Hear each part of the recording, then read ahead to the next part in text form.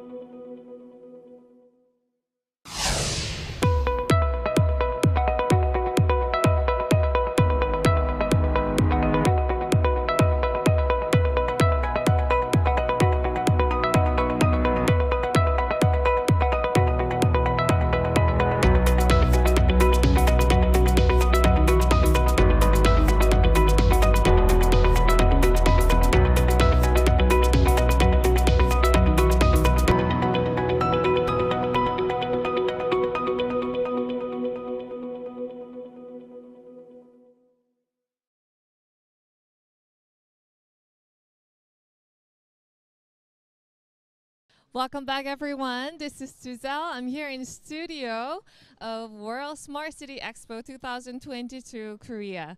Welcome back again. I would like to introduce to you Mr. Chris Sheldrick, who is a keynote speaker on Metaverse for the Special Topic Conference. He's also co-founder and CEO of What 3 Words, a new address system that identifies every 3 meters square with a unique combination of 3 words to solve the frustration of complex address system. Please welcome Mr. Chris Sheldrick. How are you doing? Thanks so much, Suzelle. Great to be here. Welcome to Korea. Have you been to Korea before, by the way? Actually, I have. I think this is now about my 9th or 10th trip. 9th or 10th times yeah, you have visited Korea. Obviously, during COVID, I didn't really come for a couple of years. Sure. But this year, 2022, this might be my 4th trip so far. I see. So wow. So do you see any differences whenever you visit Korea? I don't know, it's definitely different in the post-COVID world, sure. But I feel like people are as welcoming as ever. It's great to be here at a live event at the World Smart Cities Expo. So this is kind of exciting to be back. And yeah, for me, I love Korea, so it's really fantastic. Have you been to a World Smart City Expo before? Actually, this is my first time here. I think at any event in Korea. I see. And honestly, the slickness of the whole thing and how efficient it is kind of blows my mind. And my colleagues who are here, we talked about it earlier. So it's pretty exciting to be here. What do you think why you are chosen to be invited here? I was really happy to be invited here. I mean, I think for What 3 Words, we're doing a lot around how we can think about the cities of tomorrow and about how precise location is going to play a part. So I can see exactly why the synergy makes sense, and I'm looking forward to giving my keynote tomorrow. Okay, so just you mentioned that you are you will be speaking, right, as a keynote speaker at the special topic conference tomorrow on metaverse and future cities in the era of digital pioneering. So can you please give us a brief summary about that? Yeah, so what I'm going to be speaking about mainly is what three words, our product. And for us, because we have divided the whole world into these 3-meter squares, we've named each one with 3 words, so random words, something like table, chair, spoon. It just means that anyone has a very simple way to talk about everywhere. And for a lot of the technologies of tomorrow that we're here to talk about, that's going to be autonomous cars, it's going to be drones, delivery robots. All of these pieces of technology are going to need a very simple way to talk about a location. You know, where is the drone going to land? Where is the delivery robot going to bring your lunch to the office? What 3-meter square? So what 3 words fits into all of these areas, and that is going to be the focus of my talk tomorrow, is kind of like, it's great that we have these pieces of hardware that are going to revolutionize our lives, but how are these going to work in practice? Probably the address system that we developed 200 years ago may not be the right solution. Perhaps something like what 3 words allows these things to really fly. Okay, so you just showed me how it worked, right, with your own cell phone, and I thought that was very interesting and amazing, the things that we are now to have. So the companies presenting tomorrow, including yours, they all have solved urban problems with technology. And can you elaborate more on how W3W, is that how supposed to call it that? W3W plans to scale and grow? Sure. So what 3 words is really about adoption. Like, we've made this system where we take the latitudes and longitudes, the GPS coordinates, and we convert it into the 3 words. But a lot of our technology is therefore done. We do work on things like Korean voice recognition and other things to make it easier to use.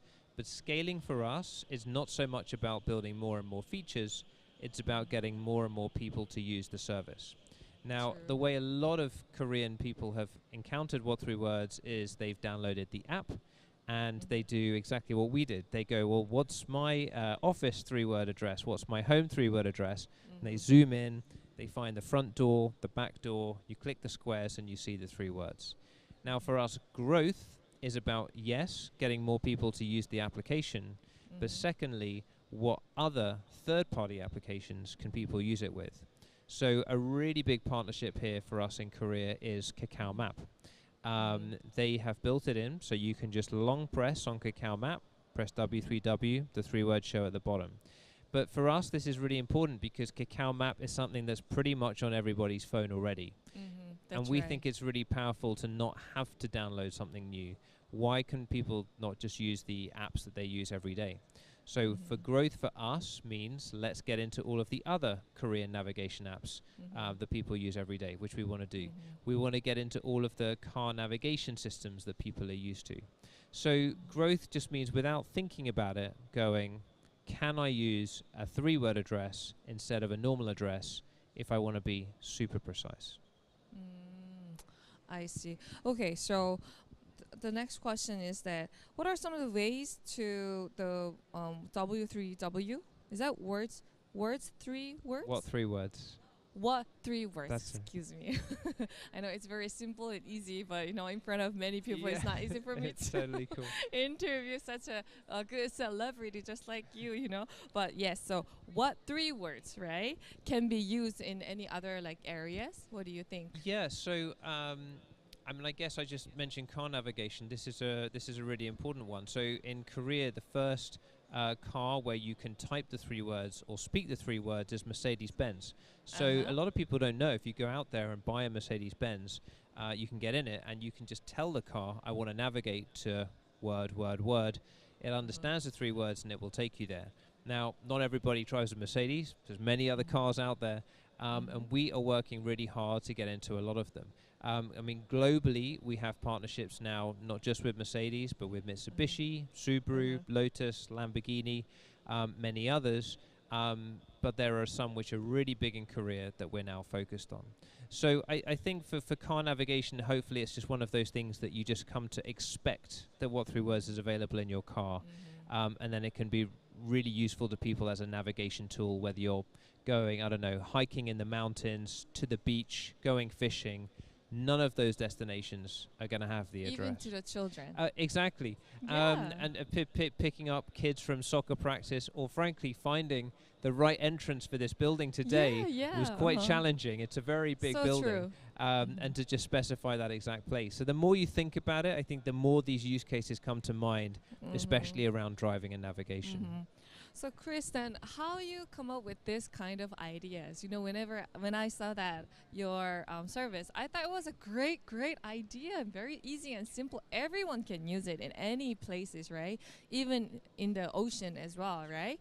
So I'm just wondering, like, personally, how you come up with this kind of all great idea? Like, where did you get this whole idea from? I had the idea. So my background is actually in music. I'm a classical musician. I used to play the piano.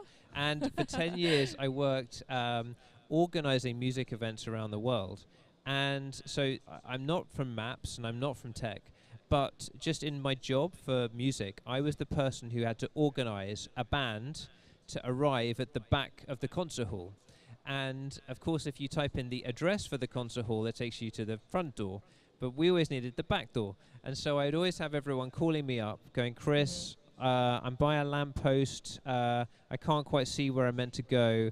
And so I tried to convince everybody to use the latitude and the longitude, you know, the GPS coordinates. But the musicians I work with were like, this is very complicated. Very complicated. I also studied piano as well. Right, okay, there you go. So you can with any performance, you always have to come in the side door, right? So true. And so people were like, Chris, can you just design a simpler system so that we can enter in the right place with all our equipment? And so this idea just kind of stayed with me for a while. And I thought, well, if musicians need a simple address system, there must be a lot of other people in the world who need a simple address system. And really, for those who are showing up somewhere new every day, there's so many people in the world. So this was kind of what got me thinking.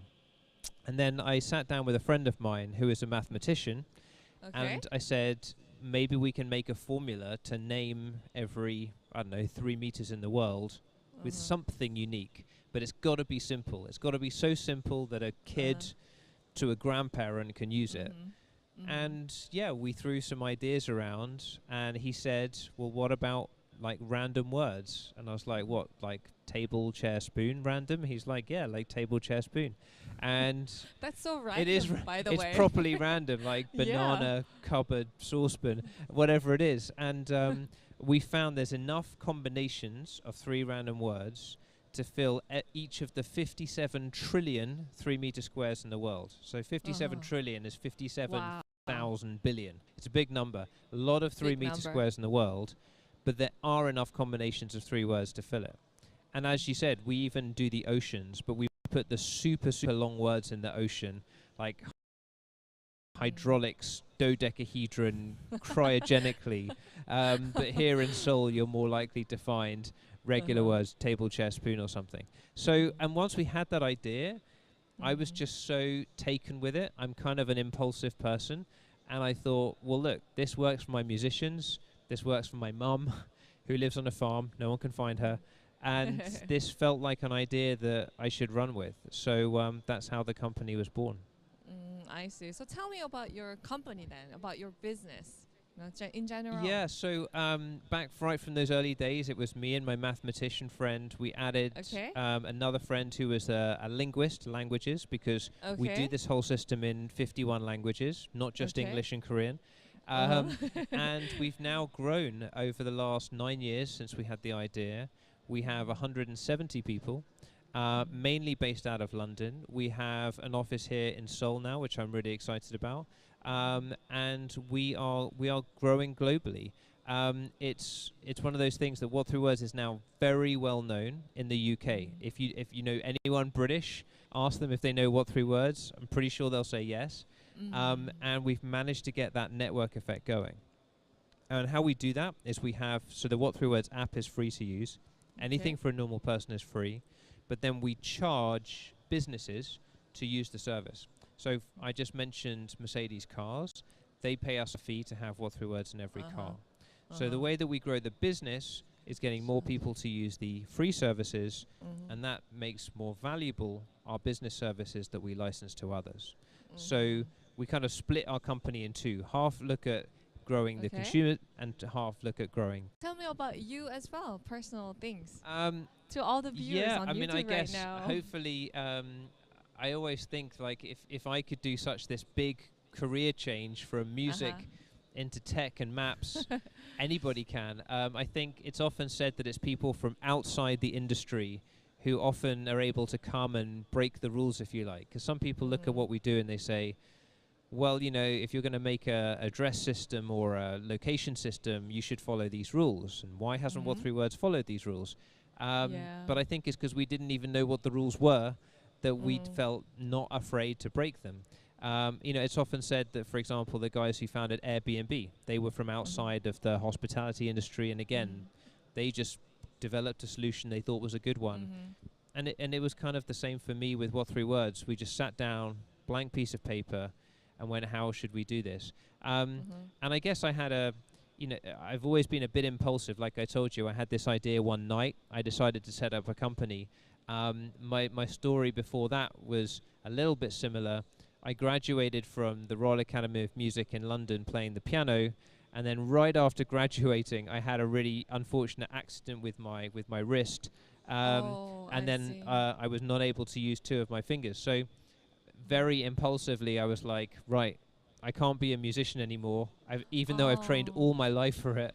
And then I know that. that. Exactly. You know how we should put a lot of effort into it for practice, for performances. Hours, days, weeks, months of practice. And then the doctors told me, yeah, you're not going to be able to use two of your fingers. You need to think of another career. So I thought, well, music for events. And so at the time, it was really difficult and traumatic. But now looking back, I think, well, I would never have had the idea for What Three Words if I hadn't had the accident, which took me down that career path. So I think I've always been a bit of an optimist. Like whatever life throws at you, you just think, what can I make the best out of the situation? And the first time that was setting up my music business, and the second time that was setting up What Three Words. I think your story will help the people who put every effort into their business, you know, especially the startups. So I hope that that'll be really will be helpful for them as well. So the name, the What Three Words, is that you made that name? Yeah, I made that name with my two co-founders. It was made in like 5 minutes, very quickly, because we kind of thought to ourselves, you know, what are people going to say when they're going, oh, you know, I'm going to meet you. You know, I'm going to meet you on the beach later. We thought people would say, you know, whoa, what three words? And so it just kind of became this catchy thing which stuck. And as you say, you abbreviate it to W3W, and it's a nice thing, and it's just really stuck in people's minds. So you guys thought a lot about it, like what to call? We did, but it was one of those things that we thought a lot about it early on, and then we said, well, we'll use this for now. And then, of course, 9 years later, you're using it because everybody liked it. But I think we also just wanted to get away from the normal words you associate with maps or locations, because we didn't want it to feel normal in that kind of way. We wanted people to think, this is something new and revolutionary, and therefore we were happy with the name being a little bit different, you know? What do you expect from being here in World Smart Expo 2022, since you have been invited as a special guest? Yeah, I'm incredibly honored to be invited as a special guest here. I think already, just today, I've met a lot of people from around the world who are working on the future of how cities are going to work. Just here in the Expo Center, seeing so many different cities within Korea that have all have got their own plans, from how they're going to do smart water treatments in some areas to the mobility systems, how people are looking after accessibility. I think this is very, very much pushing the frontiers of what is happening around the world, frankly, what I've seen today in Korea. And just to see each city with its own initiative, the enthusiasm from the people running these programs is incredible. So already I feel incredibly motivated, but I'm also looking at them going, God, you know, there's so much collaboration for us to work together, like delivery robots, the autonomous cars, how are they going to handle precise locations? So I've had a lot of conversations already with the people running these initiatives, these programs, and I'm sure I'll have many more tomorrow as well after my talk. I see. Well, Chris, before we end this interview, will you please say a few words to all the viewers for the last? Yeah, 100%. So, I mean, I'm amazingly happy and pleased to be here. I would really encourage everybody to come down to World Smart Cities Expo. Come and see for yourself the kind of initiatives I've just talked about. It is a pretty special place here at Kintex, and many amazing booths and lots of amazing speakers. So it feels like a unique opportunity. I guess lastly, I'd say to people, actually download the What 3 Words app, or go into Kakao Map, do a long press W3W, find your 3 words, come into our world of What 3 Words a bit, and we would love to hear people's thoughts. We're really, really serious and dedicated to Korea and growing What 3 Words here within Korea. So please do let us know. And I guess thank you for having me. Suzelle, thanks for having me. Thank you. Well, we will end the interview and we'll be back soon.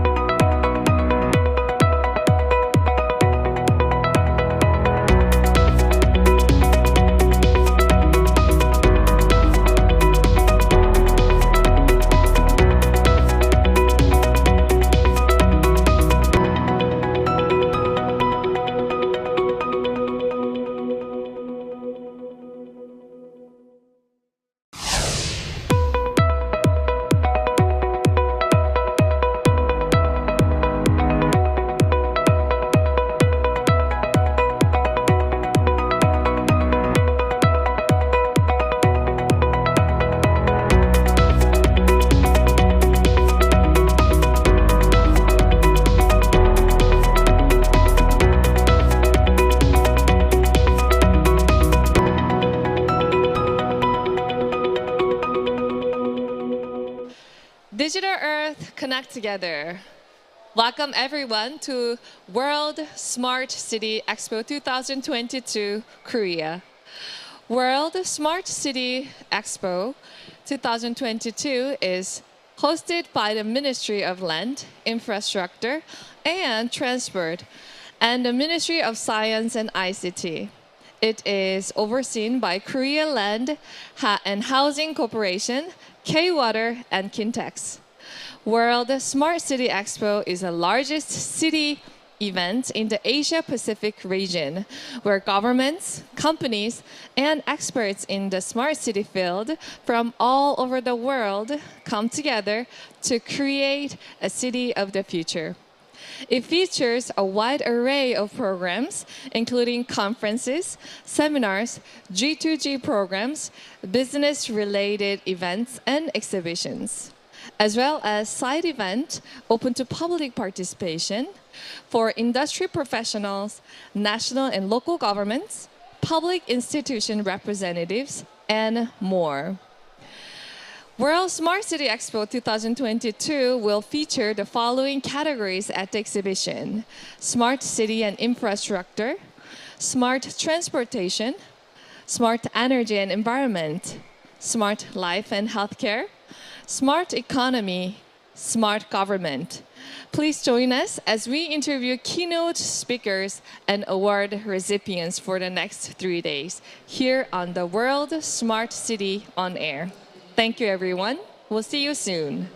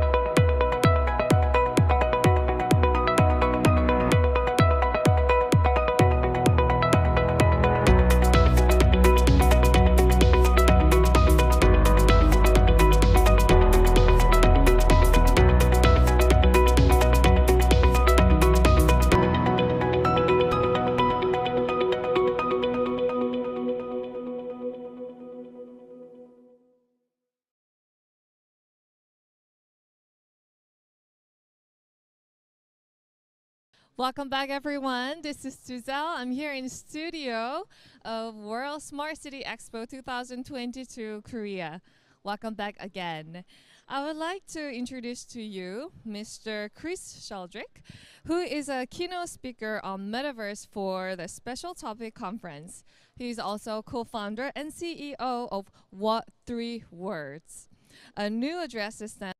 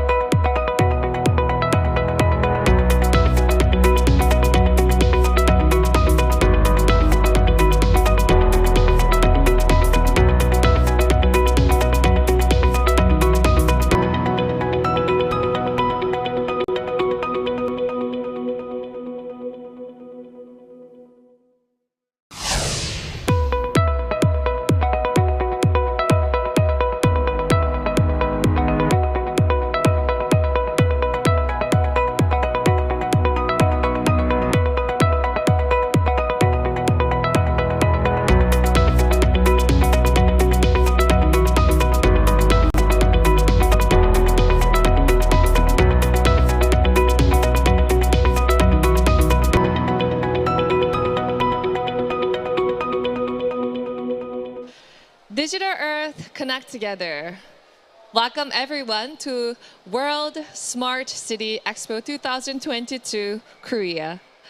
World Smart City Expo 2022 is hosted by the Ministry of Land, Infrastructure, and Transport, and the Ministry of Science and ICT. It is overseen by Korea Land and Housing Corporation, K-Water, and Kintex. World Smart City Expo is the largest city event in the Asia-Pacific region, where governments, companies, and experts in the smart city field from all over the world come together to create a city of the future. It features a wide array of programs, including conferences, seminars, G2G programs, business-related events and exhibitions, as well as side events open to public participation for industry professionals, national and local governments, public institution representatives, and more. World Smart City Expo 2022 will feature the following categories at the exhibition: Smart City and Infrastructure, Smart Transportation, Smart Energy and Environment, Smart Life and Healthcare, Smart Economy, Smart Government. Please join us as we interview keynote speakers and award recipients for the next 3 days here on the World Smart City on Air. Thank you, everyone. We'll see you soon.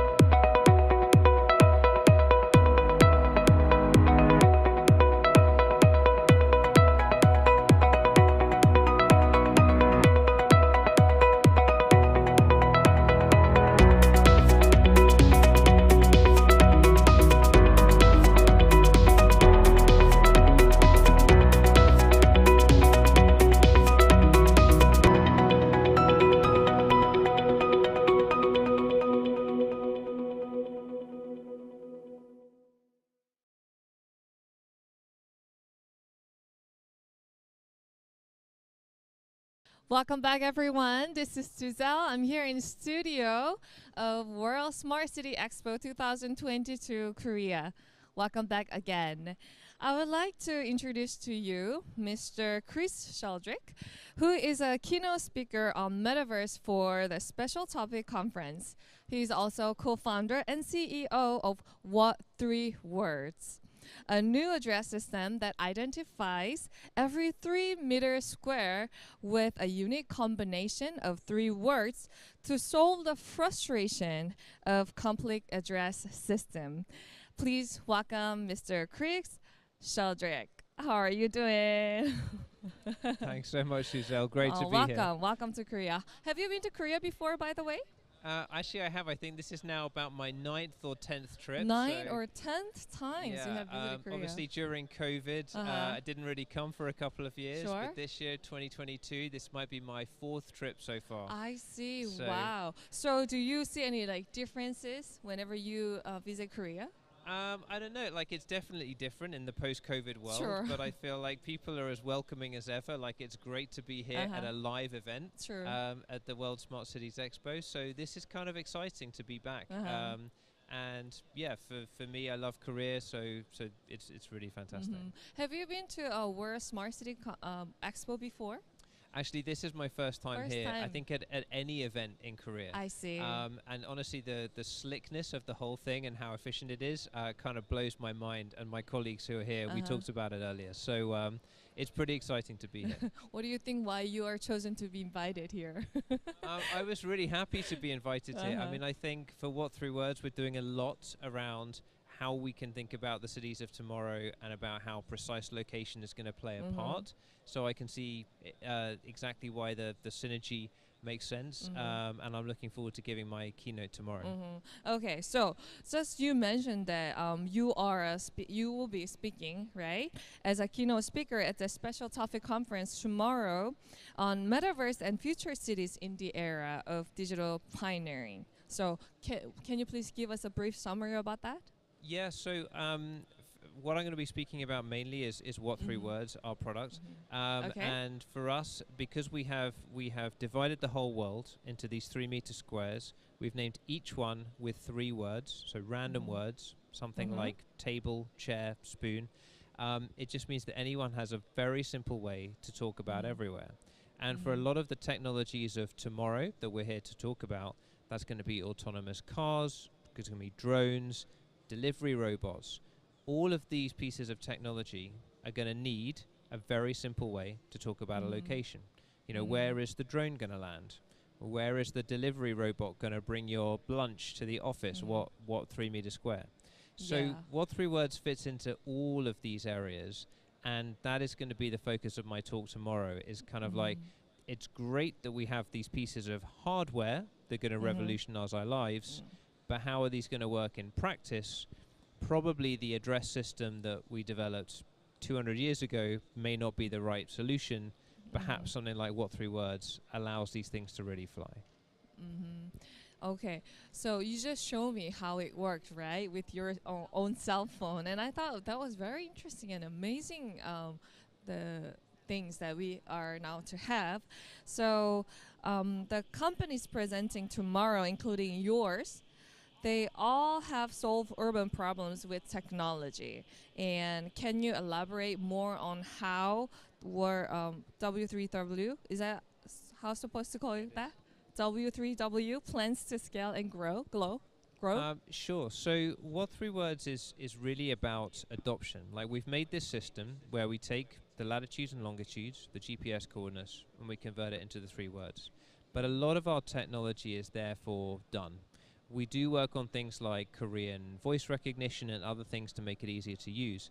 But scaling for us is not so much about building more and more features, it's about getting more and more people to use the service. Now, the way a lot of Korean people have encountered What Three Words is they've downloaded the app and they do exactly what we did. They go, well, what's my office 3-word address? What's my home 3-word address? And they zoom in. They find the front door, the back door, you click the squares and you see the 3 words. Now for us, growth is about, yes, getting more people to use the application, but secondly, what other third-party applications can people use it with. So a really big partnership here for us in Korea is Kakao Map. They have built it in, so you can just long press on Kakao Map, press W3W, the three-word show at the bottom. But for us, this is really important because Kakao Map is something that's pretty much on everybody's phone already. And we think it's really powerful to not have to download something new. Why can people not just use the apps that they use every day? So for growth for us means let's get into all of the other Korean navigation apps that people use every day, which we want to do. We want to get into all of the car navigation systems that people are used to. So growth just means without thinking about it, going, can I use a three-word address instead of a normal address if I want to be super precise? I see. Okay, so the next question is that what are some of the ways to the W3W? Is that words? Three words? What three words? What three words? That's Excuse me. I know it's very simple and easy, but you know, in front of many people, it's not easy for me it's to totally cool. interview such a good celebrity just like you know. But yes, so what three words, right, can be used in any other like areas? What do you think? Yeah. So I mean, I guess I just mentioned car navigation. This is a really important one. So in Korea, the first car where you can type the three words or speak the three words is Mercedes-Benz. So a lot of people don't know, if you go out there and buy a Mercedes-Benz, you can get in it and you can just tell the car, I want to navigate to word, word, word. It understands the three words and it will take you there. Now, not everybody drives a Mercedes. There's many other cars out there. And we are working really hard to get into a lot of them. I mean, globally, we have partnerships now, not just with Mercedes, but with Mitsubishi, Subaru, Lotus, Lamborghini, many others. But there are some which are really big in Korea that we're now focused on. So I think for car navigation, hopefully it's just one of those things that you just come to expect that what three words is available in your car.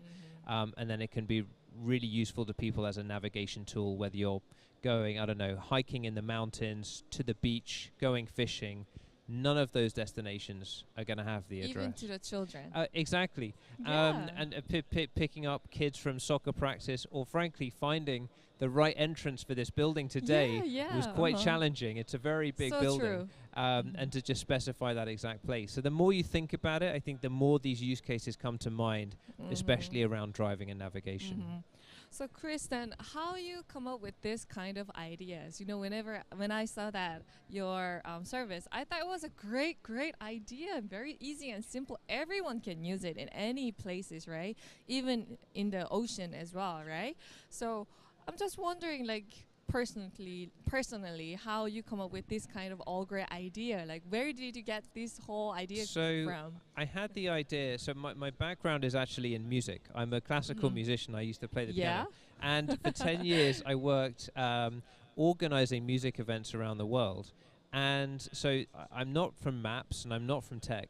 But just in my job for music, I was the person who had to organize a band to arrive at the back of the concert hall. And of course, if you type in the address for the concert hall, that takes you to the front door. But we always needed the back door. And so I'd always have everyone calling me up, going, Chris, I'm by a lamppost. I can't quite see where I'm meant to go. And so I tried to convince everybody to use the latitude and the longitude, you know, the GPS coordinates.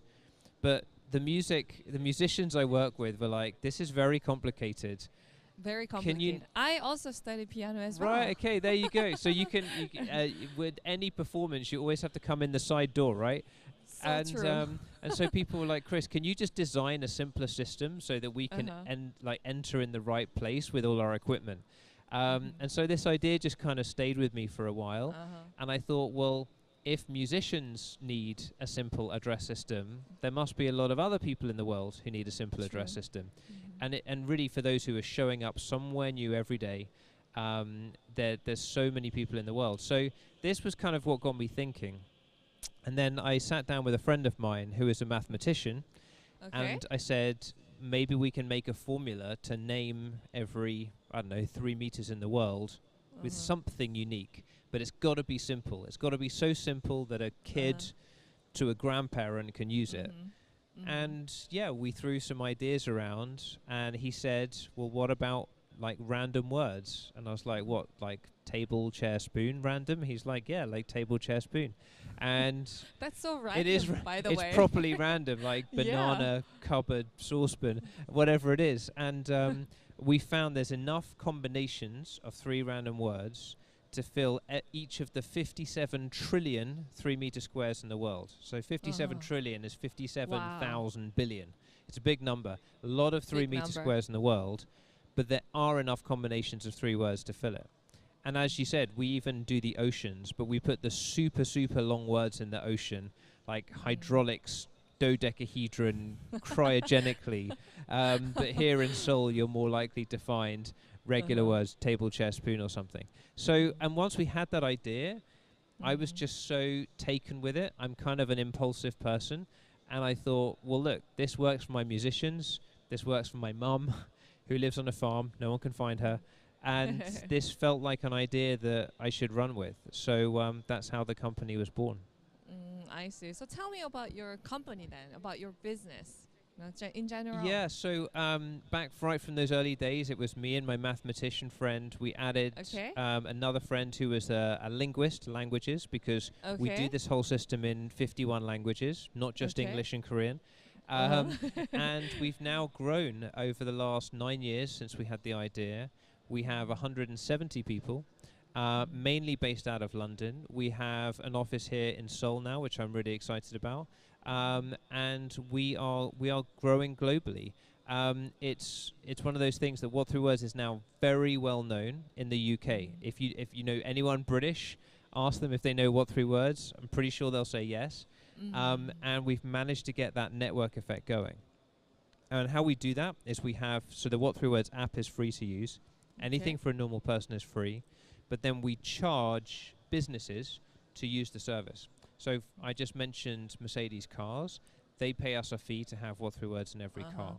So the way that we grow the business is getting more people to use the free services, and that makes more valuable our business services that we license to others.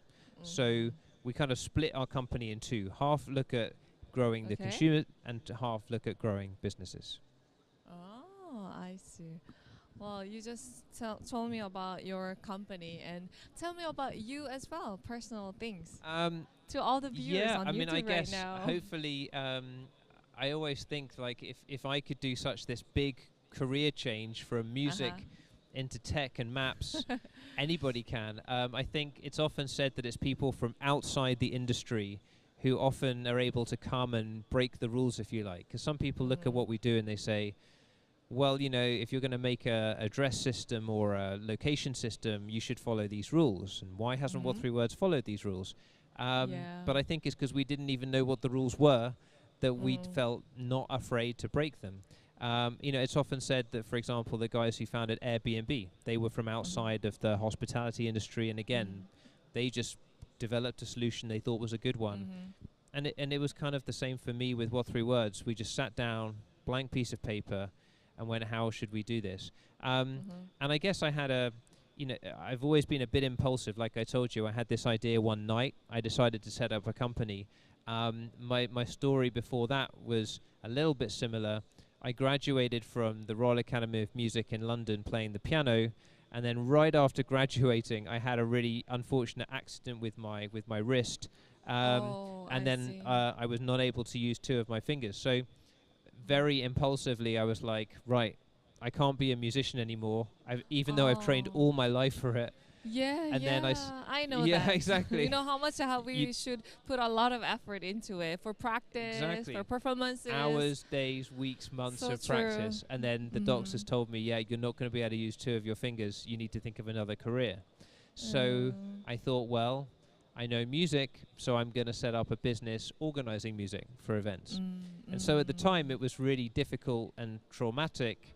But now looking back, I think, well, I would never have had the idea for What Three Words if I hadn't had the accident, which took me down that career path. So I think I've always been a bit of an optimist, like whatever life throws at you, you just think, what can I make the best out of the situation? And the first time that was setting up my music business, and the second time that was setting up What Three Words. I think your story will help the people who put every effort into their business, especially the startups. So I hope that that'll be really will be helpful for them as well. So the name, the what 3 words, is that you made that name? Yeah, I made that name with my 2 co-founders. It was made in like 5 minutes, very quickly, because we kind of thought to ourselves, what are people going to say when they're going, oh, I'm going to meet you, I'm going to meet you on the beach later. We thought people would say, whoa, what 3 words? And so it just kind of became this catchy thing which stuck. And as you say, you abbreviate it to W3W, and it's a nice thing, and it's just really stuck in people's minds. So you guys thought a lot about it, like what to call. We did, but it was one of those things that we thought a lot about it early on, and then we said, well, we'll use this for now.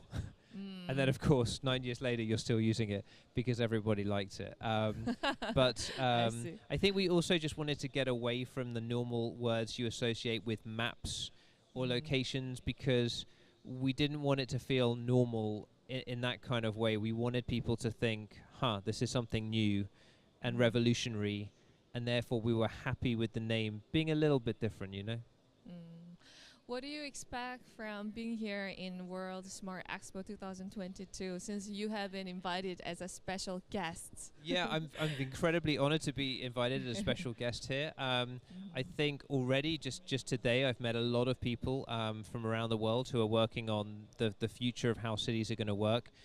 Just here in the Expo Center, seeing so many different cities within Korea that have all have got their own plans, from how they're going to do smart water treatments in some areas to the mobility systems, how people are looking after accessibility.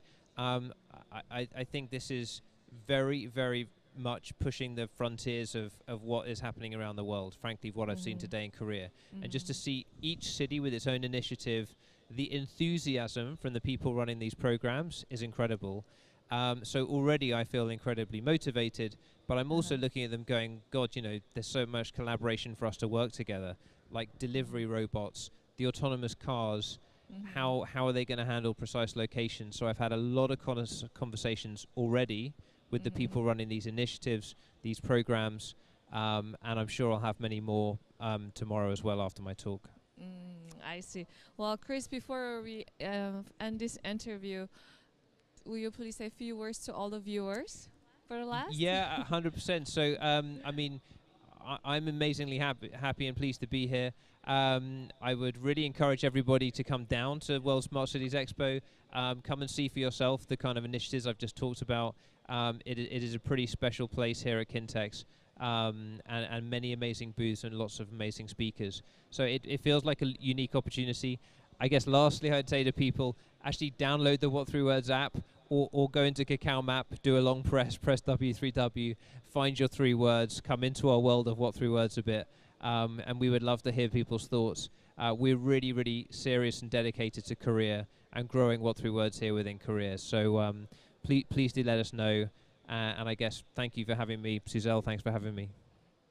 Thank you. Well, we will end the interview and we'll be back soon.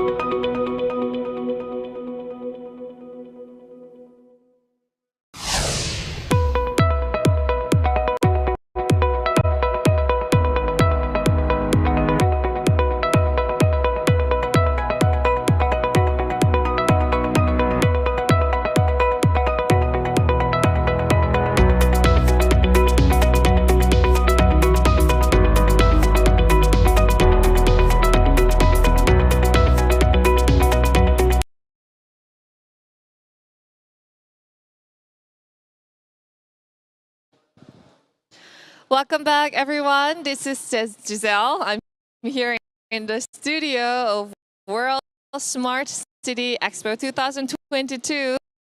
Korea. At this time, I would like to introduce you a special guest right now, right? Okay, so Mr. Jason Schenker, chairman of Futurist Institute, and Mr. Schenker also shared with us the inspiring words on the forecast of smart cities this morning at the World Smart City Expo opening ceremony. He has been ranked as a top forecast in 46 categories by Bloomberg News, and he is the author of 15 #1 bestsellers, including The Future After COVID and Jobs for Robots and The Future of Finance is Now. Is that correct? Correct. All right, ladies and gentlemen, Giselle. please welcome him. Hello. Awesome. Hey, how's it going? Doing good. How's Korea treating you so far? Always good. It's always a pleasure. It's actually my third time in Korea in the Third last time in 12 Korea. months. Wow. So I'm excited to be here. Uh-huh.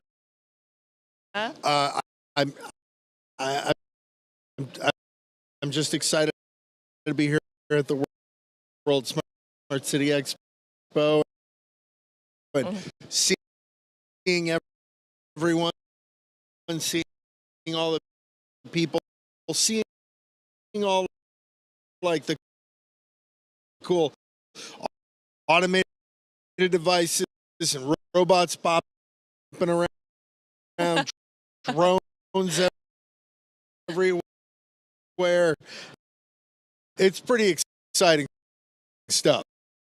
Isn't it?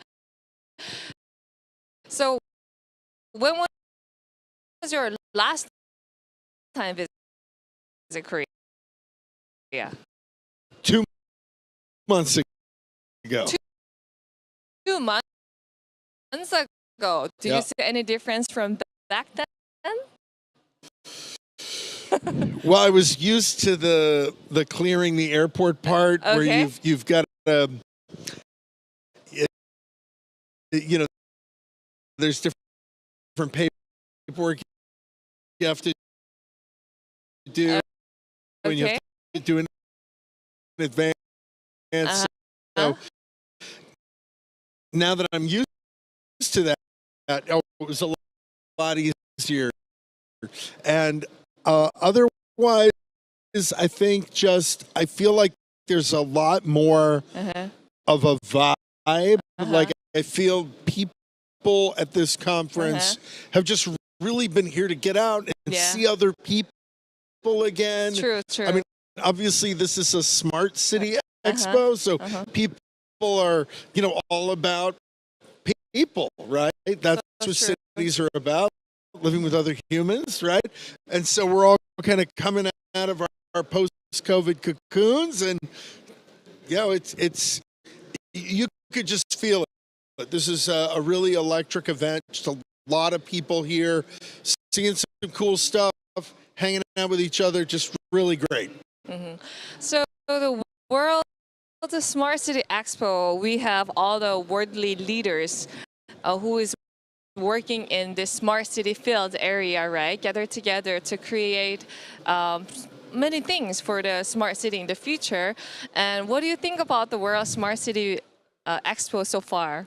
I think it's great. I think that it is, first of all, I want to say it is just really inspiring to see political leaders from across the spectrum coming in and supporting this kind of event to help Korea win the future. And I just find that really inspiring because technology and the success of the Korean economy and the long-term importance of Korea and technology on the viability of smart cities in the world stage, all of these things is just really impressive to see that. And I've seen this now at multiple conferences.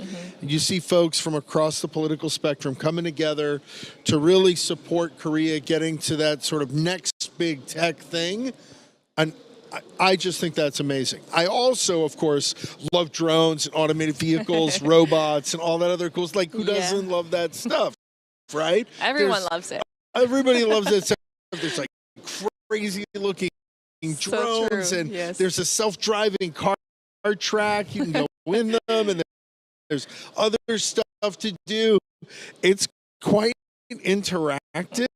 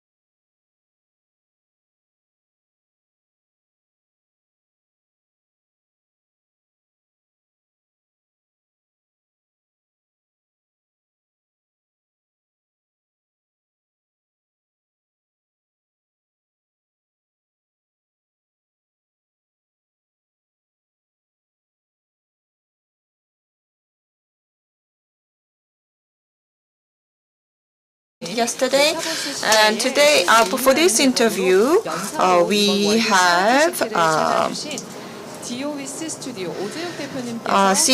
Oh Jae-woo from DOB Studio, who's also one of the speakers on the topic of metaverse. Good afternoon. Good afternoon. So you're here as a speaker, first of all. So how do you feel about that? Metaverse is a virtual reality, and that's what people often think about. And I often think about metaverse, of course, but here today I'm in this physical, real world, so I'm happy to be here. And the smart city overlaps a lot with the metaverse, so I took time to look around many booths, and it was interesting. You've done your presentation as a speaker. What were your main topics? So my company at DOB Studio, we generate virtual faces, virtual humans, which are really difficult to tell apart from real human faces. So we created Louis, for example, and we based that virtual human's face on customer's real face. So in NPC, just like NPC, we hope to provide good information and also play an important role in the future smart cities. So that's what we envisioned for our virtual humans, and I shared my thoughts on them with the audience. So today, virtual humans, yes, virtual humans, you say, okay. So sometimes I feel it's quite familiar now. Many people know about virtual humans, but your company is drawing a lot of attention from overseas as well. And what's your attraction? So I guess it's because we're the first mover in this field. In year 2020, we introduced a virtual human named Louis. When we introduced Louis to our audience, they couldn't tell if it was a pure graphic or a real human being. So that goes to say about the quality of our graphics. But Louis can also interact with other people, and he can also create revenue. So we had a successful commercialization of a virtual human. But this kind of technology is often used with malicious intent. But our case really showed that this technology can be put to good use. And also when we were dealing with COVID-19 situation, a safety campaign or a campaign to find the missing children, these kind of virtual humans can be utilized. And they are actually being utilized right now. So, and also the level of our technology, it's quite ahead. I'm proud to say, and our virtual human is the only one of the kind who can actually eat food visually. And I also understand, I guess you attracted a lot of investment as well. AI requires a lot of investment in infrastructure. So we attracted a pre-A series investment in the amount of 5 billion won, and we are also raising fund for additional round. Can you tell me how you came into this field? What gave you this idea? So I actually, this is not my first startup company. I started 3 other companies prior, and also during the course of my career, I often was in the field of developing new businesses. So applying something new for commercial businesses, that's what I'm familiar with. Metaverse and the digital world. I believe that people are going to spend more time in metaverse. So to that end, I thought our contents business can grow further, and I was doing some research about overseas cases, and there was an American virtual human, Michaela, that generated a lot of sales, and people were really interested in it. So I took idea, that gave me an idea. So the name of your virtual human is Louis. Why is that? There are many reasons. First of all, it's easy to say and it's pleasant to hear. Yes, it's easy to really pronounce. So it's an easy name to remember, to call. And also, when we thought about the characters, the persona, and features, we thought Louis was the right name. So when did you start this company, and also who are your team members who are helping you to lead the company? So our company was set up in June 2020. So it's been around for about slightly over 2 years now. And my team leaders are really seniors in the field. So we founded the company together. And AI experts and content experts and marketing experts and really business operation experts, they're all part of my team. And right now we are in the business of creating virtual ambassador upon the request of a corporate brand. So for example, companies often use celebrities as their brand ambassador, but we also believe that virtual humans can play the role of a brand ambassador. So we generate a virtual human upon the request of corporate brands. So you talked about metaverse and also new human race in the era of metaverse. That was the topic of your talk. So are you also participating at the Expo as company? Unfortunately, we are still startup, small-scale startup with a short history. But hopefully next year we can participate as company. Metaverse, again, is really an integral part of smart city. So based on data, things are made and things are operated based on data. And network is really key for communication, and also it is about providing experiences. So these are some of the values shared by Metaverse and smart cities. So smart metaverse might sounds a bit beyond physical, but smart city is still based on physical reality. And also I believe smart city is a really important keyword for our future. So hopefully next year my company can participate as company participant. What is our future plan? So DOB Studio, so my company name is a DOB Studio. Or what does it stand for? A dream of butterflies. So I guess you want to fly far, far away. Yes, if you look at the old Asian philosophy, we took this image of butterfly. So we believe that with digital life, we can pursue our real identity, and also we can have more interactions with other people in the digital world. So that is kind of our corporate motto. So for now, we would like to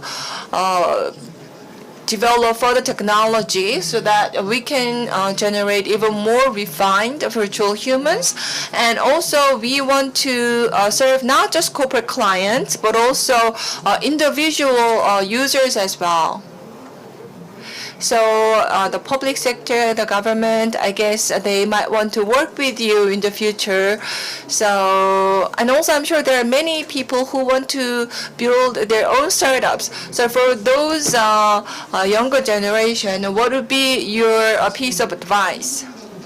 Well, I wouldn't consider myself a successful entrepreneur. We are still at an early stage, and I also had two experiences of failing as startup founder.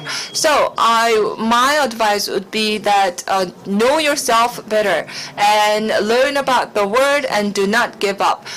Then you will find a business idea that's really fit for you. So stay encouraged. Thank you very much for your piece of advice. I'm sure that was very encouraging for our viewers. So this has been a video interview with Mr. Ojeo from DOB Studio. Now we are going to come back shortly with our next interviewee. Thank you.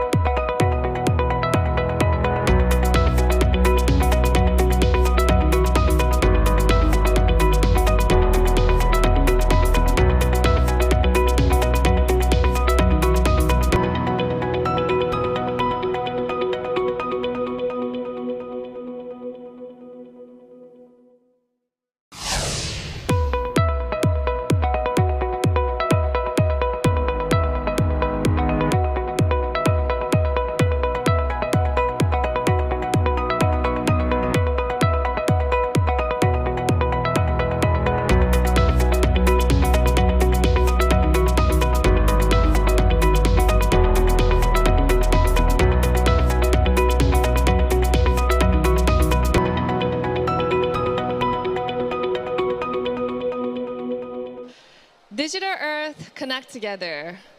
Welcome everyone to World Smart City Expo 2022, Korea.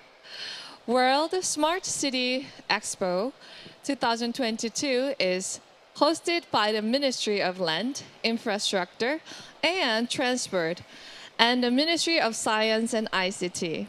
It is overseen by Korea Land and Housing Corporation, K-Water, and Kintex. World Smart City Expo is the largest city event in the Asia-Pacific region, where governments, companies, and experts in the smart city field from all over the world come together to create a city of the future. It features a wide array of programs, including conferences, seminars, G2G programs, business-related events, and exhibitions, as well as side events open to public participation for industry professionals, national and local governments, public institution representatives, and more. World Smart City Expo 2022 will feature the following categories at the exhibition: Smart City and Infrastructure, Smart Transportation, Smart Energy and Environment, Smart Life and Healthcare, Smart Economy, Smart Government. Please join us as we interview keynote speakers and award recipients for the next 3 days here on the World Smart City on Air. Thank you, everyone. We'll see you soon.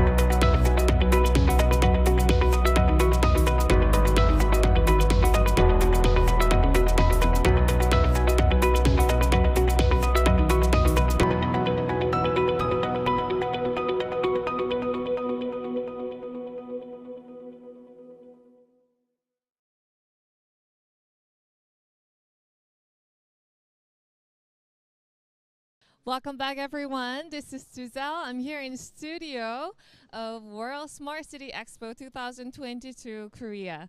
Welcome back again. I would like to introduce to you Mr. Chris Sheldrick, who is a keynote speaker on Metaverse for the Special Topic Conference. He is also co-founder and CEO of What 3 Words, a new address system that identifies every 3 meters square with a unique combination of 3 words to solve the frustration of complex address system. Please welcome Mr. Chris Sheldrick. How are you doing? Thanks so much, Suzelle. Great to be here. Welcome to Korea. Have you been to Korea before, by the way? Actually, I have. I think this is now about my 9th or 10th trip. 9th or 10th times you have visited Korea. Obviously, during COVID, I didn't really come for a couple of years. Sure. But this year, 2022, this might be my 4th trip so far. I see. Wow. So do you see any differences whenever you visit Korea? I don't know. It's definitely different in the post-COVID world. Sure. But I feel like people are as welcoming as ever. It's great to be here at a live event at the World Smart Cities Expo.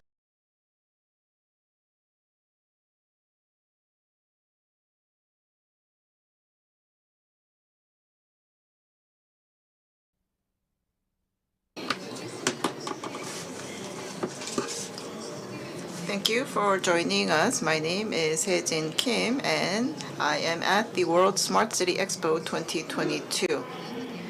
And as we did yesterday, today we are having many interviews.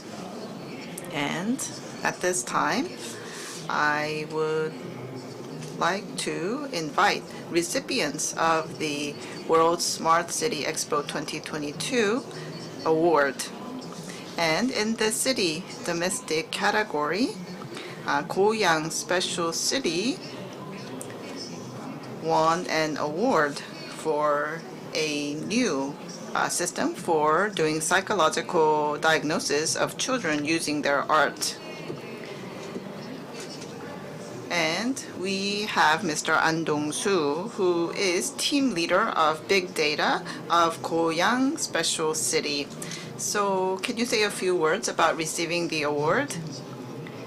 Yes, at the 2022 WSCE Awards, Goyang Special City was selected, and it means a lot to me. And from 2016, we have established what is called a Smart City Support Center. It is currently in operation, and we work with our citizens. It is a type of a living lab, and we carry out numerous projects in order to solve problems in the city. And I think such efforts bore fruit in the form of this award. So can you explain your program or your solution? Yes, I will do that. What we are doing is to form a database, learning database, in order to diagnose the psychology of children using their art. This is AI-based, and we will also use ATP psychology tests. And so this is a project for doing psychological tests for our children. And at this event last year, we had a children's drawing contest.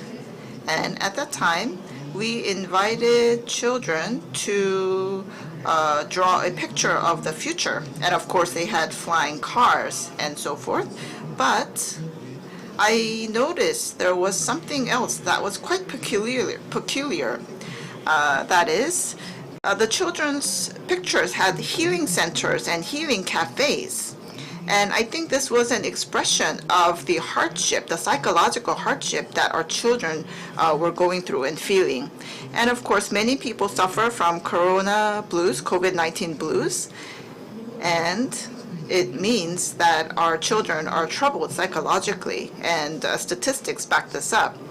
And so as children are born, as they grow up, we vaccinate them and we manage their physical development. However, I think we did not do such a good job when we consider the mental health of our children.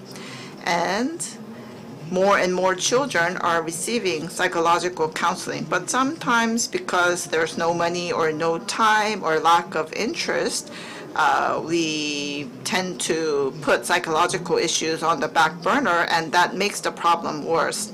And also, we have low-income families, children and kids in crisis, and also kids from multicultural families. And in this case, we fail to find the problem, identify the problem early on, and this can be an issue. And so we need to have early diagnosis, identify such children early on, and refer them to experts. Also, at Goyang Special City, we have local children's center, and we also have a program called Dream Start. And through these programs, once they are complete, I believe that we can take better care of our children. And by doing that, the body and soul, both body and soul of our children will be healthy. Yes, thank you. I think there is good reason why you received the award. Now we are discussing smart cities. And what kind of infrastructure have you put in at Goyang Special City to prepare for the era of smart city? Yes. Goyang is one of the first new cities that have been built, and that was 30 years ago. So the buildings in Goyang Special City are 30 years old, and so we need to install sensors in our buildings to detect any risks regarding earthquakes, for example. And such a program is in place, and such sensors are placed in about 100 buildings in Goyang Special City. Yes, you're making diverse experts, and I am sure that you will further develop as a smart city in the future. Now, this is the World Smart City Expo, and you will be working with other institutes and other agencies and other companies that are in the same field. So as you looked around the exhibition, well, what did you think? Yes, at Goyang Special City, we have had a booth from the very first World Smart City Expo, and that is because we want to be a leading city in the smart city area. And so in order to do that, we need to share what we are doing, and we also need to learn from other cities, and we need to learn from other companies as well. And I think that is the way to go in order to become a smart city. And so if you have not visited the expo yet, please come, please hurry. And I believe that it will be a good experience. And if you're already here, yes, please look around, take time, and I believe that you will be able to achieve meaningful results. So Goyang Special City has a booth as well, right? So what are your strengths? What do you want to show off? So what should we check out at your booth? Well, many things you should be checking out. So regarding big data, that's the business I'm in. And big data sometimes cannot be used by SMEs because lack of resources or lack of money. And it is difficult to get consulting services. And so we are working on a relevant project, and we want SMEs to utilize big data in order to get insights, that is, do cost reduction or develop new products. And we are providing that support. And many SMEs have participated in this program, and we have many success cases. Yes, thank you. So I think that's something that you should look for at the Goyang Special City booth. So in your opinion, did you look around the other cities' booth? Anything that was impressive? Well, I worked in the Smart City team before, and I am now working in the Big Data team. And smart services are provided very well in other cities, and we call them our competitors. And for example, we need to have ambulances allocated to the closest hospital, and that program came out of Chungbuk province, and that is a very meaningful project. One more example, please. Now, nearby, we have the city called Busan, and they have robots that move cars in the parking lots, and that was quite expressive as well. I see. So once you come to the expo, I think we will be able to learn of many such examples. And so I hope that many people will visit the Goyang Special City booth at the WSCE. Any last words you want to part with? So before the interview, you told me that you were very nervous, but I think you did a great job. So to YouTube viewers, any last words? Well, the ultimate goal of smart cities is to improve the lives of citizens. That's our goal. So not just us, but that's the goal of companies as well. We want to heighten and improve the quality of life of citizens, and that is the goal of smart cities. Thank you. Yes, thank you. That was Mr. An Dong-soo from Goyang Special City. I will see you soon. Thank you. Thank you.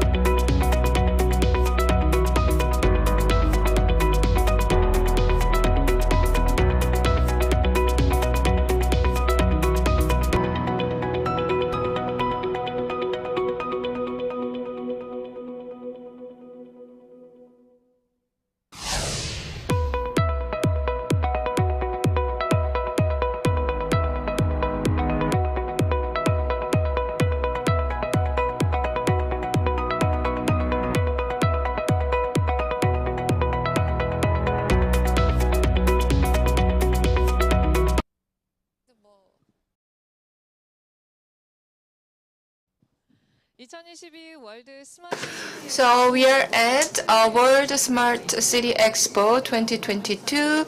We are interviewing with award winners. So now I have another winner for the Smart City Challenge category from the Busan Metropolitan City Government. We have Kim Hyeok.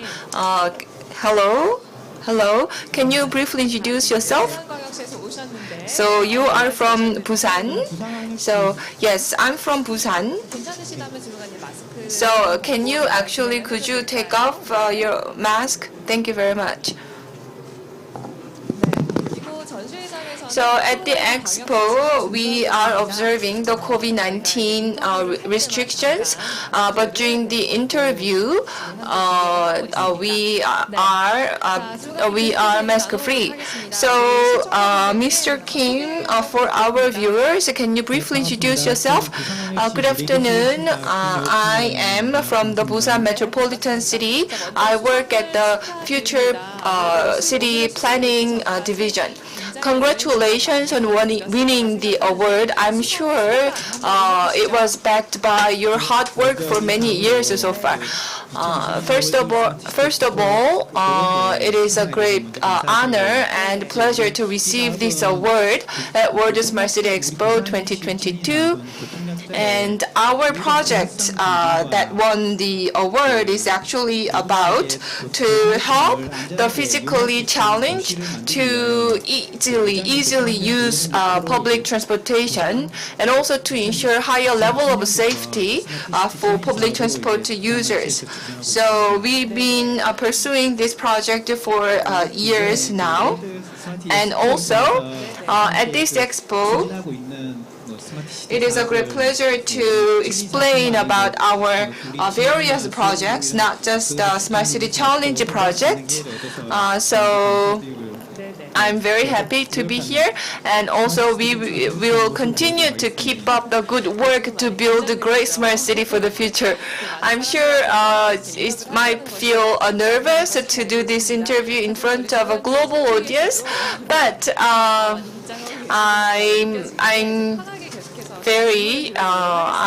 hope you can enjoy this interview as much as I am. So going forward in the Busan Metropolitan City, what is your plan to utilize this award-winning project in the future?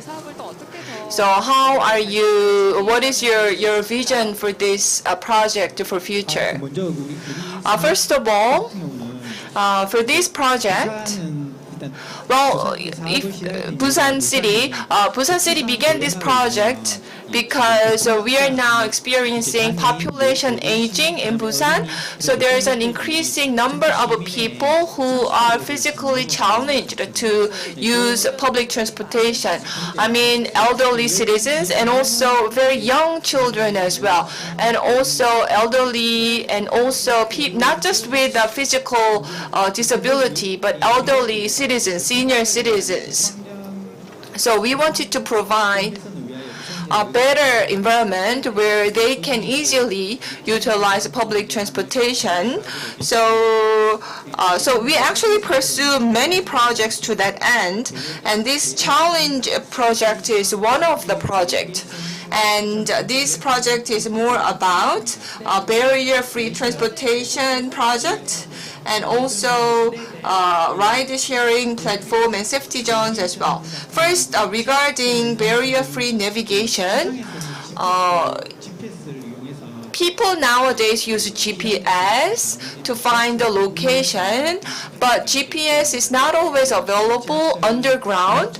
So in the context of utilizing subway, so we have about 114 subway stations, and we installed the beacon, and also we built a 3D map for subway stations, so that now people can have navigation service for underground subway.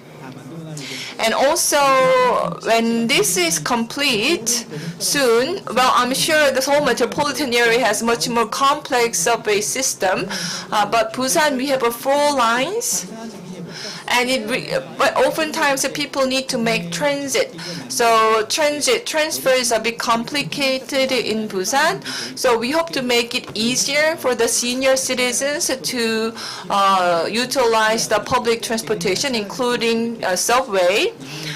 So we want to help them to find the location easily when they're using subway system.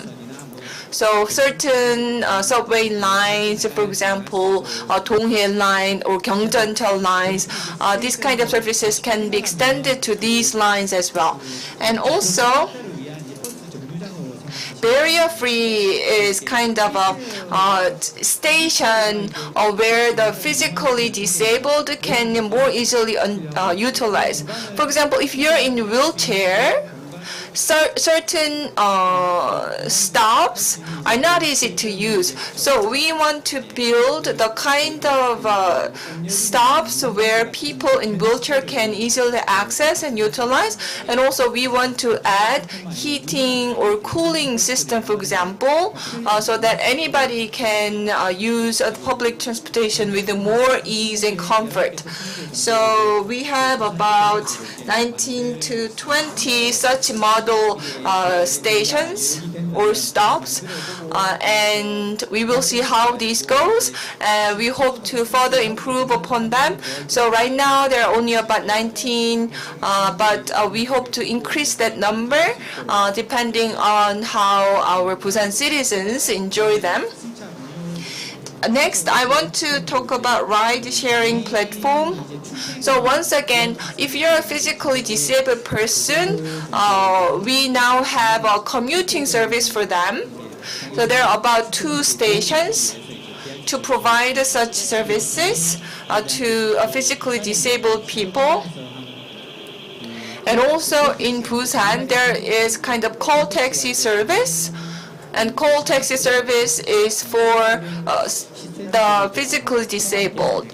So we have like disparate services, transportation services for the physically disabled, and we want to integrate that into one system.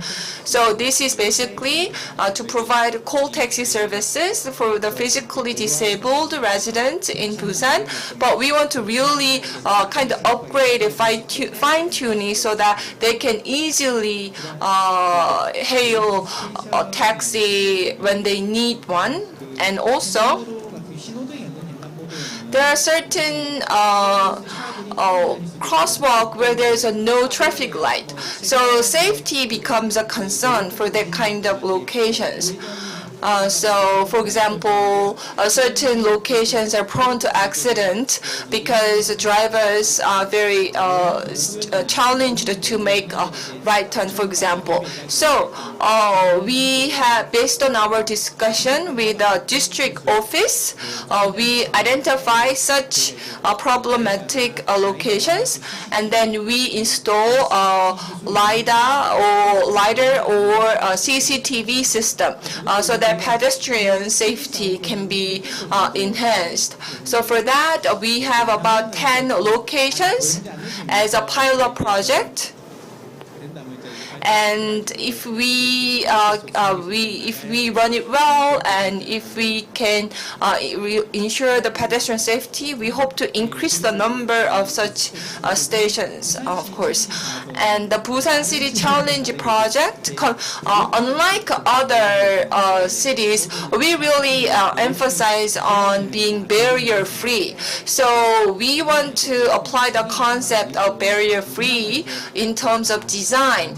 So it's not, when we talk about barrier-free, it's not just for the physically disabled. It's for basically anyone to use urban services and environment easily.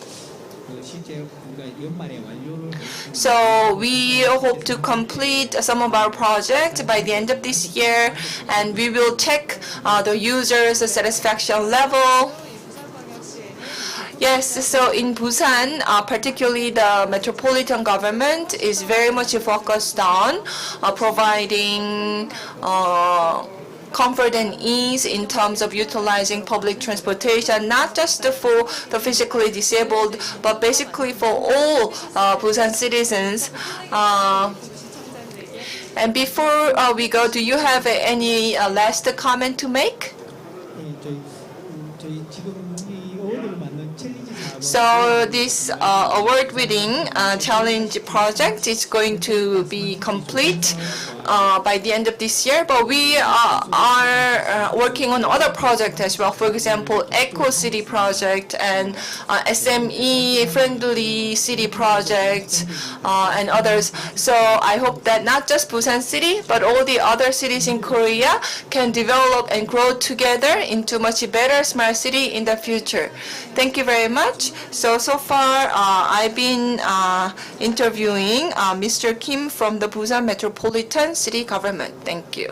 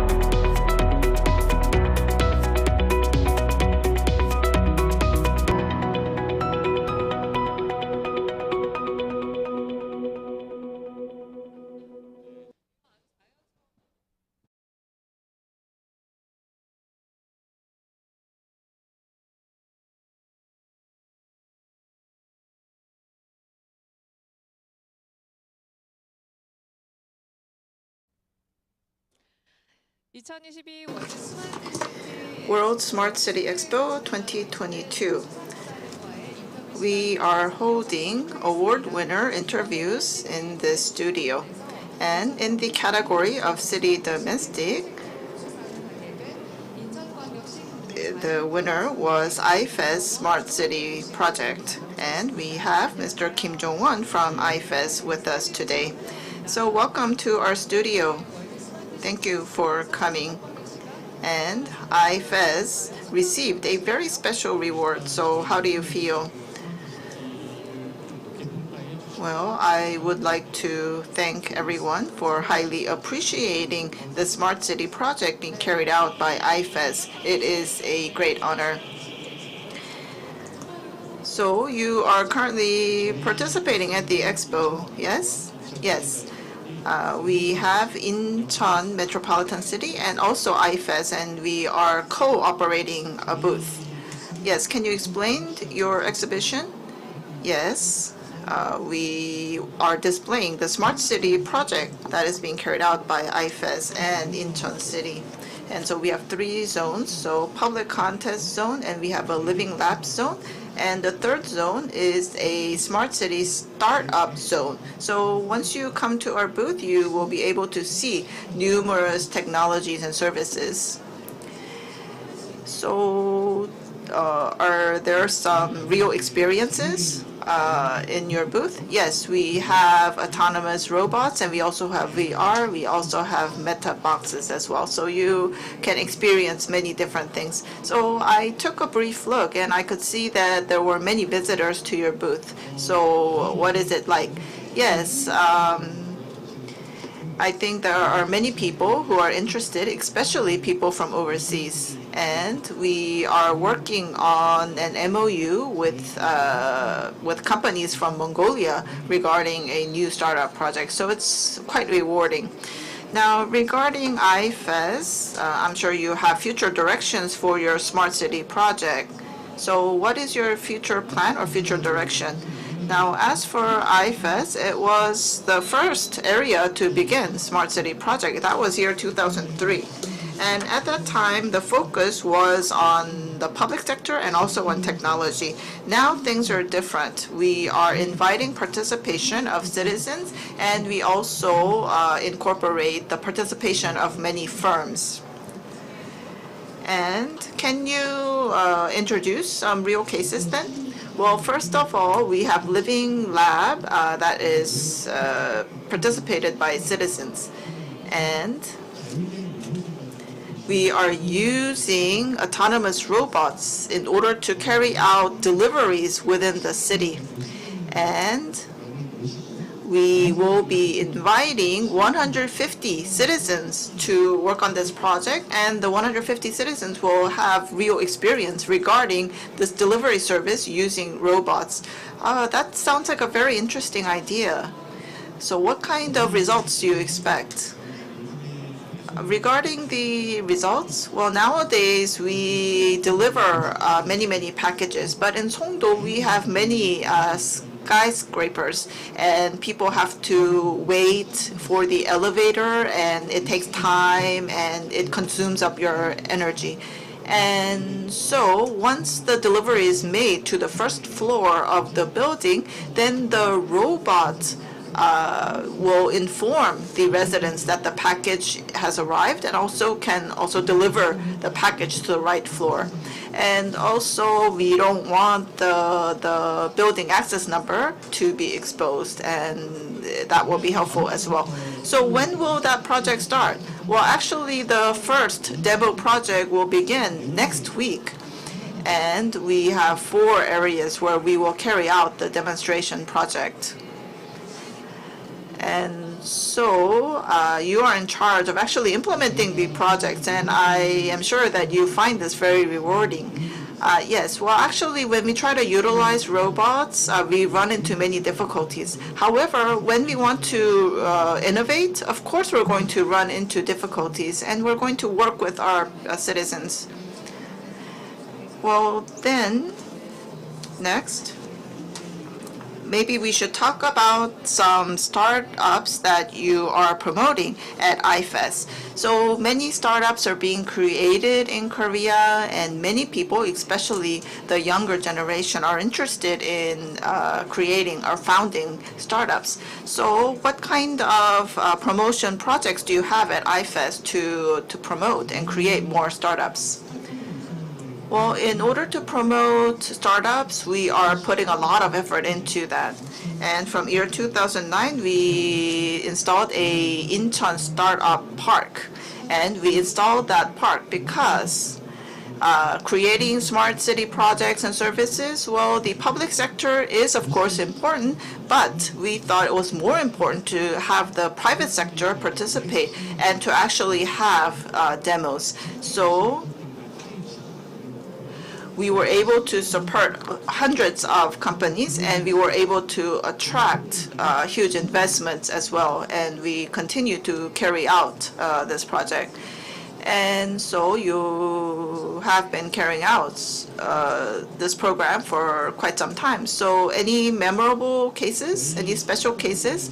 Well, of the numerous startups, we had a startup that received the CUS award, and we're working on big data AI-related contents, and also self-driving cars, and also we have strength in bio here as well. So we're very much interested in bio startup companies.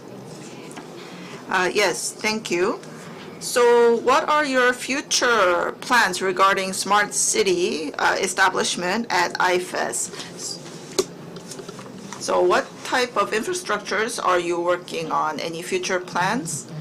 Well, I briefly mentioned this before, but we have many public services, and of course we will be expanding relevant IT services. But based on this, we want to foster and create more relevant smart startups in this area, because I believe that the smart city will be created not just by the efforts of the public sector. I think we are providing a venue so that many private entities can come and actually flourish here. And so I think we need to really have that partnership between the public sector and the private sector. Yes, thank you very much. And at a personal level, since you have participated in the Expo, what are your personal impressions? Well, this is not our first time. We have been here before. We come every year, and we feel that the different regions, different cities all have uniqueness. And we are also learning a lot from the other cities as well. And through Wsce, I believe that we can seek communication with the other parties, and that's very meaningful. Now, we have people who could not come. Some people are just joining us online. So before we wrap up the interview, any parting words? Well, IFES, we were the first to start the Smart City project, and there are many other projects carried out by the Korean government. So I invite you to come to the Expo and look around, and we look forward to your support. Yes, thank you. So that was the interview with Mr. Kim Jong-won from IFES, Incheon Free Economic Zone Authority. I will see you again shortly. Thank you. Thank you.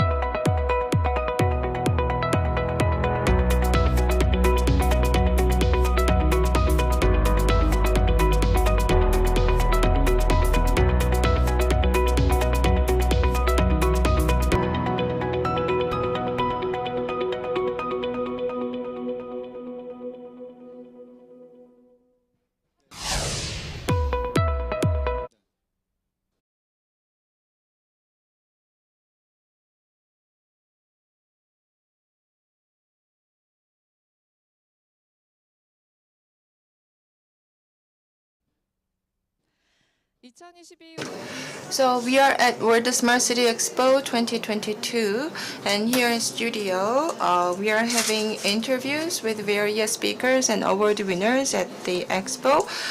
In the category of the city domestic, we are now going to meet with representatives of the Jeju Island, Mr. Kim Ki-hong.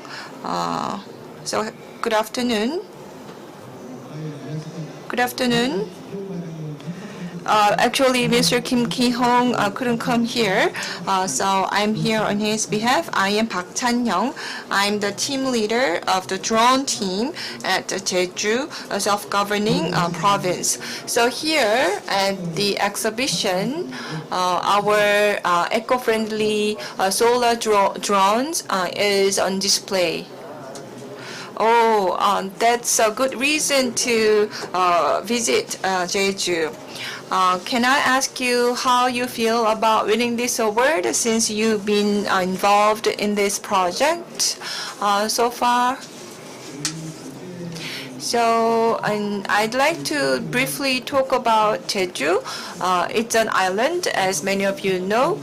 So as an island, we have a geographical independence, and because of that, we are more kind of free to provide innovative services. For example, in the Seoul Metropolitan area, public transportation is all connected to Incheon and other areas near Seoul as well. But Jeju, because we have our geographical independence, we are freer to pursue the policy. And also but at the same time, we need to work with a nearby area as well, because the connection with the other areas is important. So we really want to maximize the features of Jeju Island, and that is how we provide smart city services. And it is quite meaningful for us to receive this award. And I can help but notice that you keep smiling.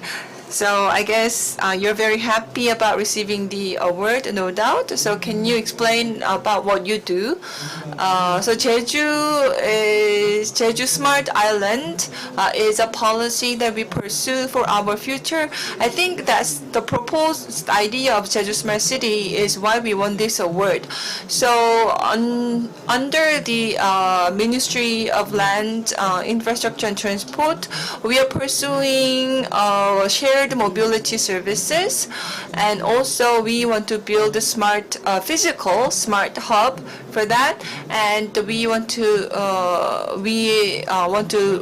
develop and run application as a platform. And also we suggested a smart city project to the Ministry of Environment as well.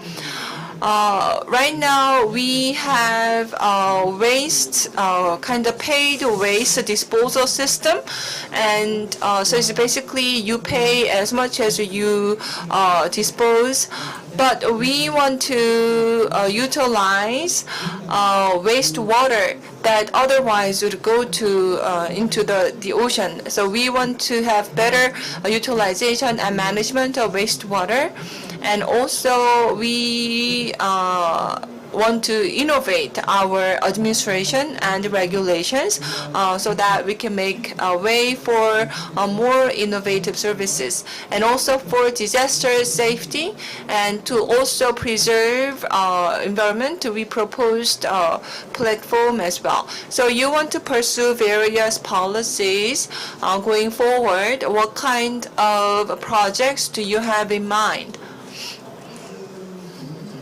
So as I briefly mentioned, the Smart City Challenge project, that's something we already are doing, and Green City project and Drone project as well. So UAM is what we really want to actively pursue, particularly UAM. I think Jeju as an island has the best environment to use it. And also we have the airspace to utilize, and tourism is a big industry in Jeju. So we want to apply the UAM for tourism so that it can be really a viable business, and we want to commercialize it within years. And also in Jeju Island, what kind of infrastructure is in place for smart city? So as I mentioned earlier, so there are various services being pursued in Jeju, and we are building Smart Hub. Jeju, we promote electric vehicles. So gas stations are now actually losing profits, and they are now going bankrupt. So we want to utilize their physical space. So we want to provide various mobility services. We want to build the physical environment for that, and also we want to build the right infrastructure for more futuristic stations. So your city actually has been regularly participating in this expo. Was there any particular area of focus for your participation for this year? Jeju, we believe our theme for this expo is light and wind, meaning we are really emphasizing renewable, eco-friendly energy. But sometimes renewable energy can leave us with spare energy. So we really we want to allow individuals to trade surplus energy, but that is now limited by current regulations. But we have a regulatory sandbox system so that we can deal with these regulations. And also we have a USS. We want to build a USS, so we put it on physical display, and we want to provide various shared mobility services. So it sounds very exciting, and I really love to visit Jeju and to see all these wonderful services coming. Any last words for our audience? So Jeju right now, as we pursue smart city, we've been striving to be more innovative, and also I believe that we are seeing some outcomes finally. But in order for our residents to really utilize these services, they need to be really commercialized and viable. So to that end, we will continue to work hard. So have you personally also been to this expo every year? Yes, I have. And also last year, so among the provincial government, our Jeju government also participated at the largest scale. Yes, I can feel the excitement from you. So I hope that you will you will fulfill your objective of participating at this expo, and look forward to see what your city is up to next time as well. Thank you very much. So far we've been hearing about Jeju City's project from team leader Hyuk Park. We'll come back with our next interviewee. Thank you.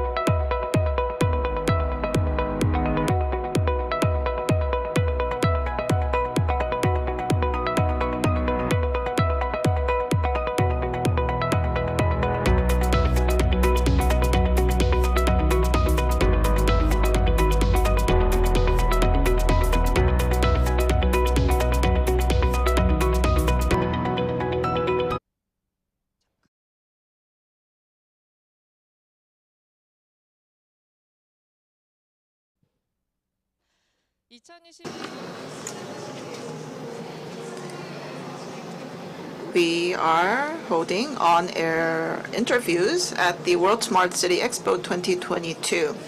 At this time, I would like to interview one of the Expo's speakers.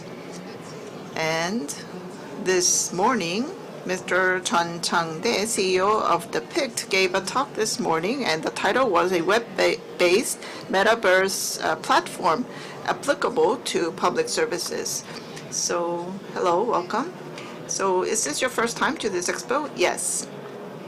We are working on a metaverse platform, and we participated in many events with the theme of the metaverse. However, it is the first time we are participating in a smart city themed expo. Well, I think those two topics are very relevant, so I think you will be participating in WSCEs for many years to come. So you came as a speaker, so what is your impression? Well, I think I was the youngest of the speakers, and I was able to meet many stars in this field. And the reason I was invited, I believe, is because we have VR, AR technology that is the base of metaverse. And in the past, the relevant technologies were rather similar. However, nowadays, there is more energy in the metaverse industry, and it looks like the technology is very much advanced, but that is not really true. So what can we do now? What we can do is to have many people enjoy the metaverse that can be created with the current limited technology that we have. So we have large corporations and SMEs involved in this industry, and they need to use huge funds in order to carry out marketing, and they're doing that in order to attract more users. However, resources are limited, and that is the case of the government or the local autonomous government. So I think we need a different approach. Well, we have the pandemic, and I believe that had a very big impact as well.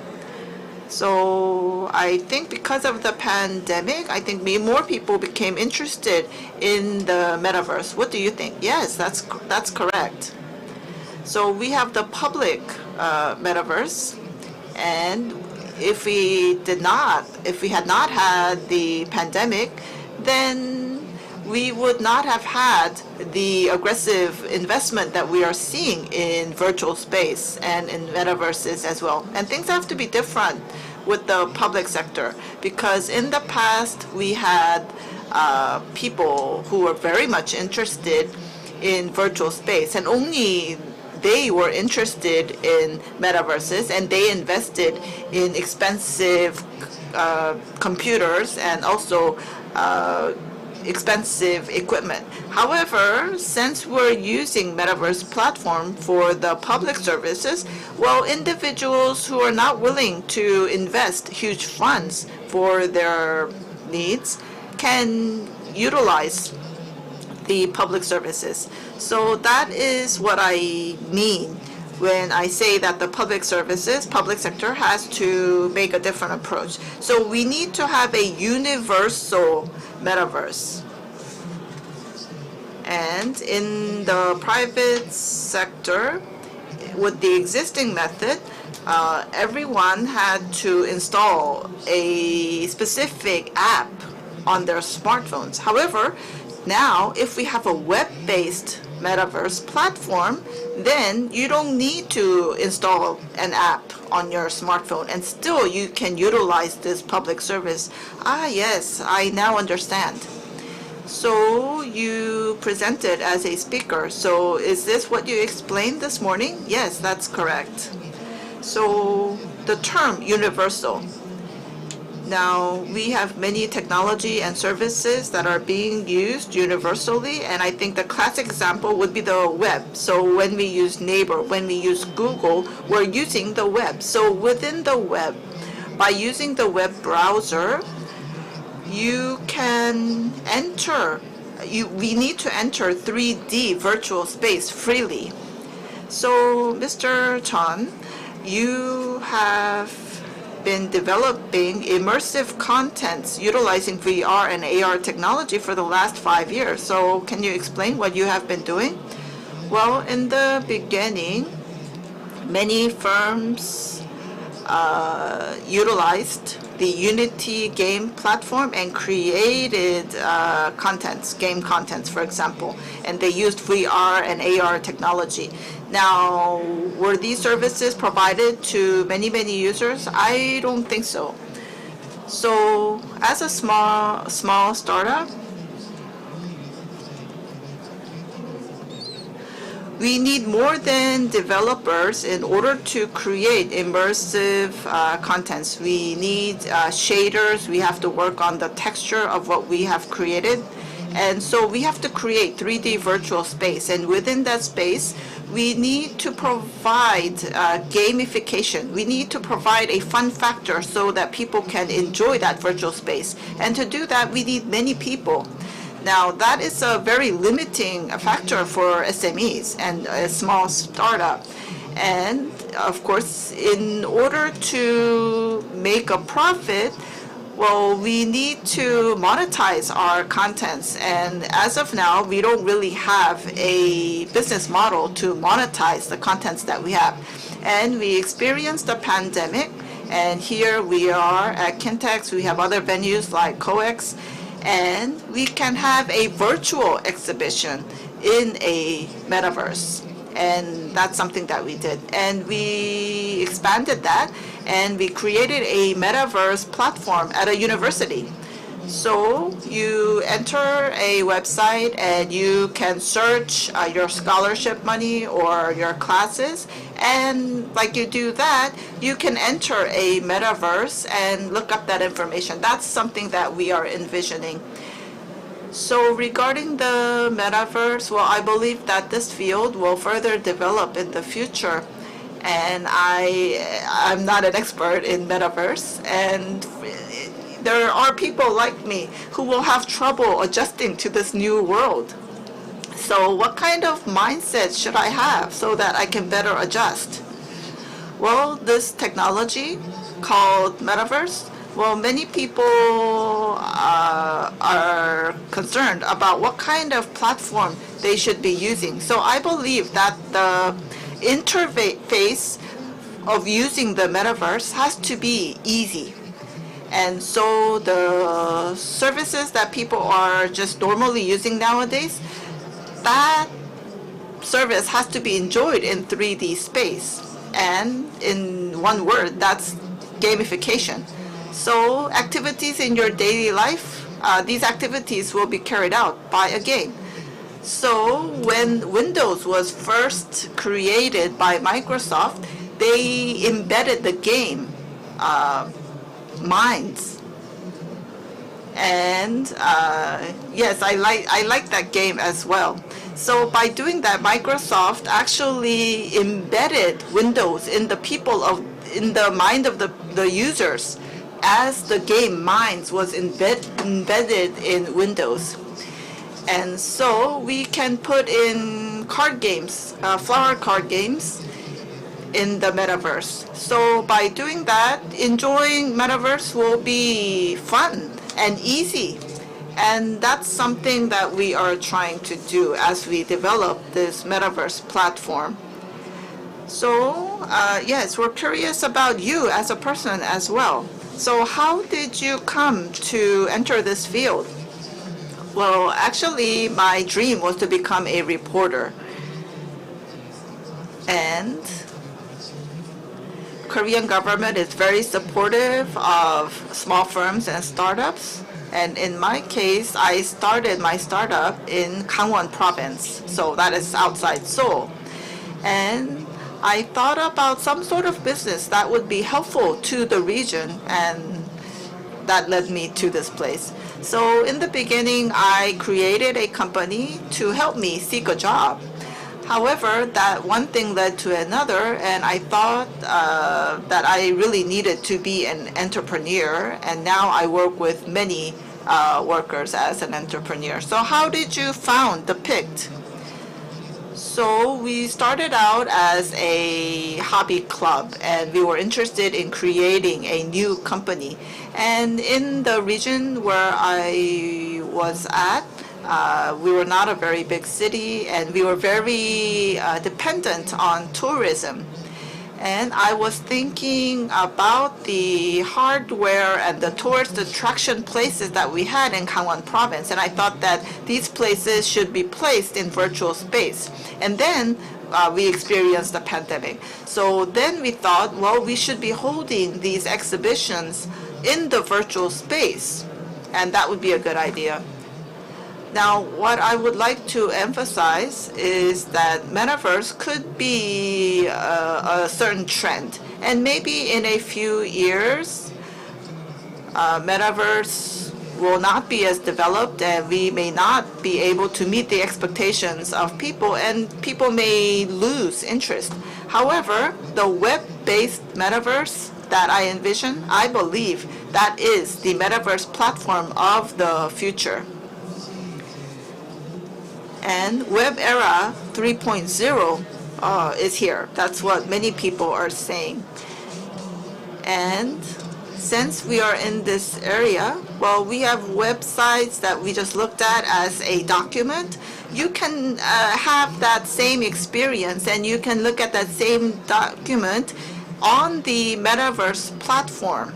And so we can create websites of companies on the metaverse platform as well.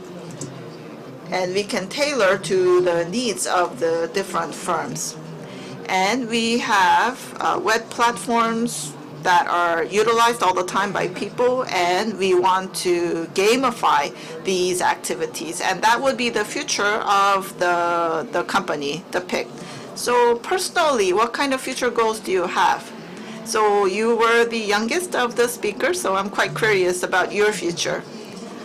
Now, people who begin a startup based on IT service, well, they want to come up with a great solution and make a lot of money. But I think I beg to differ. I want to think about the daily activities, the services that we utilize all the time, and we should convert that to IT-based services. And we have the mice industry, and we need to make that into hybrid mice. And nowadays, when we have these conferences, we have them as a hybrid format, both online and offline. And so I want to be a leader. I want to play a leading role and lead changes that I envision. And so even there was an event in the past, we should be able to re-experience that online. Ah, yes, thank you. You seem to be very ambitious.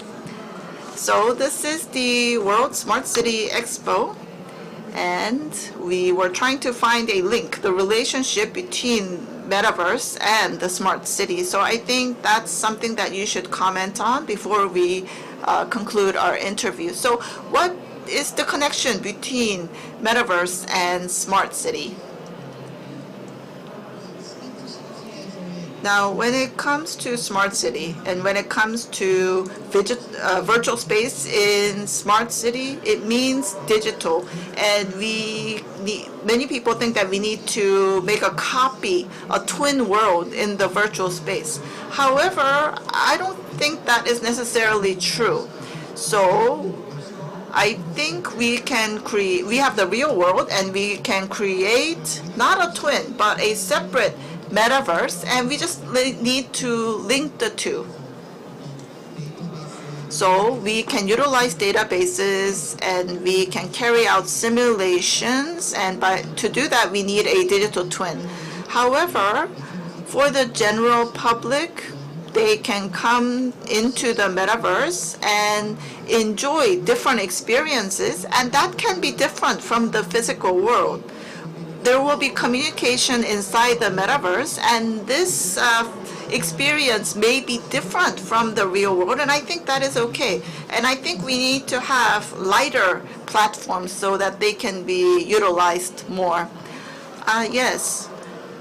Thank you very much. That was a 15-minute interview, but I think your comments are very insightful. And as I said, I am not an expert in metaverse, and I really learned a lot. So thank you very much. Yes, thank you. That was the interview with Mr. Changdae, CEO of THEPICT. I will be joining you again in a few minutes with another interviewee. Thank you.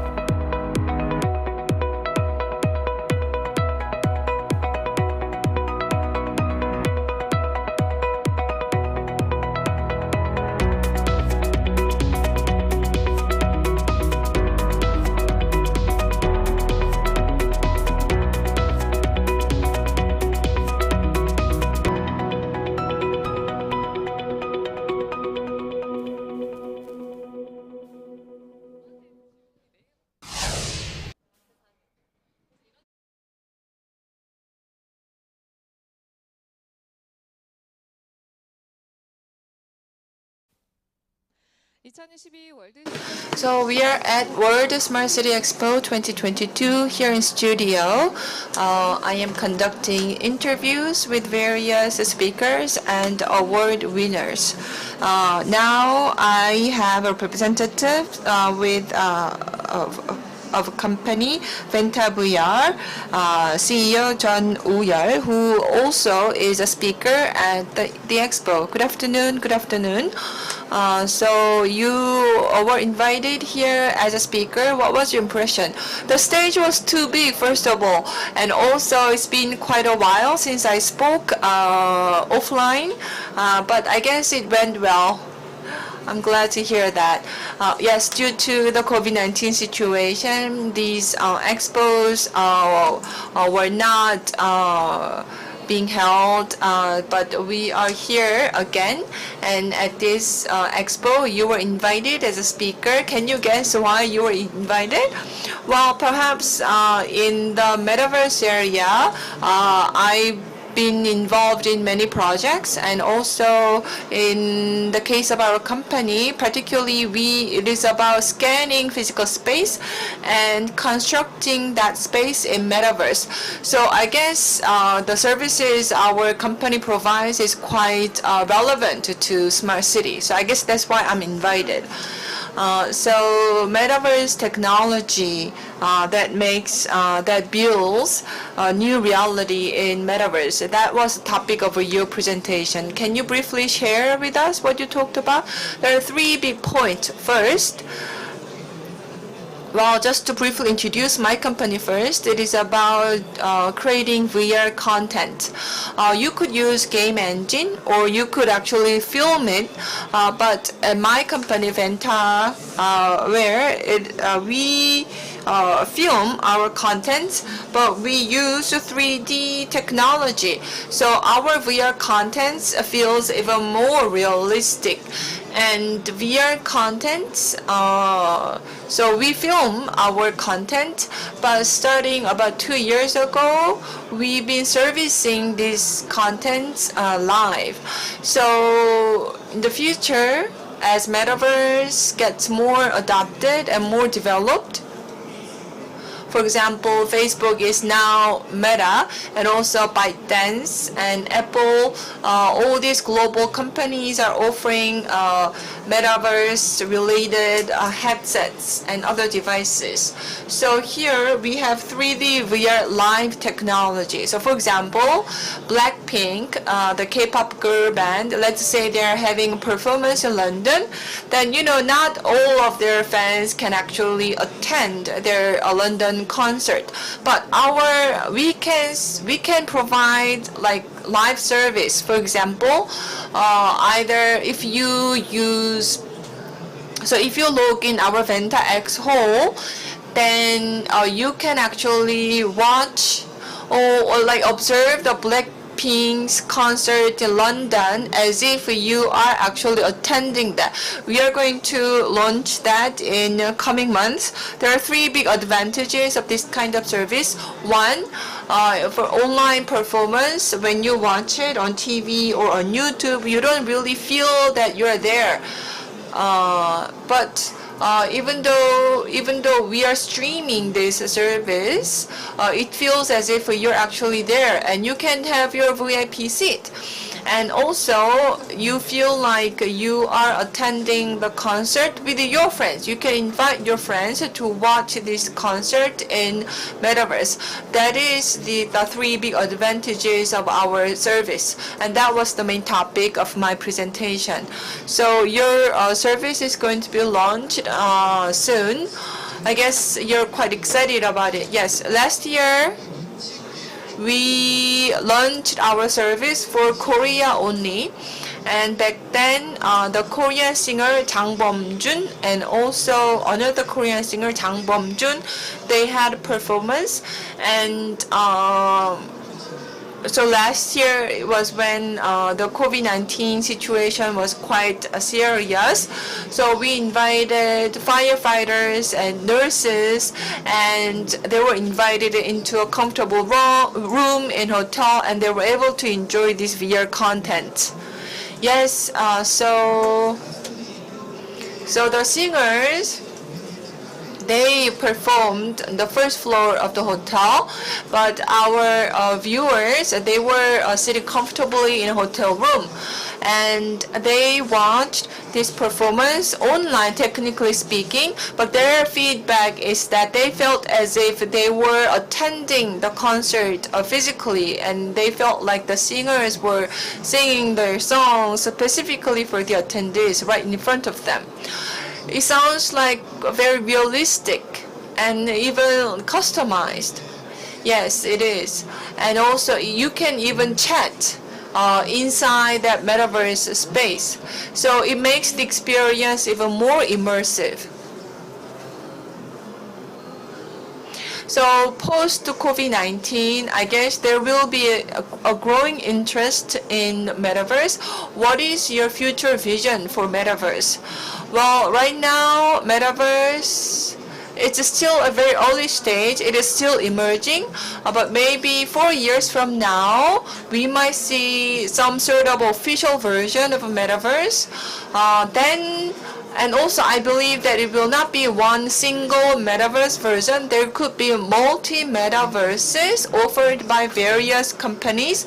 And here, what might be important is that, right now we are living in the OPC area. For example, Netflix and Disney. And here, killer contents are really important. So you subscribe to the streaming service that has killer contents for you. So in the era of a metaverse, I believe killer contents providers will be important. And our company, we want to build a K-pop VENTA hall within the metaverse. So whenever K-pop singers perform, then we want to live service that to people or to users in the metaverse. We are now at the World Smart City Expo. So metaverse and smart city, I guess they are quite related closely. And not just your company, but I guess there are many companies in this space as well. So what is your view on the relations between the two concepts? So Last year, one of the services that we provided for Metaverse is, so there are many cultural artifacts in Gyeongju City. We had a 3D, we scanned those places in 3D, and then we provided a kind of virtual tour of those cultural sites to students who cannot go on a trip.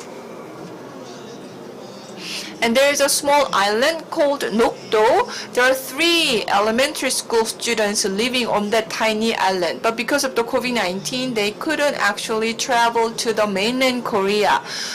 So they were kind of stuck in their tiny island for about 2 years. So when we heard their story, we provided a VR headset and our metaverse services.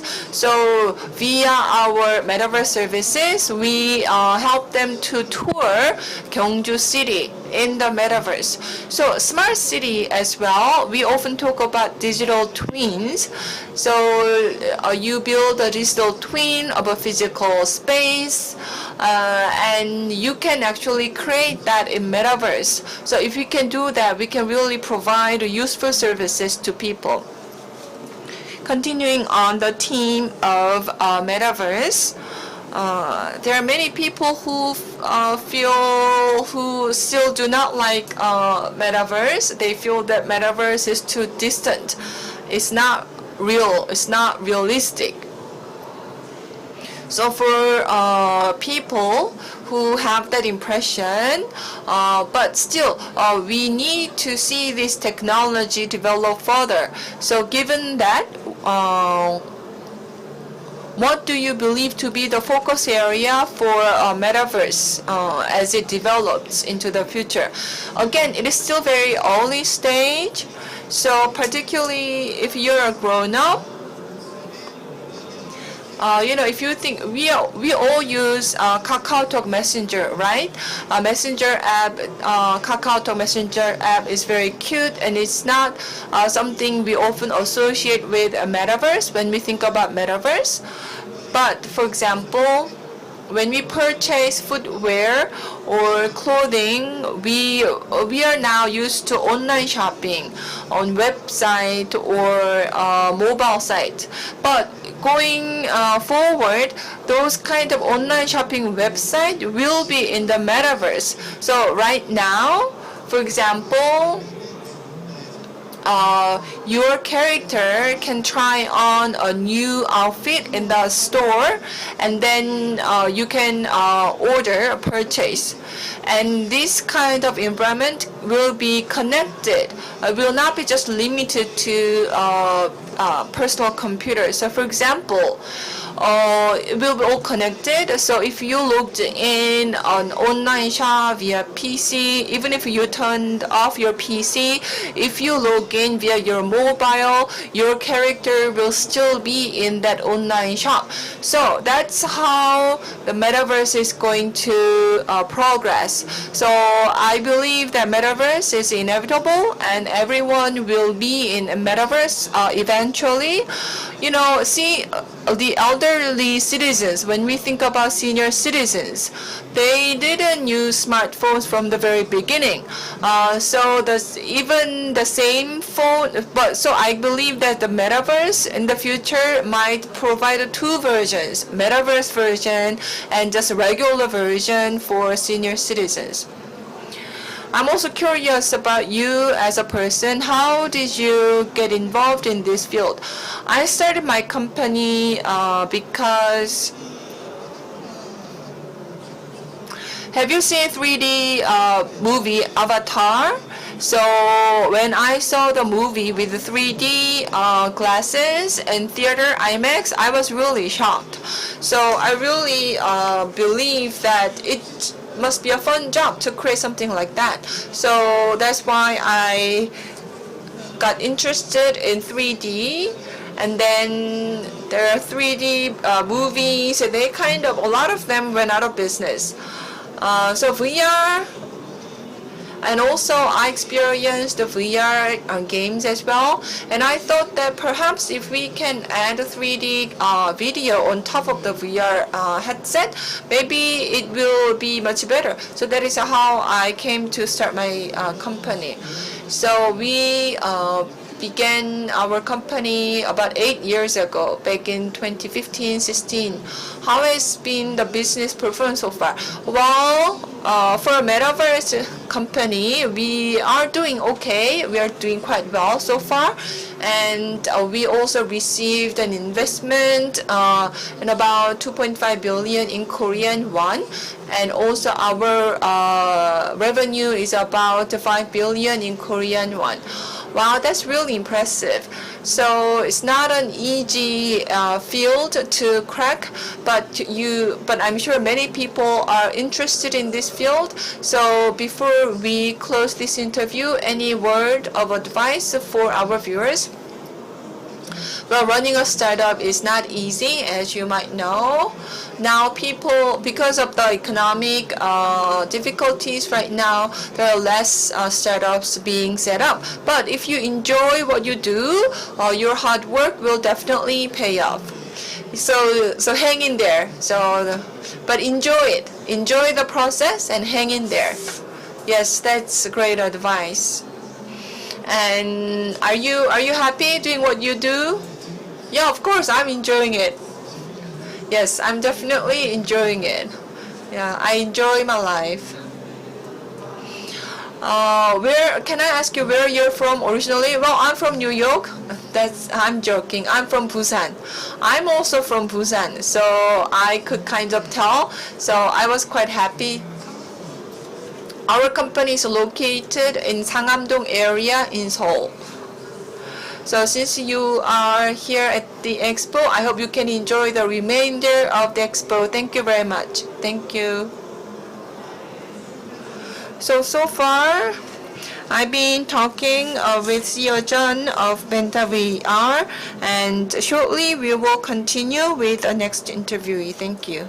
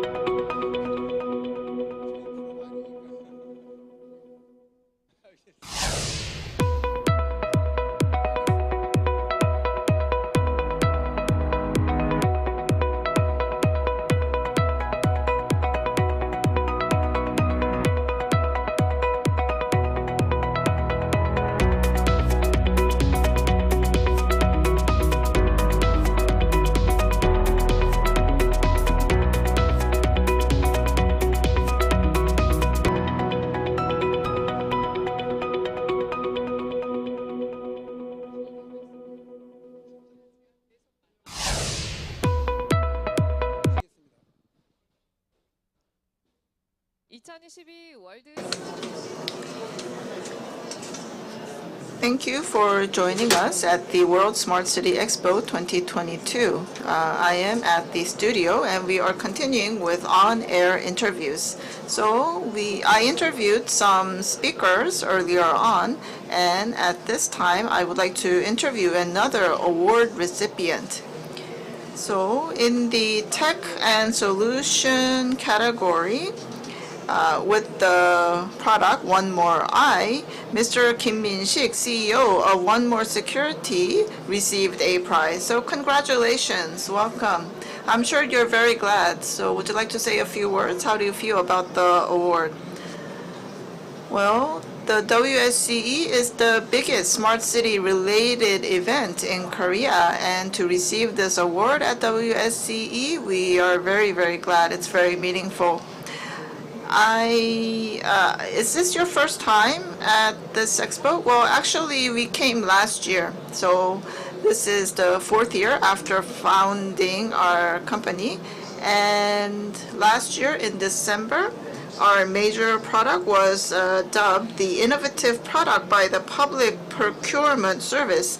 And this year, we are creating many reference cases, and we're very glad to receive this reward. Yes. So I hope that you will be able to bear the weight of the prize, not the crown, and I'm sure you will be doing much more in the future. So can you explain your solution? Well, we use AI technology, and we want to track missing persons or criminals. And we have a control center, and we have humans looking at the CCTV. And an hour-long video footage, it takes an hour or more, 2 or 3 hours to look at the CCTV footage. However, after 15 minutes, fatigue sets in and accuracy will fall. And also, people in the control centers work for very low wage, and so they are not really experts. And when it comes to utilizing innovative technology, well, we can use such technology to overcome the problems of human limitations. And looking for missing persons, we are fighting against time. And with our product, we can analyze an hour-long footage within 1 minute. And so we can find the missing person really fast, and we can reduce the amount of law enforcement personnel that needs to be utilized. So it's very cost-effective. Yes, so your product, so that will be linked to existing services, is that correct? Well, yes, we have a regular control center and they have a video service called VMS. And within that same network, we can link our product to that system, and we can do real-time surveillance, or we can look at past footage and we can find out the movement of the criminals, and we can track their movement. So we can play a supportive role. Yes, that is why the product name is One More I. So it is one additional I. So who named it? I did. I see. So regarding OneMoreSecurity, I think we have a lot of interest about your company as well. So when did you create the company, and can you introduce your company? Well, we were established in January of 2019. And the company was founded by Korea Security Technology Research Institute, and we want to utilize our AI-based solutions in creating smart cities. And I am sure that many people are interested in creating smart cities, and we are interested in security and also fight against cyber crime. And also the boundary between cyberspace and physical space is becoming, it's actually blurring. And yes, so safety and security are very important issues. both in the physical world and also in cyberspace. Yes, so I understand what you're trying to do. Now, there are other public institutes, other companies, and other local governments. So I think collaborating with them would be important as well. What are you doing? Yes, we are promoting our product with the local governments, and also there are many theme parks that we can work with as well. We can apply our technology to theme parks. And creating smart cities, the initiative is being made by local governments mainly. However, in Korea, we have many apartment complexes, and I think we can apply our technology to these apartment buildings, and that can strengthen the security of the apartment buildings. And once we have many reference cases, that will be very helpful when our company tries to enter overseas markets. So we really look forward to your support and interest. And regarding safety, that's something that is very important, and we cannot just consider ROI. Sometimes we need to spend the money to actually protect the weak. So we had the flood issue recently, and we actually did not pay enough attention, and then we lost many precious lives. And so we really need to pay attention to all these details. Yes, so you are promoting public good as well. So we are interested in you as well. So how did you come to where you are right now? Well, actually, I worked at the Korea Security Technology Research Institute for about 2 decades. And so I began with cyber security. And once I left the research institute, I realized that this technology, this industry is quite large, and we have that very important technology, using artificial intelligence. And in order to compete with large companies, we really have to go after the niche market.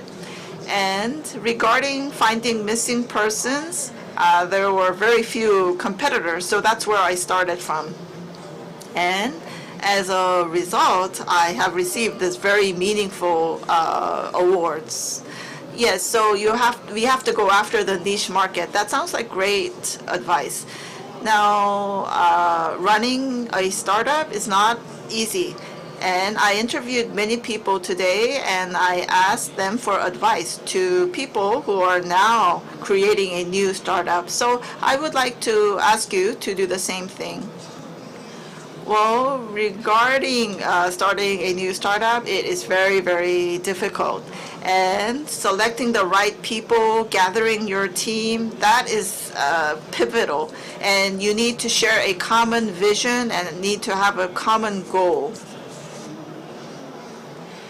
And you need to think about the relationship that you have with others, and you have to value that relationship in order to do well. So that's something you should bear in mind. Now, I have one additional question. You must be nervous, worried what I might ask. Yes, you have many questions. So, who are your competitors? Do you have more competition nowadays? Yes, definitely. So what makes your company special? So yes, that's the question I have. Now you need to select the right people for your team. And I have people who are full of energy and passion. And the size of OneMoreSecurity is small compared to large firms. So what we can do is rather limited because of our company size. However, once given the right opportunity, we will have more people in our company and actually go for new areas in this industry. Yes, you are participating in the World Smart City Expo 2022. So in the remaining hours today, what will you be doing? Well, 2 things. One, I am carrying out marketing with my customers and clients and users.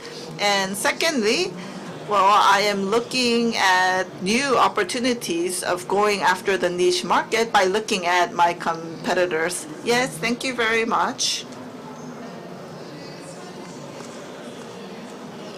Yes, this is the studio at the World Smart City Expo 2022. And I just had an interview with Mr. Kim Min-sik of OneMoreSecurity. I will see you shortly. Thank you.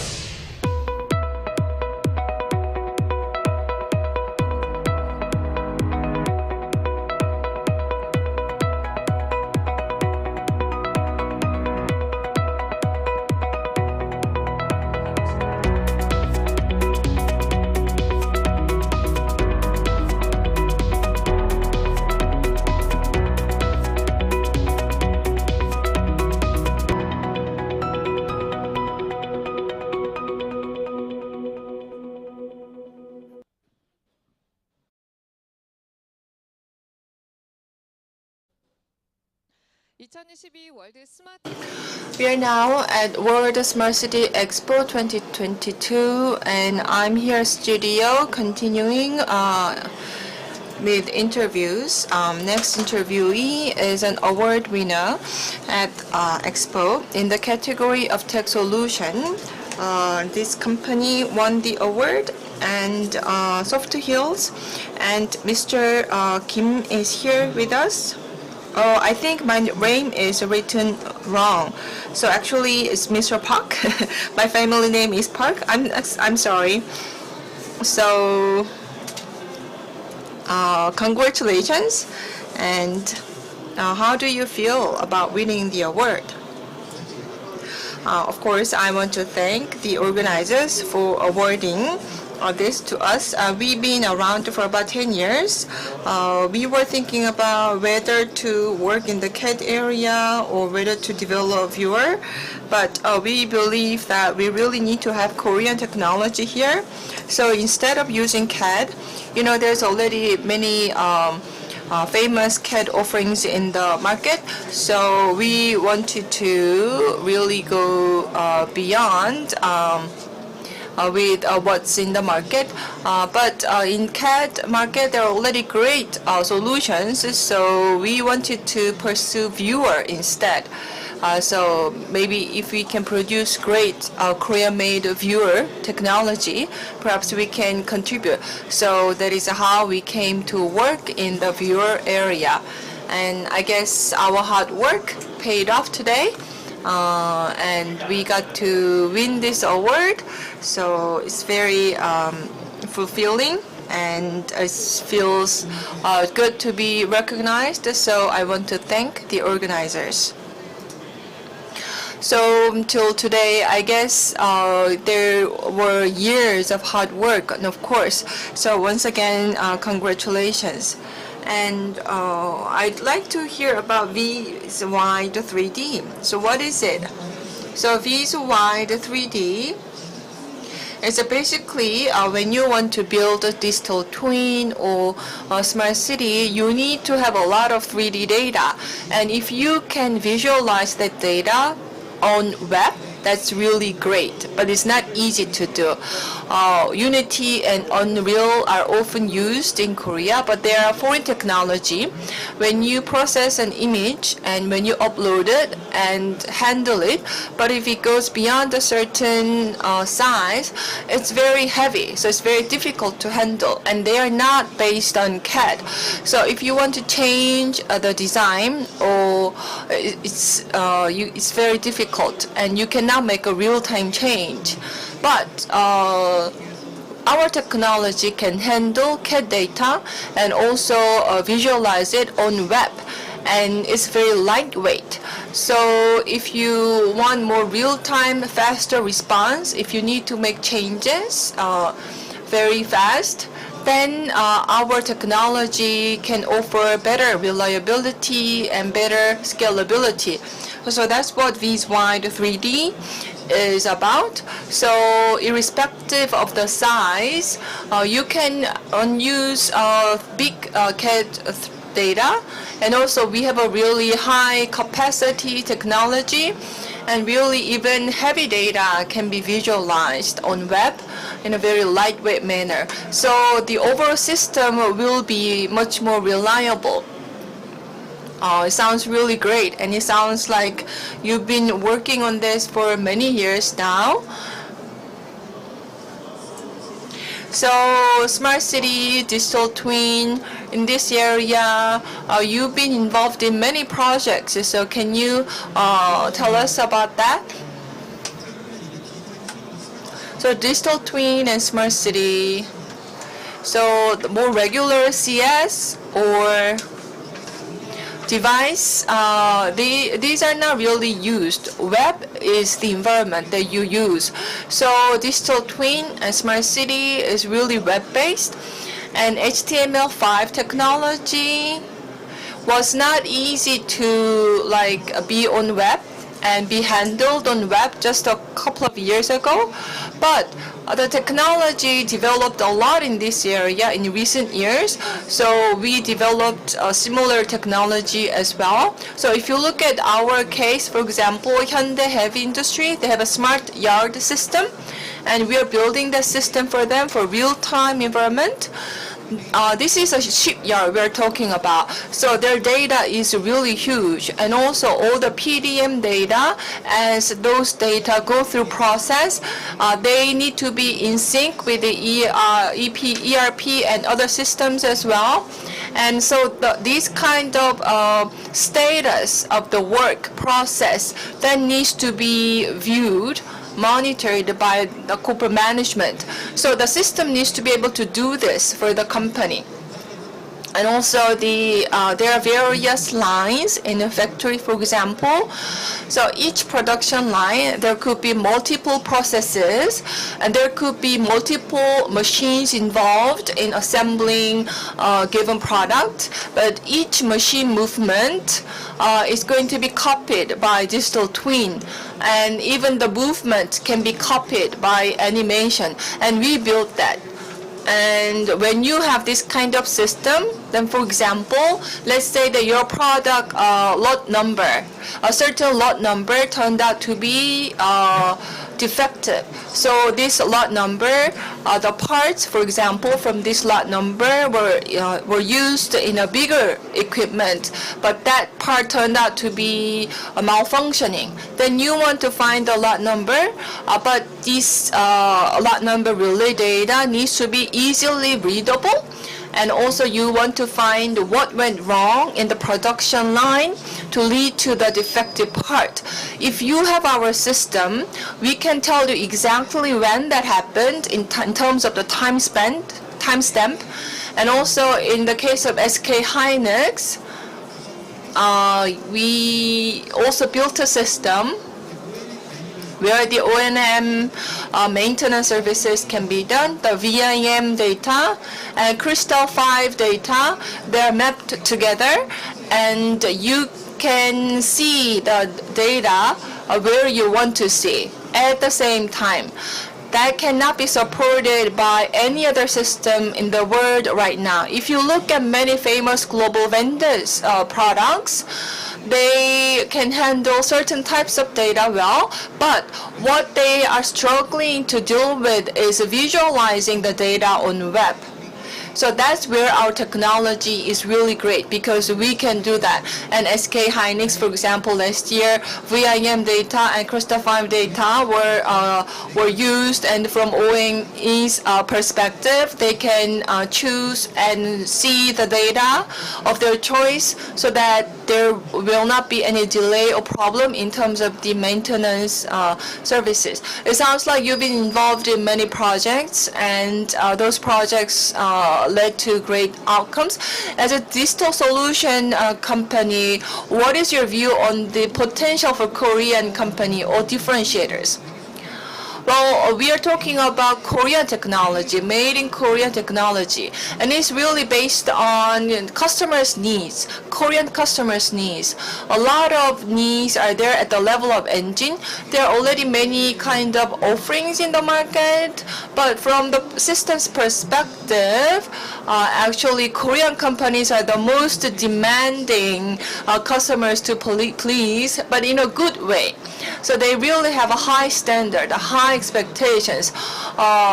Overseas vendors' products, they have great concept, of course, but it's very difficult for those foreign solutions to be really customizable for Korean customers. But we can do that, and so we can really provide the right solution fit for all the idiosyncratic needs of the Korean companies.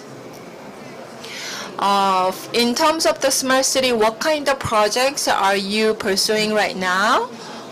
When we began our business, so we were in the packaging business. So you can buy each unit, but packaging side, we of course in the packaging business. So some packaged products are sold overseas, but now we are moving towards web. So it's now something that can be sold in package. China is also having a lot of needs for smart cities, digital twin, and some people want to purchase our engine as OEM. We receive such requests from foreign companies, and we also have kind of our partner, distributor partner in China. So through that partner, we are now working to export our system to China. So it's decided that we are going to provide our solution for Chinese cities, a digital twin project. So if that becomes successful, it will be really a great overseas success case for us. This sounds great. So with this, I'd like to conclude this interview with Mr. Park from SOFTHILLS. Thank you very much.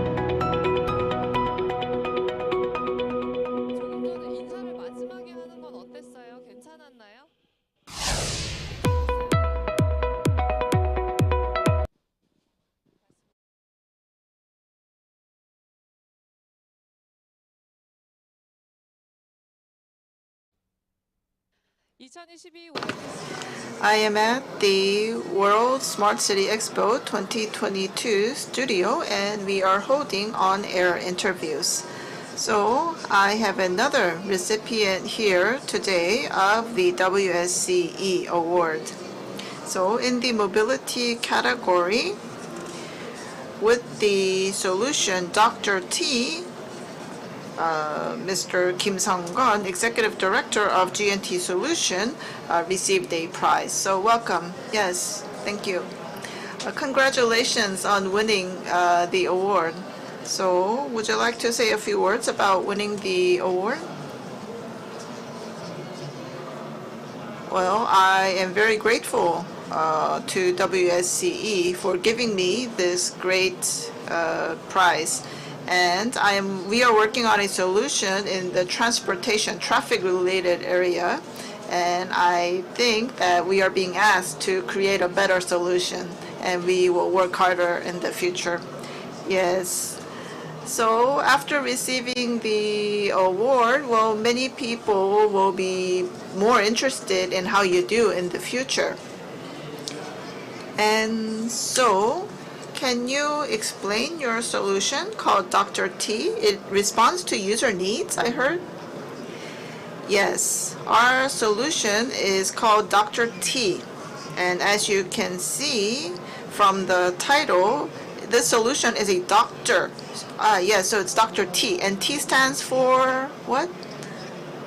So it's Dr.T. So DR in this area stands for demand response. So we have a period there in the middle of the name. So it's called Dr. T. And I would like to explain what it means to be responsive to user needs. So we have a user, and I will take the example of taking the bus or taxis. So as for the buses, they have a preset route or schedule. However, a taxi, you can freely call a taxi, and there is no set schedule, no set route. And Dr. T is something in the middle. So the user wants to go from point A to B. And such similar users will be collected in a certain time frame. And a new route, a new schedule will be created to cater to the needs of these users. So it is a service that is in the middle of using a bus and using a taxi. So it is a tailored public transportation. So is my understanding correct? Yes. So you received an award with your solution, Dr. T. And so in the future, perhaps there will be other opportunities, other business areas where you can apply your solution or technology. So what kind of future plans do you have? Well, as for Dr. T, we're thinking of about 3 different applications. So first of all, we have small cities, medium-sized cities, and large cities. And with the small cities, they are up or byeon size. And in these remote areas, small city areas, there will be many elderly people. And then as for the medium-sized cities, of course, our service can be used to substitute the existing bus routes. Or there may be remote areas where public transportation is not provided sufficiently. And in such cases, we can utilize call centers and a reservation system. And as for a large city, well, I think you can see that a lot here at the WSCE, MaaS, or Mobility as a Service. So our solution can be part of the MaaS system. And Daegu is carrying out numerous services, and they are carrying out projects in order to link these services to MaaS. And we also have many industrial parks. And for the bio or medical industrial park, we can provide similar services. And also, many people work after hours, after office hours, so we can also provide services to these people who leave their office very late. I think your service can make our lives more convenient, and also people in remote areas will receive many benefits, I think. Yes, that's true. So you are participating in the World Smart City Expo 2022. So what type of business opportunities did you find here? Well, we are working on mobility as a solution, and at this expo there are many video recognition technology as well, and that is part of our company business as well. So I was looking around and I saw many video or visual cue recognition technology, and so I think it is a great event. So regarding GNT solution, we're very curious. So can you briefly explain your company? GNT solution, well, let me explain the name first. So GNT, G is from GIS, and T stands for transport.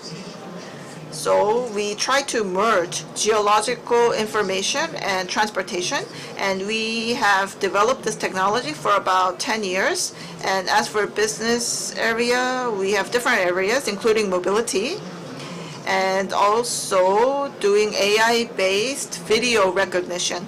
So under mobility, we have Dr. T. We also have Abata Smartis programs. And as for video recognition, we can check how many people are in a running vehicle, and also whether they are wearing their seatbelts or not. Yes, so when were you founded? Yes, year 2007. So we've been in business for about 16 years. And so in the 16 years, I'm sure you have been involved in many different projects and many different business areas. So any other business area that you would like to introduce to us today? Well, yes, we did many things over the 16 years, so I don't think I can introduce all of them to you. Now we have VODA solution. That's the one about the number of passengers and whether they're wearing seatbelts. And we can strengthen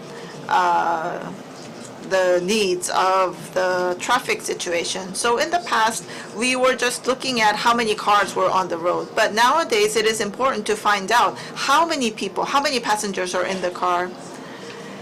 So mobility and smart city, they have a very close relationship, I believe. So what do you think? What would be the future relationship between smart city and mobility, and what kind of research, future research do we need? Well, regarding mobility, in the past, it just meant transportation. But nowadays, the scope is expanding, and we're thinking of mobility in terms of smart city. So mobility will be very important in the realm of smart city, and providing mobility will be important in improving the lives of the citizens. And that is something that my company can contribute to. So we will try to do that. Yes, thank you. So that was the interview with Mr. Kim Sung-gun, Executive Director of GNT Solution. And thank you very much. We would now like to wrap up this interview, and I will see you again in a few minutes. Thank you.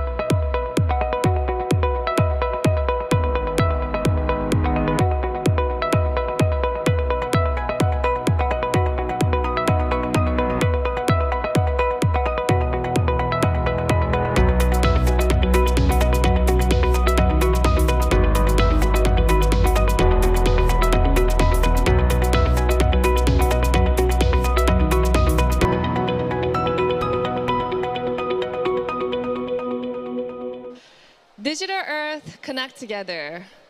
Welcome everyone to World Smart City Expo 2022, Korea. World Smart City Expo 2022 is hosted by the Ministry of Land, Infrastructure, and Transport, and the Ministry of Science and ICT.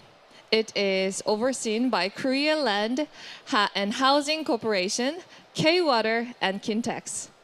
World Smart City Expo is the largest city event in the Asia-Pacific region, where governments, companies, and experts in the smart city field from all over the world come together to create a city of the future. It features a wide array of programs, including conferences, seminars, G2G programs, business-related events, and exhibitions, as well as side events open to public participation for industry professionals, national and local governments, public institution representatives, and more. World Smart City Expo 2022 will feature the following categories at the exhibition: Smart City and Infrastructure, Smart Transportation, Smart Energy and Environment, Smart Life and Healthcare, Smart Economy, Smart Government. Please join us as we interview keynote speakers and award recipients for the next 3 days here on the World Smart City on Air. Thank you, everyone. We'll see you soon.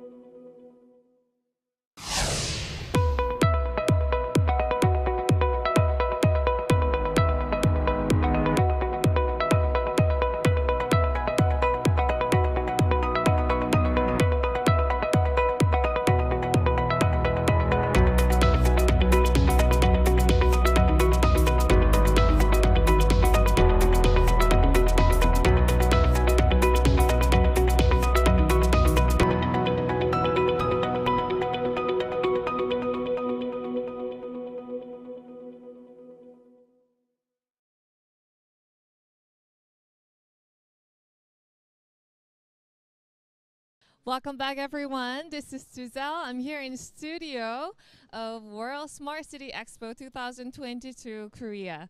Welcome back again. I would like to introduce to you Mr. Chris Sheldrick, who is a keynote speaker on Metaverse for the Special Topic Conference. He is also co-founder and CEO of What 3 Words, a new address system that identifies every 3 meter square with a unique combination of 3 words to solve the frustration of complex address system. Please welcome Mr. Chris Sheldrick. How are you doing? Thanks so much, Giselle. Great to be welcome. here. Welcome to Korea. Have you been to Korea before, by the way? Actually, I have. I think this is now about my 9th or 10th trip. 9th or 10th times you have visited Korea. Obviously, during COVID, I didn't really come for a couple of years. Sure. But this year, 2022, this might be my 4th trip so far. I see. So wow. So do you see any differences whenever you visit Korea?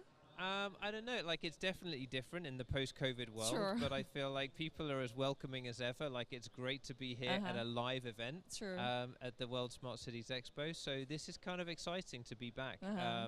And yeah, for me, I love Korea, so it's really fantastic.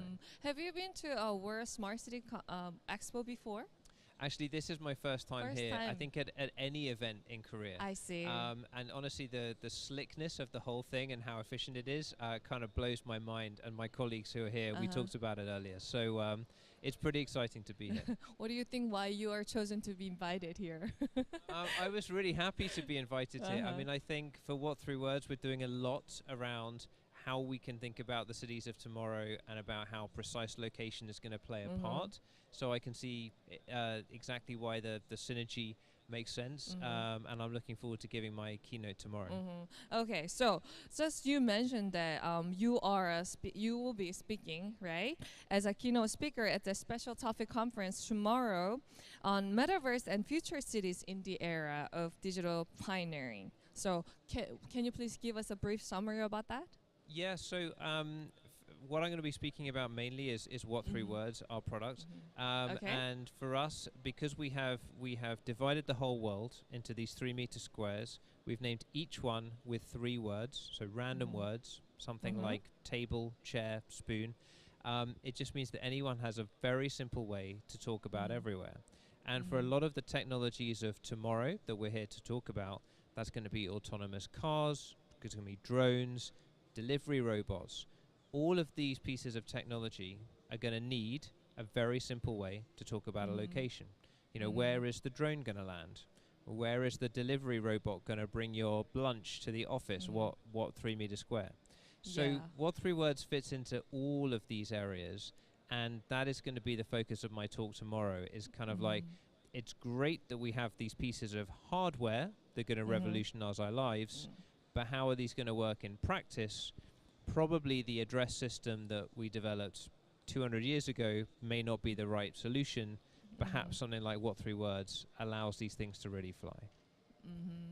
Okay, so you just showed me how it worked, right, with your own cell phone, and I thought that was very interesting and amazing, the things that we are now to have. So the companies presenting tomorrow, including yours, they all have solved urban problems with technology. And can you elaborate more on how W3W, is that how supposed to call it that? W3W plans to scale and grow? Sure. So what 3 words is really about adoption. Like, we've made this system where we take the latitudes and longitudes, the GPS coordinates, and we convert it into the 3 words. But a lot of our technology is therefore done. We do work on things like Korean voice recognition and other things to make it easier to use.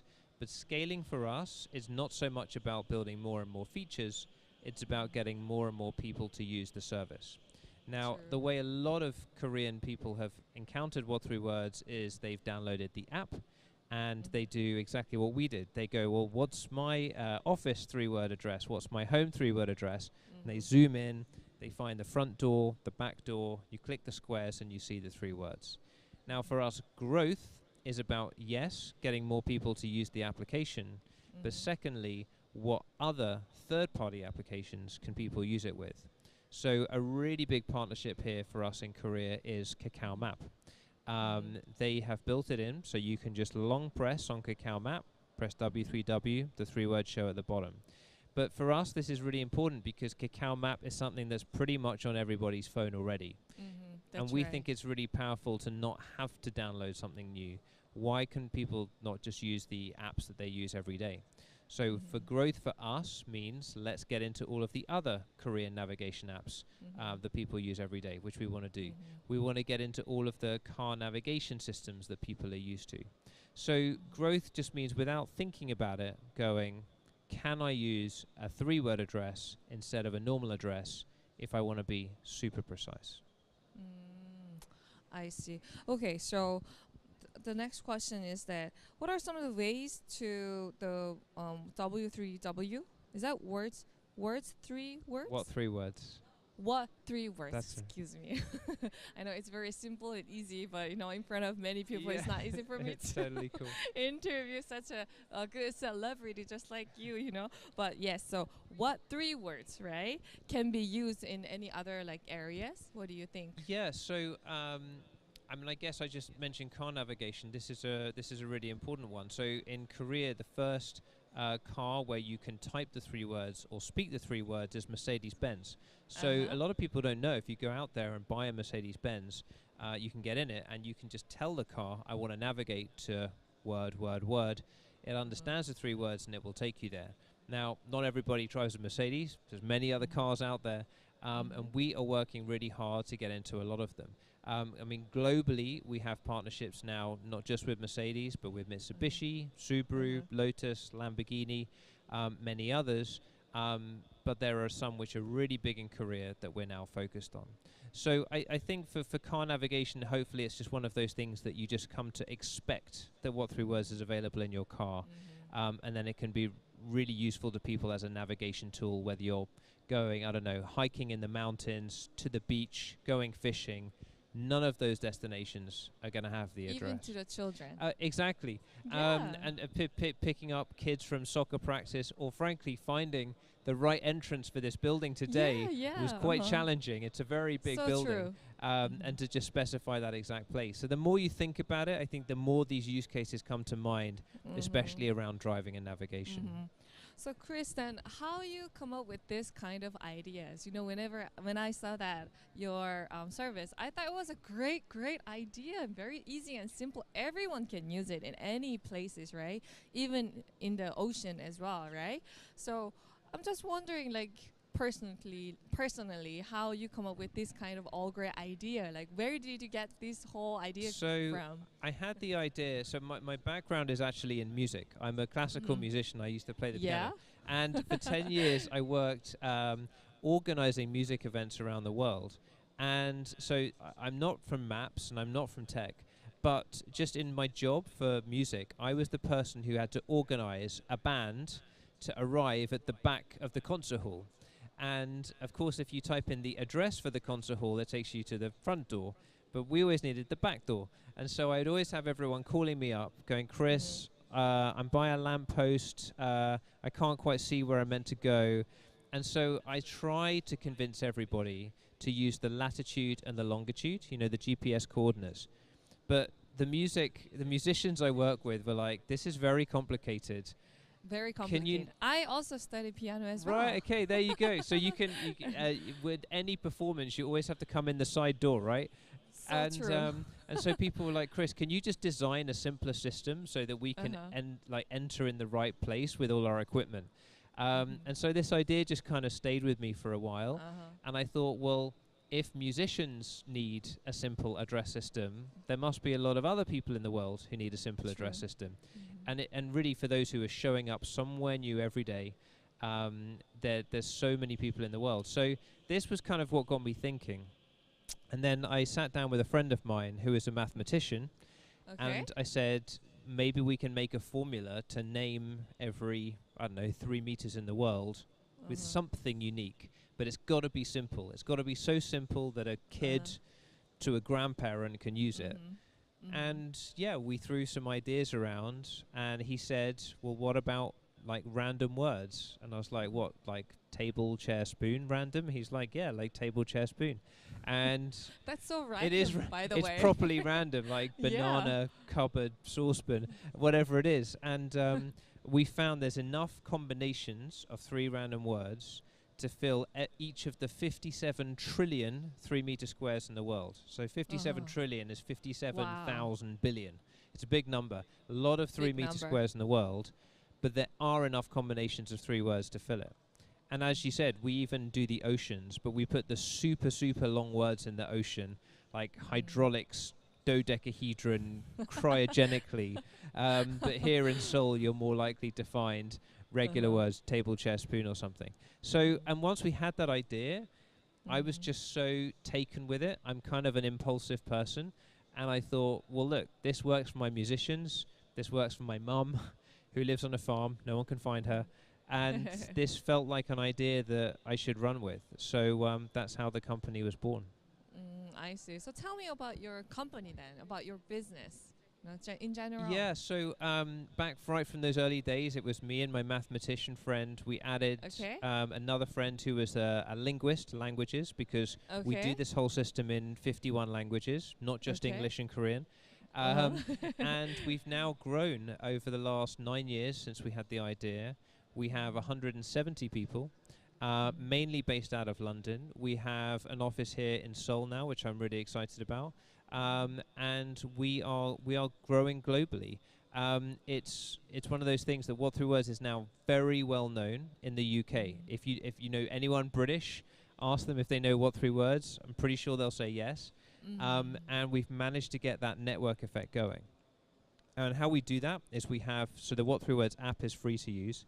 Anything for a normal person is free, but then we charge businesses to use the service. So I just mentioned Mercedes cars. They pay us a fee to have What 3 Words in every car. So the way that we grow the business is getting more people to use the free services, and that makes more valuable our business services that we license to others. So we kind of split our company in two. Half look at growing the consumer and half look at growing businesses. Oh, I see. Well, you just told me about your company, and tell me about you as well, personal things. To all the viewers on YouTube I guess right now. hopefully, I always think like if I could do this big career change from music into tech and maps, anybody can. I think it's often said that it's people from outside the industry who often are able to come and break the rules, if you like. Because some people look at what we do and they say, well, you know, if you're going to make a address system or a location system, you should follow these rules. And why hasn't What 3 Words followed these rules? But I think it's because we didn't even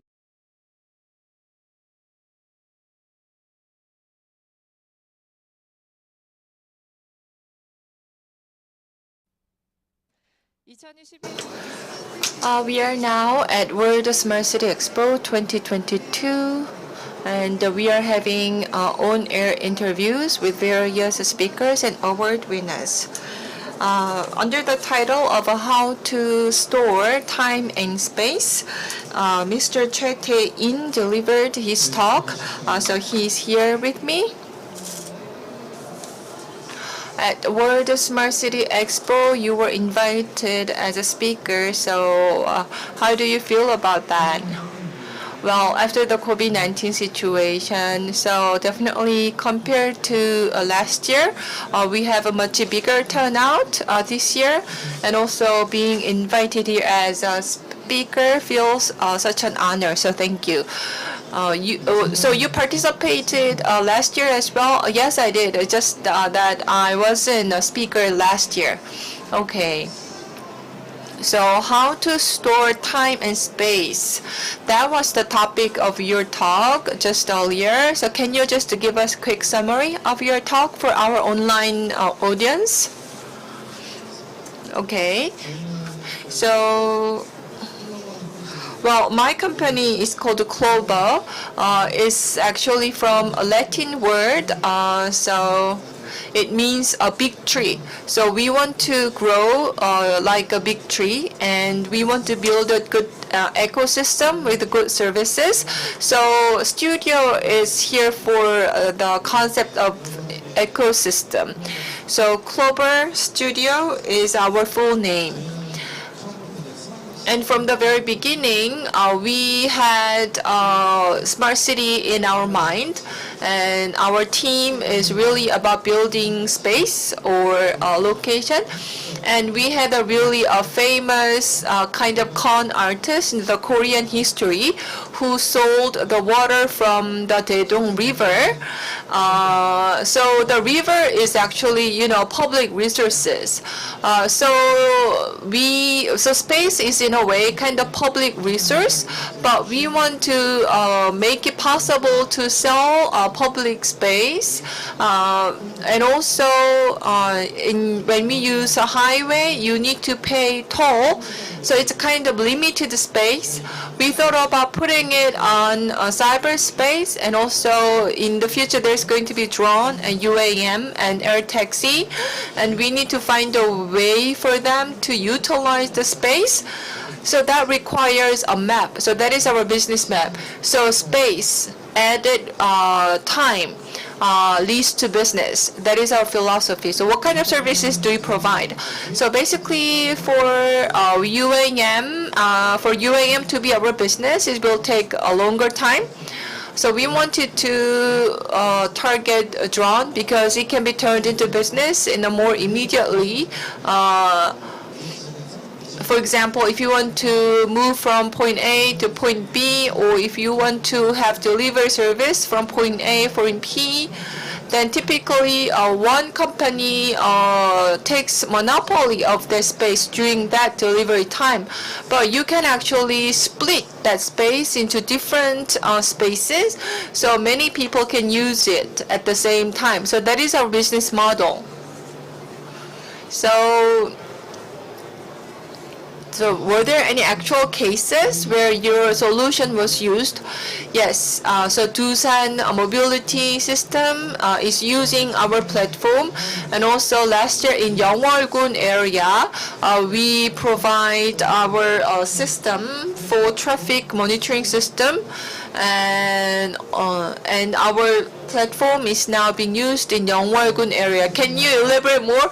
Well, if I elaborate more, I guess, so our business is not really B2C, it's more B2B, so I cannot really disclose details of the specific business models that we provided to like public governments, so I cannot diverge too much details, but basically our service is about vehicles. So if you and also if drones are used a lot to film video, but typically drones are manipulated, operated by humans, people, but we want to automate that. So for example, when you use a drone to film something, if you want to zoom in or if you want to rotate the drone, then we want to automate the whole process in a given space. So if you want to use drone, then you can have a one-stop solution, one-click solution. So drone operation will be completely automated, and drone will move around in a given airspace and film the video the way you want it. And you can of course download the data as well. So what human is typically doing right now, you want to automate that, correct? So in the automation process, I guess some special technology is added to enable it. Yes. So, for example, you want to segment a given airspace. That's one.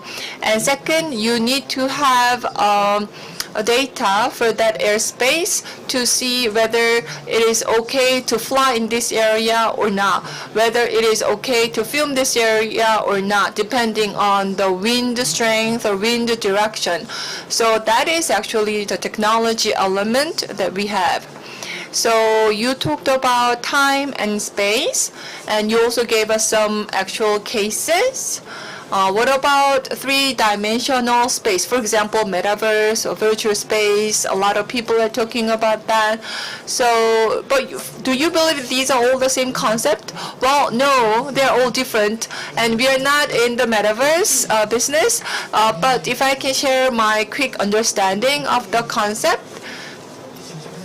So, I guess Steve Spielberg released a movie, Ready One Player. So I guess that's more about metaverse. But when we talk about digital twin, it is about a digital twin version of what is in the physical world. A 3D, digital twin actually can be 2D as well. But if you can also make it 3D. So digital twin or metaverse and 3D space, they are all different concepts. And our company, we provide a digital twin-based time and space concept in a given space. So for example, we want to fly a drone in this given airspace for a specific time. We are now here at World Smart City Expo. So in terms of smart city, what is your future plan? Well, it could be distant future, or it could be in near future. I believe that smart city is ultimately about serving people, serving citizens. So it needs to be safe for people, and also the concept of smart city is not about developing or building new physical city. Smart city is about developing better services to citizens and improving the quality of life of citizens. But in Korea, Korea, it is easier in a way to build a new city, but in other countries, it is easier to provide better services in existing city. So, but Korea definitely is a role model for smart city, because in a way, other developing countries, they want to build new cities physically, and we can do both. And CLROBUR Studio, so how is your business overlapping with the smart city in Korea? So like I said, smart city is about helping citizens with the better services, and to enable that, for example, we provide a drone delivery service. So drone delivery service can be used as a traffic monitoring control system. Let's just say someone ordered a fried chicken, and for the fried chicken to be delivered correctly, you need a good traffic monitoring and control. Right now, we have such a system. So when you want to have that kind of traffic monitoring system, you need to have data, correct data about airspace. So that's what we provide. We want to provide a good data about a given space. So can you explain more about your business, CLROBUR Studio, when you set up the business? We were set up as a business, as a company in 2019, and as Hongdo City, as Hongdo area and Incheon City, actually the Incheon Metropolitan City government, they built SPC there. So we were developing traffic monitoring system. So the Incheon City, they thought that they could use our system. So we developed the system for them, and it took actually about 7 years to develop our platform. And based on this platform, last year and this year, the CES Business Awards, we won that award twice. So it's basically about supporting startup companies. We've done a lot of IR pitching as well, and we want to be more global. So perhaps end of this year or next year, we are going to have a branch office in the US. So when you pursue global business, what's your focus area? First of all, platform itself, the traffic monitoring system, that platform itself is in its infancy, so you definitely have an early mover's advantage. So if you can identify, fragment a space, and develop data from that space, so you can definitely win in this market. But when we go overseas, I'm talking about doing that kind of task for overseas space.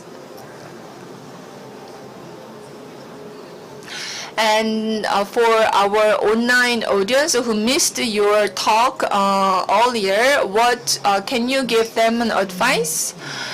So, for example, just like we pay to use a highway, let's say in the airspace, if a UAV flies a certain airspace, then the data needs to be there for the UAV to fly safely. And if you provide the good data, you can charge for that. That is our business model. Okay, so how did you get involved in this business area? Well, I had a dream. So when people still were not familiar with drones about 10 years ago, and I was a graduate student at that time, and I learned about robot. Drone is basically a type of robot, and I realized that software is really what Korea is lacking, and software is very important. So that's why I kind of got involved in this drone and software area. So before we close this interview, any last comment? Everybody can have an opportunity. Opportunity can be given to anybody, and we often talk about winning a certain territory. So once you can dominate a given space, whether the space is physical or virtual, then you can really dominate that space. Thank you very much. Thank you very much. So far I've been interviewing the CEO, Taein of CLROBUR Studio. Thank you very much.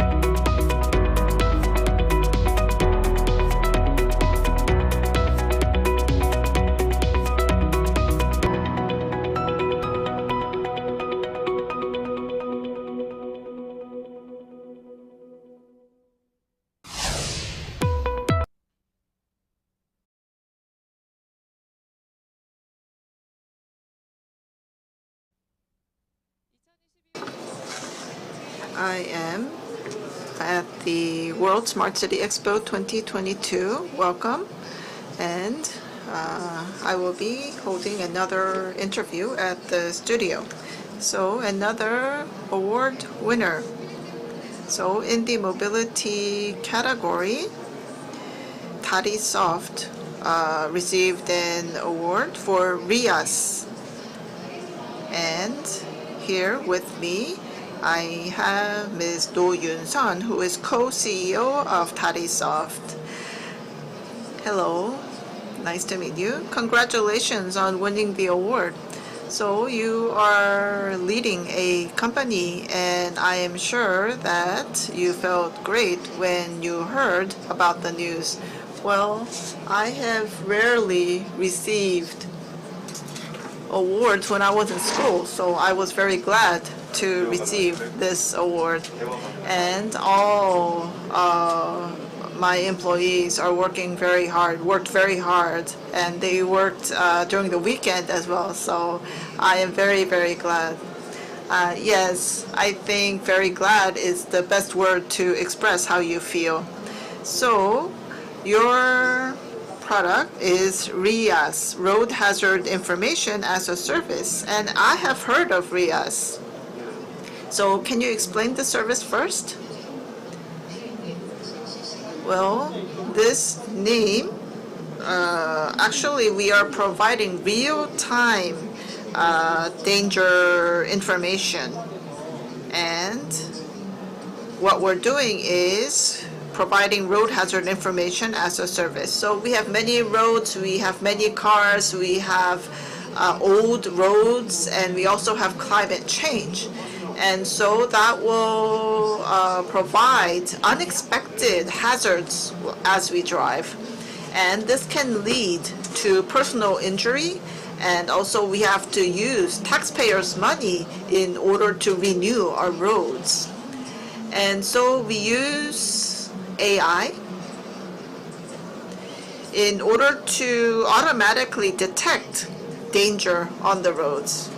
And that technology is inside this device. So it works like a black box, and we load this up on a car, and while you are driving, we are able to detect any foreign objects or potholes or cracks or some paint issues on the road. So all of these things can be detected automatically up to 4 lanes. And we also have communication function within the device. And so this information can be provided on a real-time basis. So when was your solution introduced? It was first half of last year when we commercialized this technology. So maybe you can explain how you're commercializing. Yes, of course. So we developed and did planning for about 1 year and received the necessary certifications and approval. And when we commercialized in the first half of last year, there was a lot of demand from the public sector. So LX Corporation, they're participating at the Expo, by the way, and Digital Twin, and there were some other firms that were interested. And also we are also working on solutions so that we can provide hazard-related information in the highways, on the highways. Yes, so you're applying to numerous areas, and after founding your company, you've been quite active in your third year. And so with this award, of course, you've been recognized for the strength of your technology. So do you have any other cases where your technology was recognized?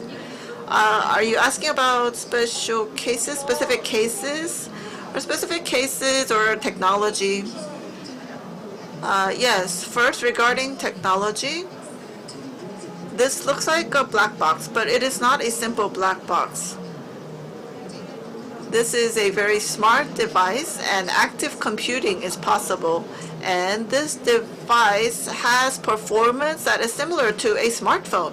So inside this device, we have all sorts of resources, such as CPU and GPS and so forth, and we utilize all of that in order to provide the best solution and to do the best job in detecting any danger out on the road.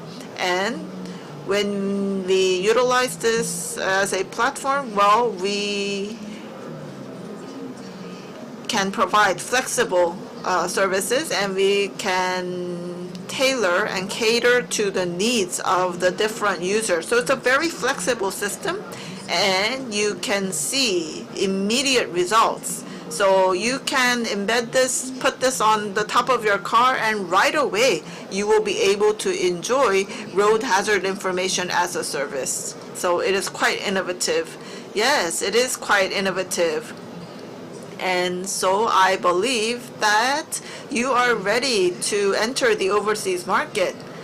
So in order to do that, well, what kind of efforts are you making? Well, do you know how long all the roads in Korea is? It is only 110,000 kilometers. However, all the roads in the road, if you accumulate it, it is 24 million. And so there are many areas where we can enter. And we have many more roads in Korea compared to other nations. And we have other countries with older roads. And so at Dareesoft, we had the overseas market in our minds from the very beginning. And 2 weeks ago, fortunately, we were able to export our technology to Japan. And it's just 3 cars. We're starting small, but we have cars driving around in Japan in 3 cities, and we are detecting the traffic situation, road situation there. And another case would be Thailand. In Thailand, there are many risks because of the road conditions, and we find that Thailand is very much interested in our core technology, especially because of their 5G situation. Yes, you're making inroads into the overseas market, and I hope that this will be a new beginning for you, and I hope that you have great results in the future. So before we wrap up, perhaps you would like to say a few words to our online viewers, maybe a small story about how you started your company. Yes. Regarding the smart city business, I was involved in that area in my previous job. However, regarding infrastructure, well, I believe that we should move away from just the infrastructure, and we need to come up with solutions so that the citizens can immediately feel the result of such solutions and technology. And I have a long track record. I am not young, as you can see.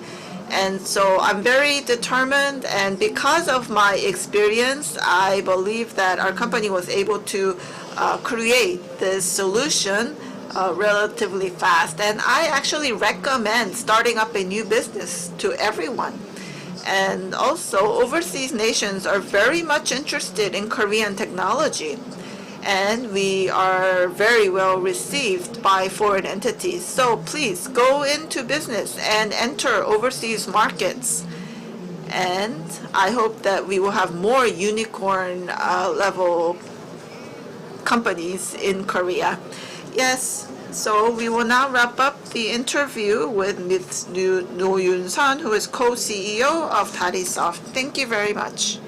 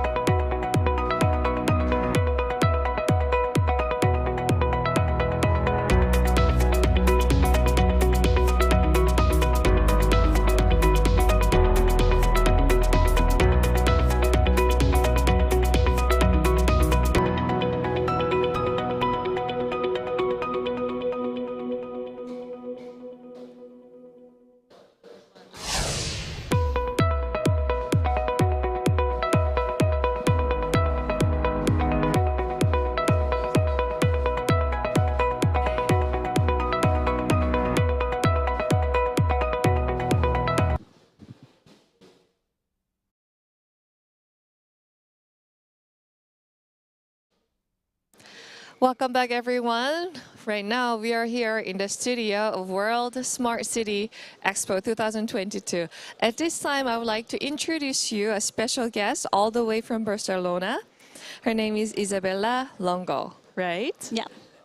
I have here with her right now. Please meet her. Hello. Hello. How are you doing? Thank you. Have you been? Very good. Okay. Thank you. Have you been to Korea before? Actually not. It is my first time and I'm enjoying a lot, so I will come back for sure. How is Korea treating you so far? Yeah. Is it good? Good It to is. be here in Korea? Absolutely, it's very good. Yeah. Okay, so you are the council, director of council project, right? Yeah. Isn't it? Okay. I'm the director of the Urban Innovation Center of the City Council of Barcelona. Thank you. Thank you so much. Thank you for introducing yourself. Well, right now we have a lot of viewers on the YouTube, so you can say actually hello to them. Hi, everybody, and I'm really happy that you listen to me. At least I will try to do my best. Thank you. Thank you. So I have a few questions that are here in my hand. First is that which are the main tools to foster innovation in the city of Barcelona? Okay, thank you for the question. Actually, the innovation is our main task. You know, the Urban Innovation Center, what we do is foster innovation together with the City Council in order to work together with the city to innovate. So when we are thinking about the tools, actually innovation is a tool to innovate. I roughly think about four main tools. The first one is the creative bureaucracy. Okay. When we think about bureaucracy, it is something that is it is not innovation. So we have to be flexible when we think about the tool that the administration give to all the ecosystem to innovate. I'm thinking about the public procurement processes, urban challenges, big grants. So I guess we have to be very flexible when we think about this new tool to be more contemporary for what the society and the city need to this moment to innovate.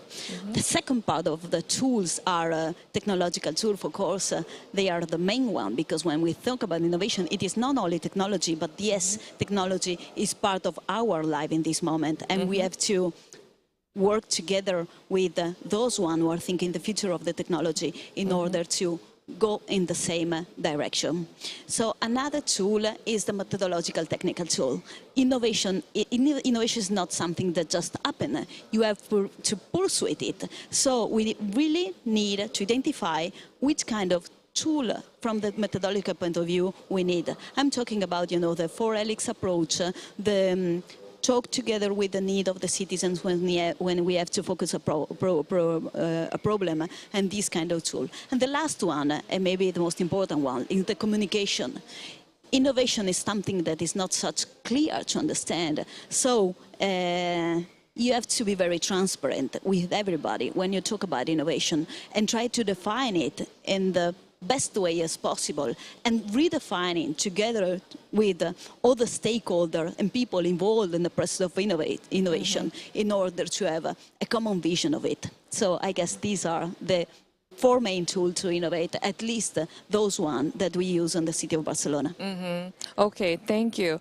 All right, so next question I have is that how do you coordinate the innovation inside of the municipality? Okay, thank you very much. Another thought stories. Good thought.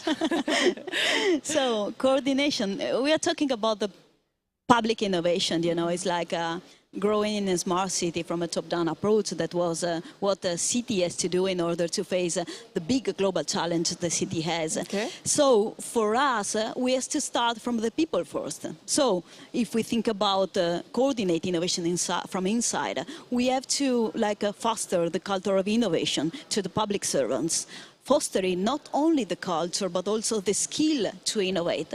Because if the people are not on board, we cannot innovate because the approach has to be very transdisciplinary. Another thing that we have to take into account when we need to coordinate internally the innovation is the strategy. We have to work in a common strategy in order to define common goals, city council together with the rest of the city in order to go in the same direction and fight for the same right. So in that sense, I guess that common real strategy is crucial. And another aspect to coordinate, not only with the City Council, but together with the rest of the ecosystem, is to formalize spaces to innovate. That is to say that sometimes, you know, we talk about innovation, it's like, we don't want to innovate for innovate. We want to a real framework of innovation, and sometimes you have to identify the right stakeholders to innovate.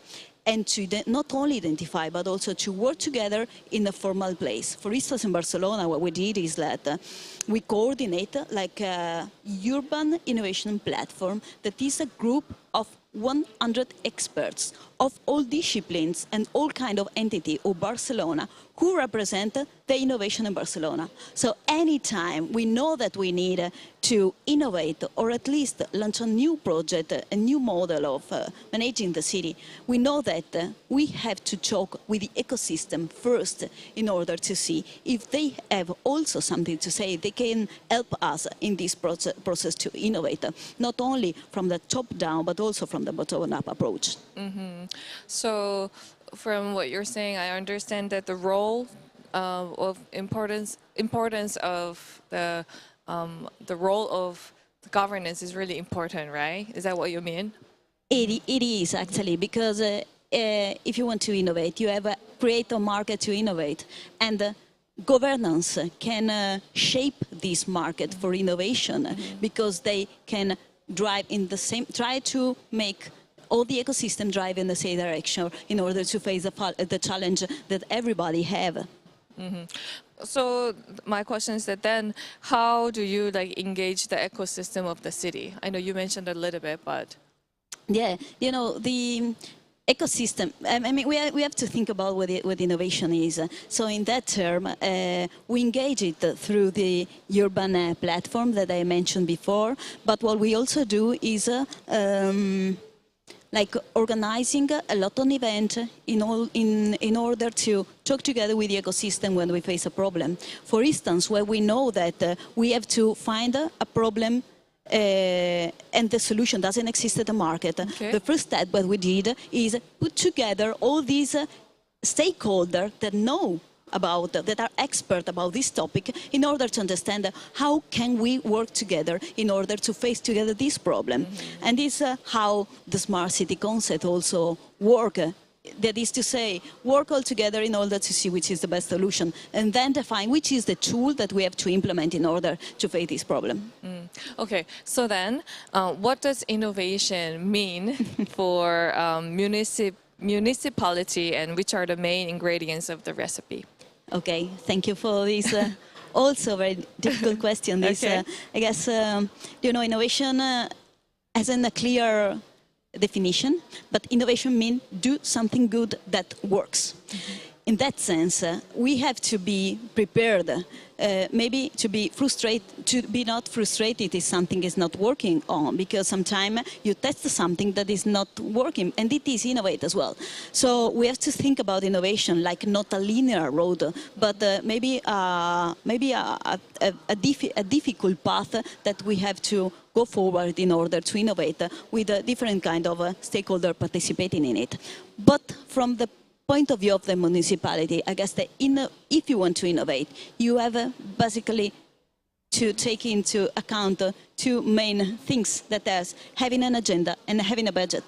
That is something such similar, such easy, like just having these two things on board. It's like recognize innovation like a policy that is really needed in order to implement any kind of policy as a city for gaining a more sustainable, inclusive and resilient city.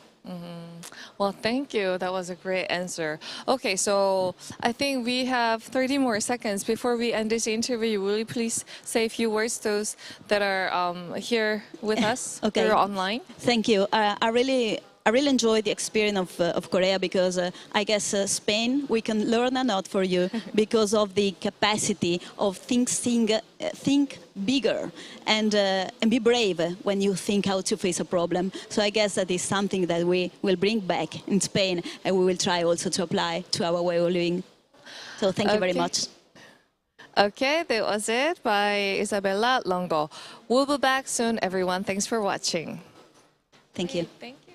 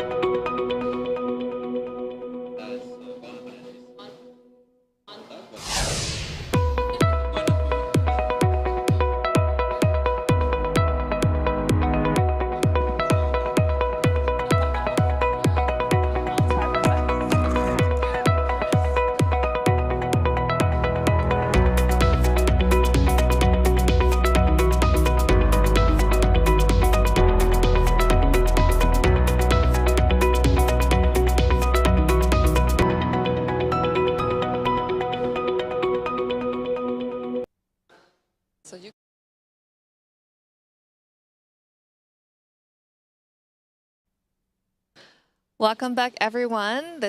We are in the studio of World Smart City 2022. My name is Giselle again. I have here with Mr. Kerkko Vanhanen. Was it correct? That was correct. Thank you. All right, let's meet him. How are you doing, sir? Thank you. Okay. I'm doing really fine, and it's a pleasure to be here on the stage today in the morning, and now with you in this interview. So, well, you're too kind greetings to say that. Greetings from Finland. Thank you. So he's from all the way from Finland, and that was why the Finnish is one of the hardest languages to learn, to pronounce, right? So That's what I have heard, but it's a very logical language. So if you have lack of hobbies, why not starting to learn Finnish? Of course. So I didn't miss to pronounce your name. So let me say that again. Kerkko Vanhanen. And that was very much correct. Really? Thank you. All right. So how are you doing, sir? How do you feel about being here in World Smart City Expo? It's been really interesting. I mean, we had very good session this morning around citizen participation, around smart city development, and I met really expert colleagues here, especially from Korea, but also some European colleagues. So this kind of events, they are always great time to share some experience and to get new networking partners as well. Have you been to Korea before, or is this your first time being here? Thank you for asking. Actually, this is my third time already. Third time, okay. So, and they all have been this kind of work-related visits. But I'm happy that I have also had some short leisure time to go around the city and the surroundings. So really good experience. Thank you. Okay, so you are invited as a guest speaker, and tell me about your talk that you have given.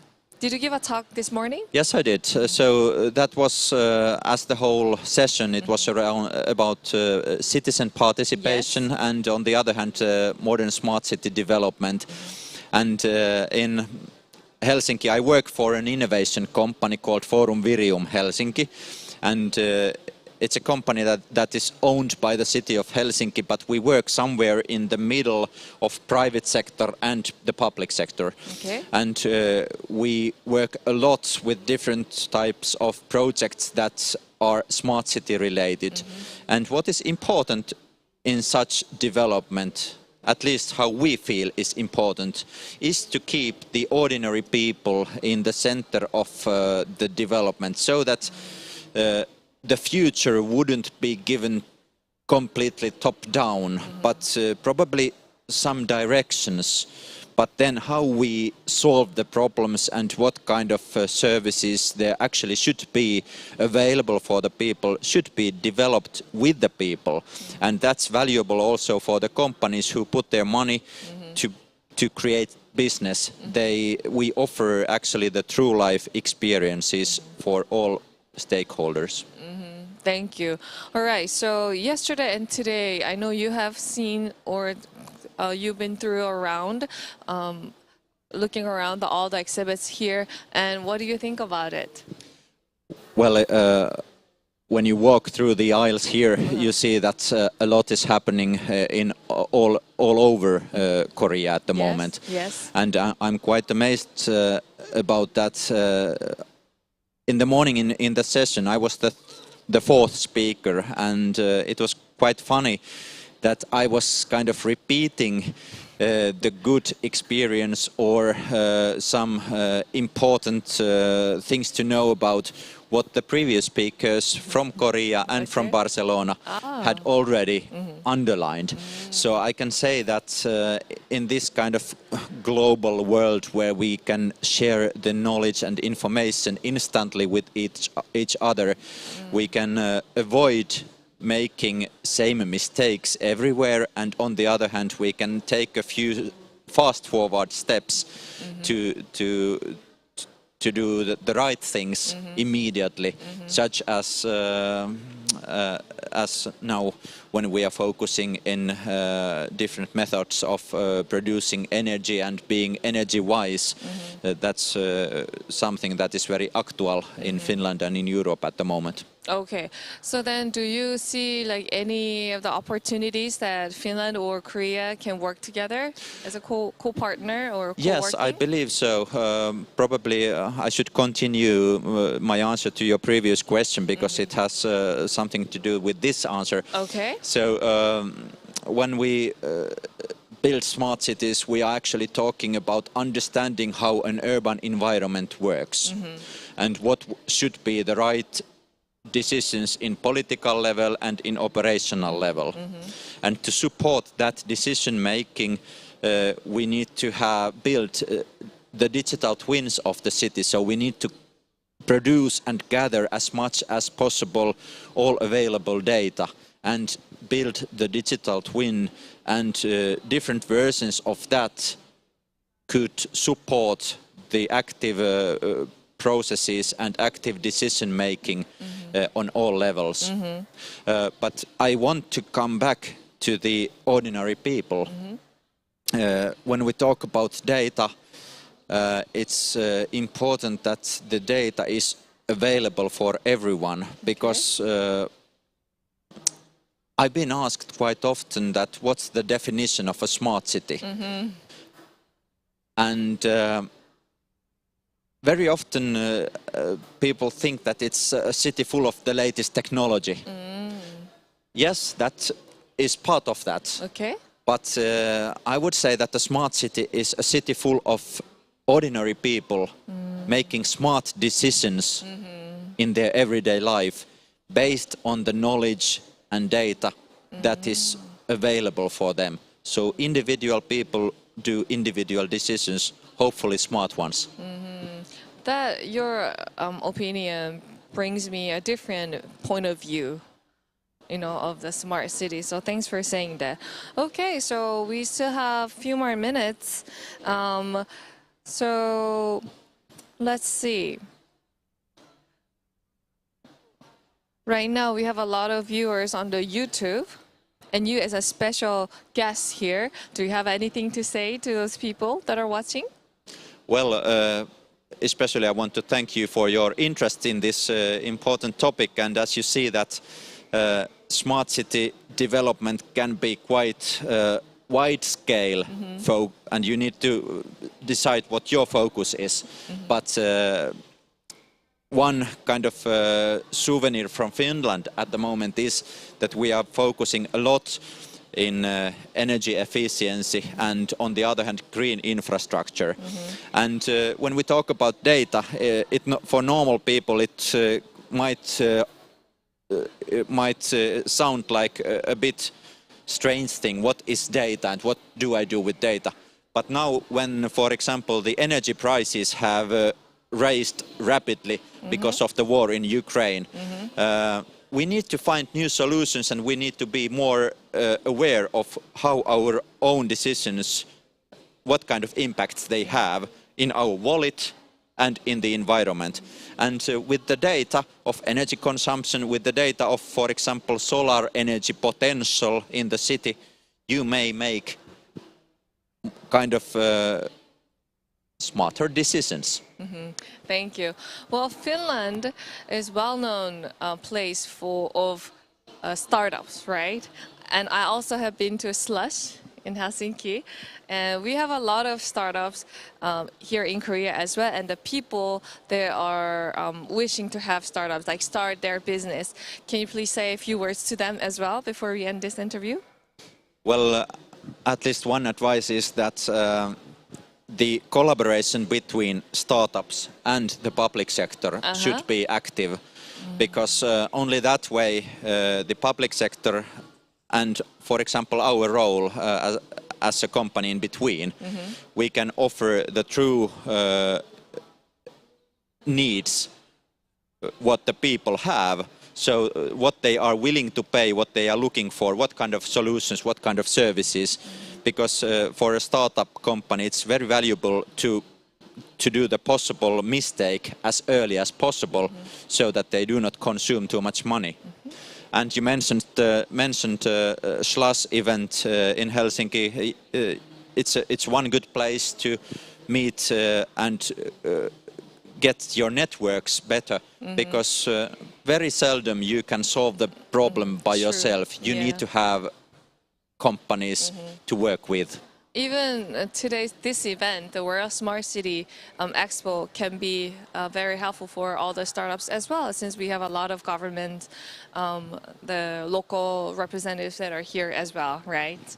I believe so. And there are small booths as well where you find interesting solutions.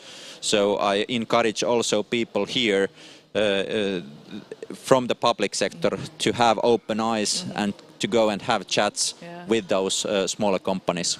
Well, thank you. Thank you so much. All right. Well, this was with, so let me say the correct again. Okay, tell me one more time. Kerkko, Vanhanen. Okay, Kerkko, Vanhanen. All right. We'll be back soon, everyone. Thanks for watching. Thank you again. Thank you.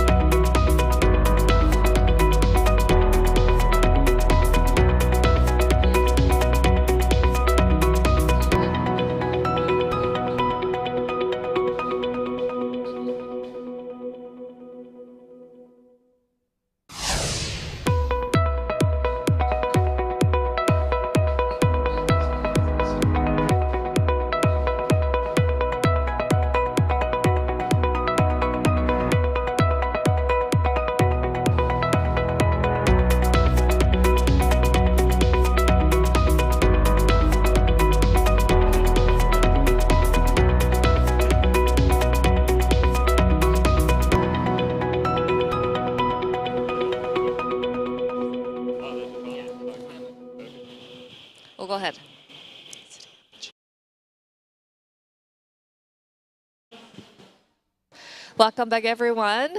This is Giselle again here in the studio of World Smart City 2022 Korea. I will now be interviewing one of the winners of the World Smart City Expo 2022 Awards. We have Dr. Adam Lam, the manager of Smart Cities Department of City of Juyong, Australia, and the winner of Overseas City category, Dr. Lam. Perfect. Well done. Yeah? Yeah? Yeah. Wow. Very good. Well, Very good. nice to meet you. We didn't even test this. Well, nice to meet you. Have you been to Korea before? No, first time. I flew in from Geelong on Monday, mid-Monday. So yeah, been here most of the week, and it's been fantastic couple of days checking out the sights of Korea, and then obviously at the conference the last 2 days. Oh, what was your first impression about being here in Korea? Look, it was. I got here on Tuesday and it was raining, and I had all these great plans, and I was wandering around the rain, and yeah, it was Busan village. I went there, and yeah, a really interesting interplay between the historic Korea and obviously the amazing progress that's happened in Korea. So yeah, it was fabulous time, and got to meet a lot of the locals actually. So it's been really nice. Okay, so World Smart City Expo. What do you think about all this exhibition that we are having here in Kintex?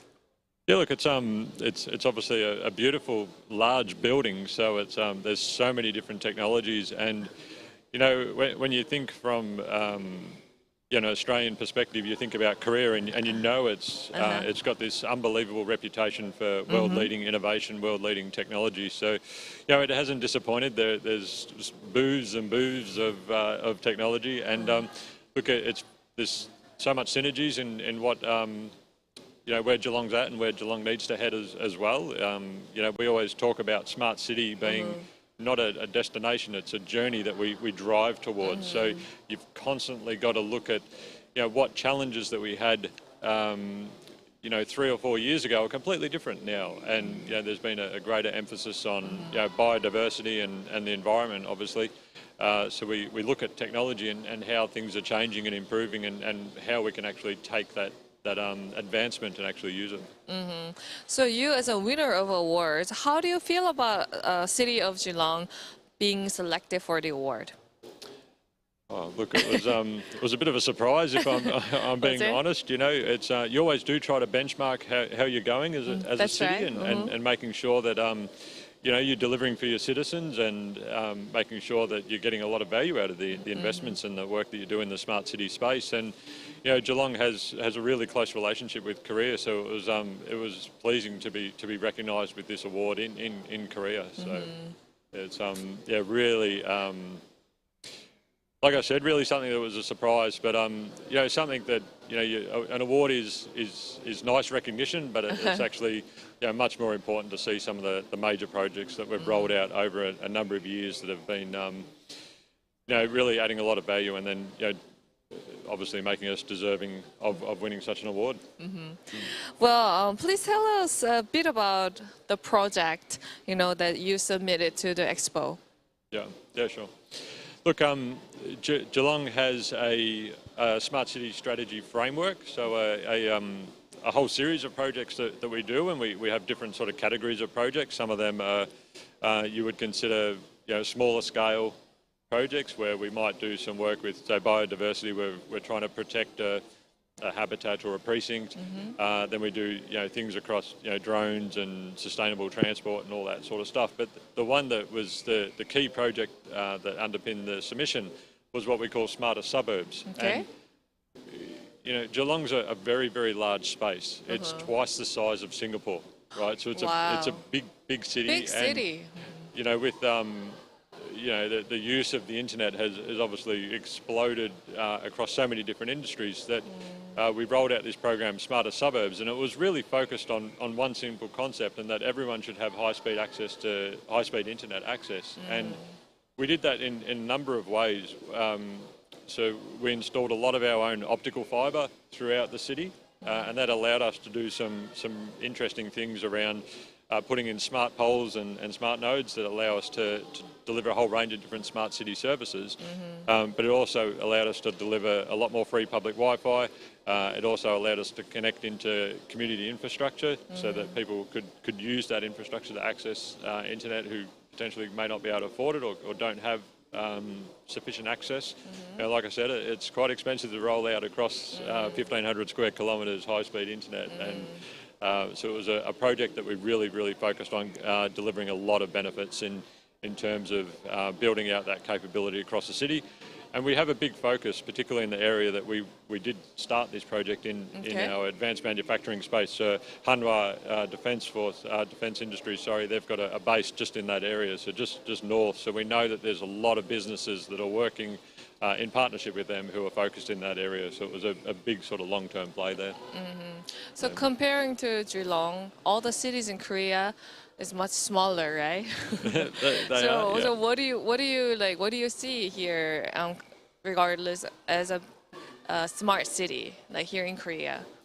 Yeah, look, it was obviously walking around and talking to a number of the cities and officials over the last couple of days. It's I think one thing that's really strong with Korea is the national agenda that exists from a smart city perspective, and then the localized implementation. Whereas a lot of places around the world, and I've visited a lot of nations now, and looked at international smart city delivery programs.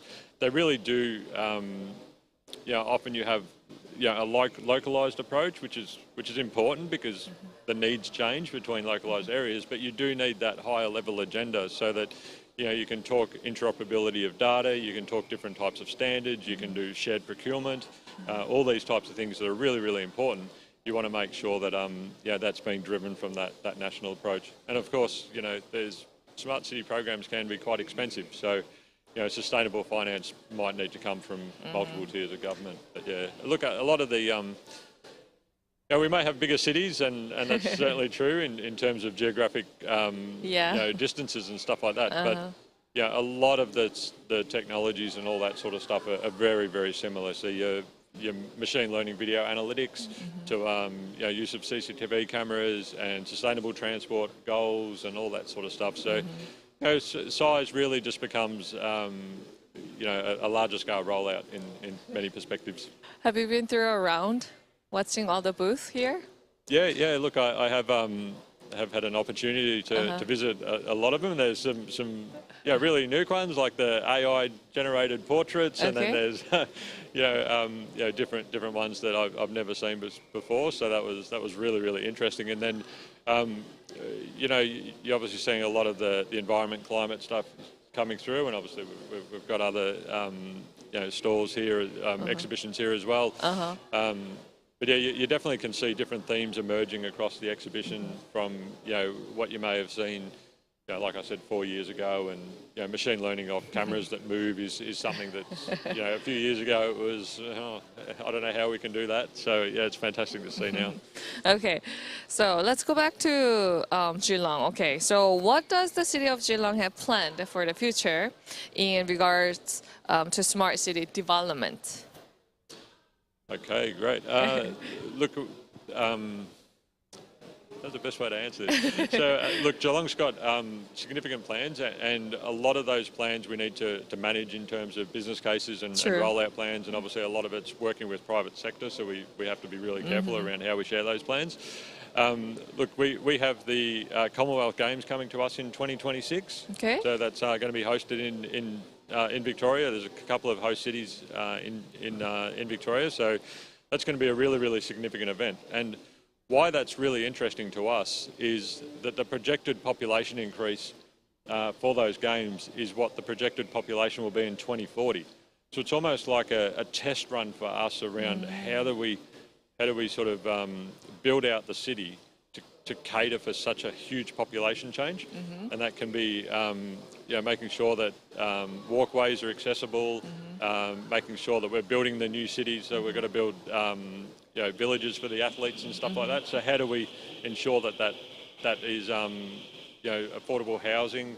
Housing is really expensive in Geelong. True. So it's really some of those bigger programs that we've got planned for that Commonwealth Games. How do we integrate that into our smart city program? So yeah, look, lots of stuff going on, and yeah, I still think there's a lot that we can extract further value out of what we do. So, yeah, we have you know, different rollouts of our smart poles and smart nodes, right? And so we can look at putting additional sensors on, whether it's noise sensors, so we can look at rowdy behaviour or glass car accidents and stuff like that, so we can customise how our emergency services respond to those types of incidences.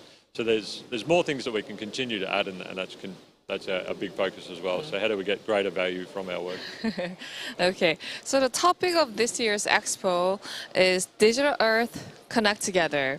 And can you tell us what kind of infrastructure that Juyong is utilizing in regards to the smart city building? Oh, smart city buildings. Okay, so that's a good question. Is that a good question? So before I started with the City of Greater Geelong, I worked for a program called Digital Twin Victoria. So Victoria is our state level government, so our sort of middle tier. Yes. And that program created a digital twin for the entire state. And as you can imagine, that obviously buildings are a key layer of the digital twin.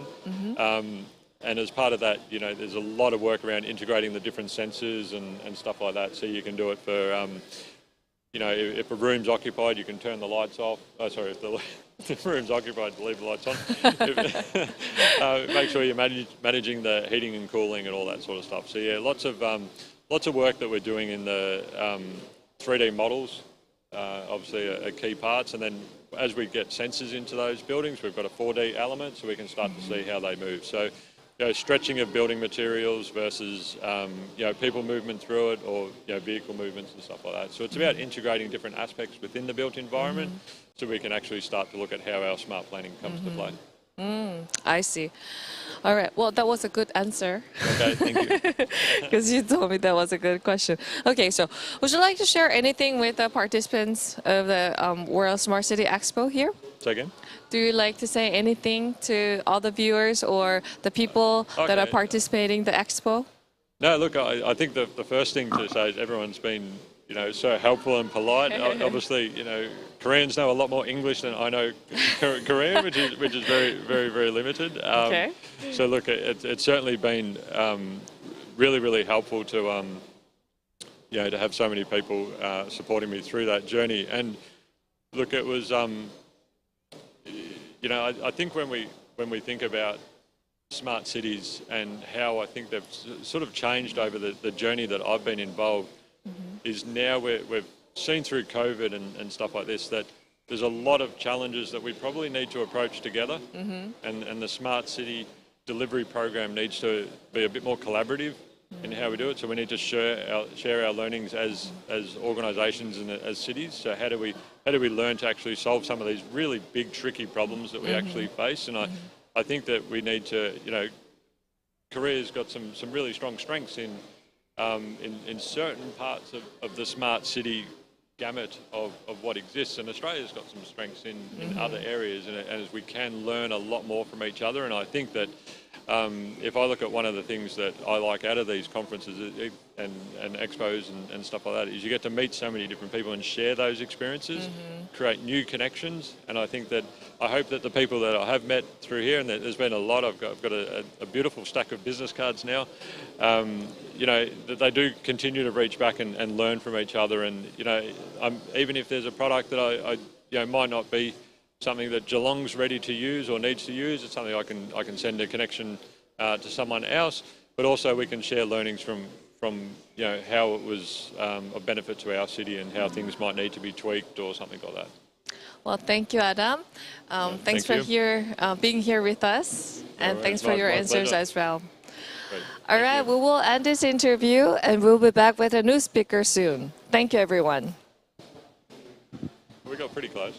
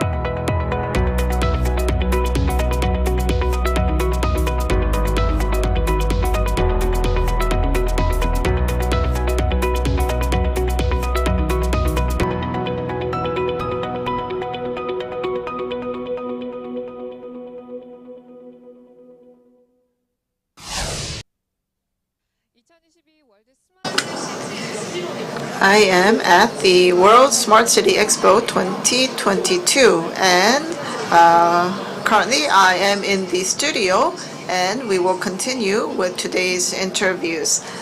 So we had many interviews of the awards recipients. But now it is time to meet one of the judges. So here with me, I have Professor Lee Jong-hoon of Yonsei University. So you headed the judging committee, and I think you played a very important role. So what are your impressions? Well, because of the pandemic, we went through many difficulties. It was a very difficult time for all of us, but we safely finished the judging and finished the award ceremony, so I was very glad. And during the judging process, I felt that many companies are growing very fast, surprisingly fast, regarding smart city related technology. So as head judge or head of the judging committee, I'm sure it was a very difficult process. So what did you think? Well, all cities are operated based on data, and these cities are working hard to utilize the data that they have. And they try to have the right policy in order to promote and seek digital transformation. And such cities that were doing a good job with that, became the recipients. And I felt that many firms were growing with this initiative, and the firms were working hard as well. And so I would like to congratulate all the recipients, the cities and the companies. You also participated as a speaker. And in seeking a smart city development, there are many different types of cooperation models. So which is the right model for Korea? That was one of the questions. It is a great question, but it is also a very difficult question. And that is a question that we are thinking hard about at the central government and at the municipalities as well. And if we look at overseas cities, there are numerous forms of collaboration models. And in the past, we actually grew in size. However, now we have to work on not just quantity, but quality. And to do that, we need to have more diverse partnership, and they have to become more systematic, and they have to become more differentiated and diverse, so that we can have high quality collaboration. So we have SPC in Busan, and they have a separate legal entity, and this separate firm will do all the operation and management regarding smart city development. And so we need to form smart cities with the private sector in the lead. And regarding demo projects, well, we had what is called a sandbox. And in the past, doing this demonstration project was easier. However, in the future for procurement, we actually have to scale up these projects. And I think the regulations have to catch up. And so we have to work on deregulation in terms of operation. And so in the future, we have many local autonomous governments, and we have many firms. So what kind of efforts do they need to make? Well, we have many cities, and they have to become open-minded. We have the public sector that was in the lead. However, we need to move away from that, and we have to become open-minded. And we have to prepare for the post-pandemic era as well. And there will be a new style of life in our city after the pandemic, and we need to have the right management model for that post-pandemic era. So, as head of the judging committee, well, actually, you were in the same role some years ago. So, did you notice any changes? Yes, many. So, according to the index report, well, many of the services moved slowly in the private sector. And of course, it was because of the pandemic, and the private sector was not in the lead, and it was actually the public sector that made huge investments during the pandemic era. However, we were able to find many new areas and many new technologies in the private sector because of the pandemic. And I think actually the development of technology in the private sector was actually accelerated in the pandemic era. So in such difficult times, many firms worked really hard and came up with innovative and new business models. Yes, thank you. So regarding smart cities and building smart cities, Korea is known to be a very model case and advanced case. So what kind of efforts should we now make in the future in the global arena? Well, Korea, we often say that Korea is globalized, but in some areas we are not really globalized. So for example, there are many city-to-city cooperation projects in the EU, and they are trying to create a new renewable energy ecosystem. And so we need to do likewise. We need to cooperate with other global cities, and so that we can implement innovation. Yes, I believe that you looked around the exhibition. So any booth that was really memorable? Well, actually the Incheon city booth was quite impressive because Hyundai Motor Group was a car OEM. However, through digital transformation, they are now transitioning into a digital service company. And so this car OEM and other companies are changing their mindset, and they're making that digital transformation. And so I hope that these firms and all of us can work together with the Ministry of Land, Infrastructure, and Transportation. Transport, excuse me. So of course, the public sector is very important, but there is a role that must be played by the companies. So to all the firms, to the startup wannabes of word of advice, yes, the road that you want to travel on is very harsh and hard. However, I wish you the best. You will need to work hard, but to help them, we need to create the right ecosystem. We need to create the right environment. So we are forming a startup alliance, but these companies will need to test their business models and spread out their business model, and we need to create a space where that will be possible. So that will be part of the public procurement projects and programs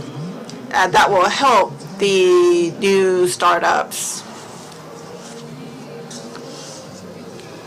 So this interview is being broadcast on YouTube. It's live streaming. So any last words?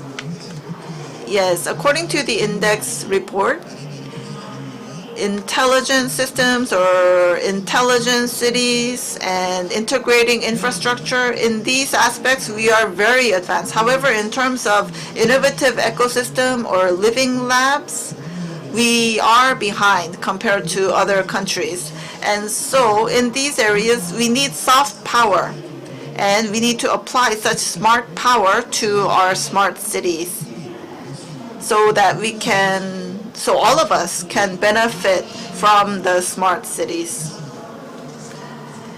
Yes, thank you very much. I have interviewed Professor Lee Jong-hoon of Yonsei University. So we would now like to wrap up the interview. Thank you very much, Professor. Thank you.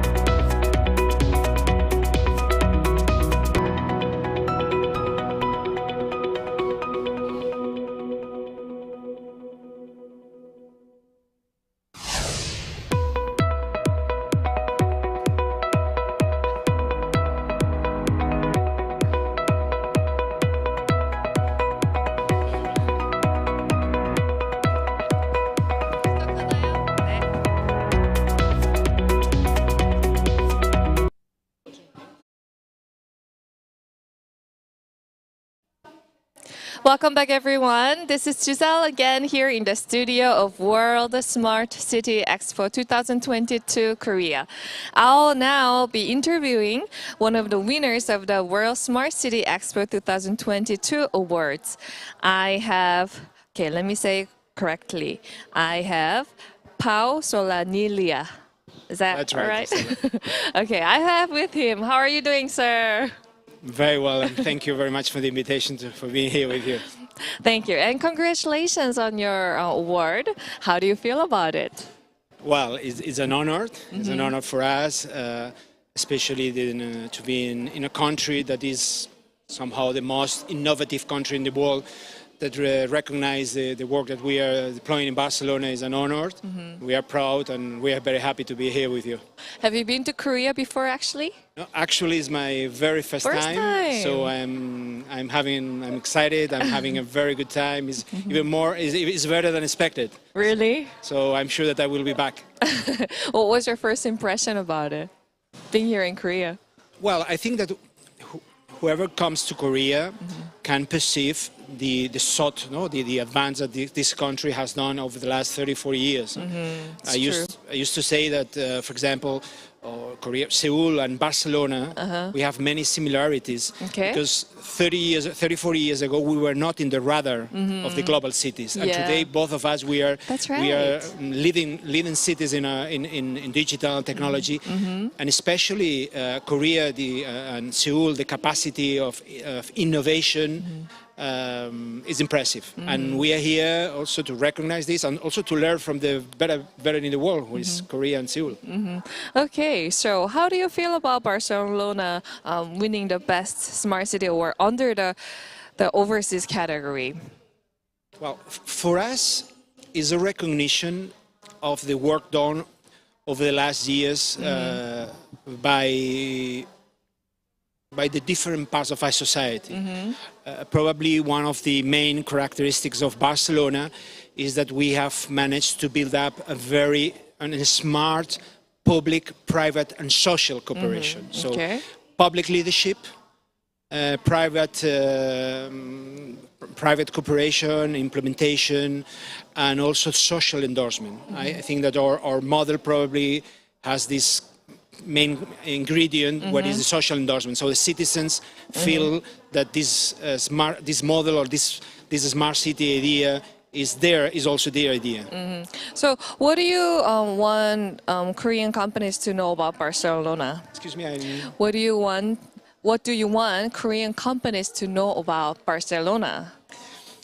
I think that Barcelona is a city, is a truly international city. Well, I believe, yes. Well, but it was not that obvious a few years ago. In the years 2000, Barcelona had 3% of foreigners living in Barcelona, and today we are 23% of the city foreigners. Wow! And if you take those who got the Spanish passport, 29%. So we are truly an international city. It's really a global hub, even though we are a mid-sized city compared with a global city. So it's a real open city where you can meet, experience, and link with all cultures all over the world. Okay, so I have here another question. So how is Barcelona planning on using the Barcelona Green Deal project in the future in regards to smart city development? Well, even though we are getting this award, we are aware that any success of the past or the present does not guarantee any success of the future. True. So we need to rethink, reinvent constantly our model of living in a city, especially after the pandemics. So what we call our Barcelona Green Deal agenda is basically an attempt to develop the city to be a competitive city based in talent, both local and international talent, is to be a sustainable city, but very, very important to have a social dimension, equality. We don't want to be very competitive and sustainable and to leave people behind. So these three pillars are probably the ADN of the city that we want to build up. Okay. The topic of this year's Expo, the World Smart City Expo, is Digital Earth Connect Together.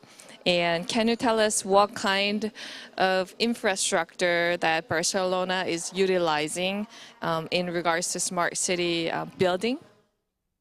Well, I would say that we, in Barcelona, we have two priorities, is to implement technology to improve the life, the quality of life of our citizens, to be more efficient, to deliver better services, but to pay attention not to be technocentric and to be human-centric. So to put people in the center of the agenda and technology at the service of the people. In that sense, for us, it's very important what we call the democratic governance or the participation of the people in decision in the design and implementation and in the evaluation of the public policies. And this is probably one of the characteristics of Barcelona, that people feel very engaged. And in fact, some of the solutions that we are implemented, it comes from the consultations or from the proposals that are coming from civil society groups.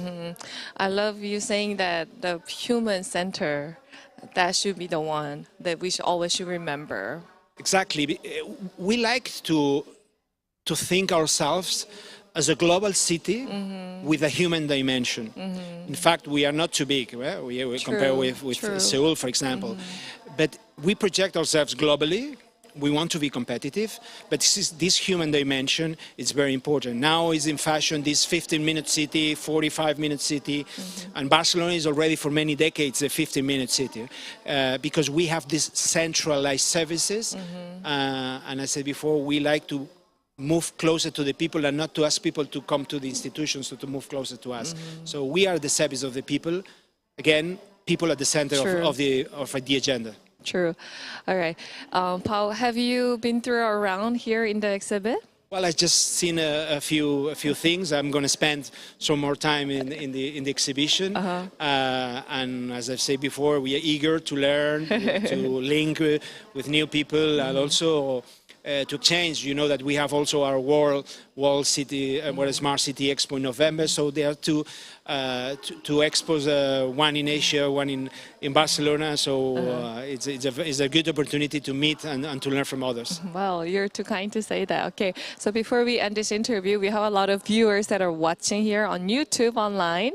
Will you please say a few words to them? Well, I thank for your attention.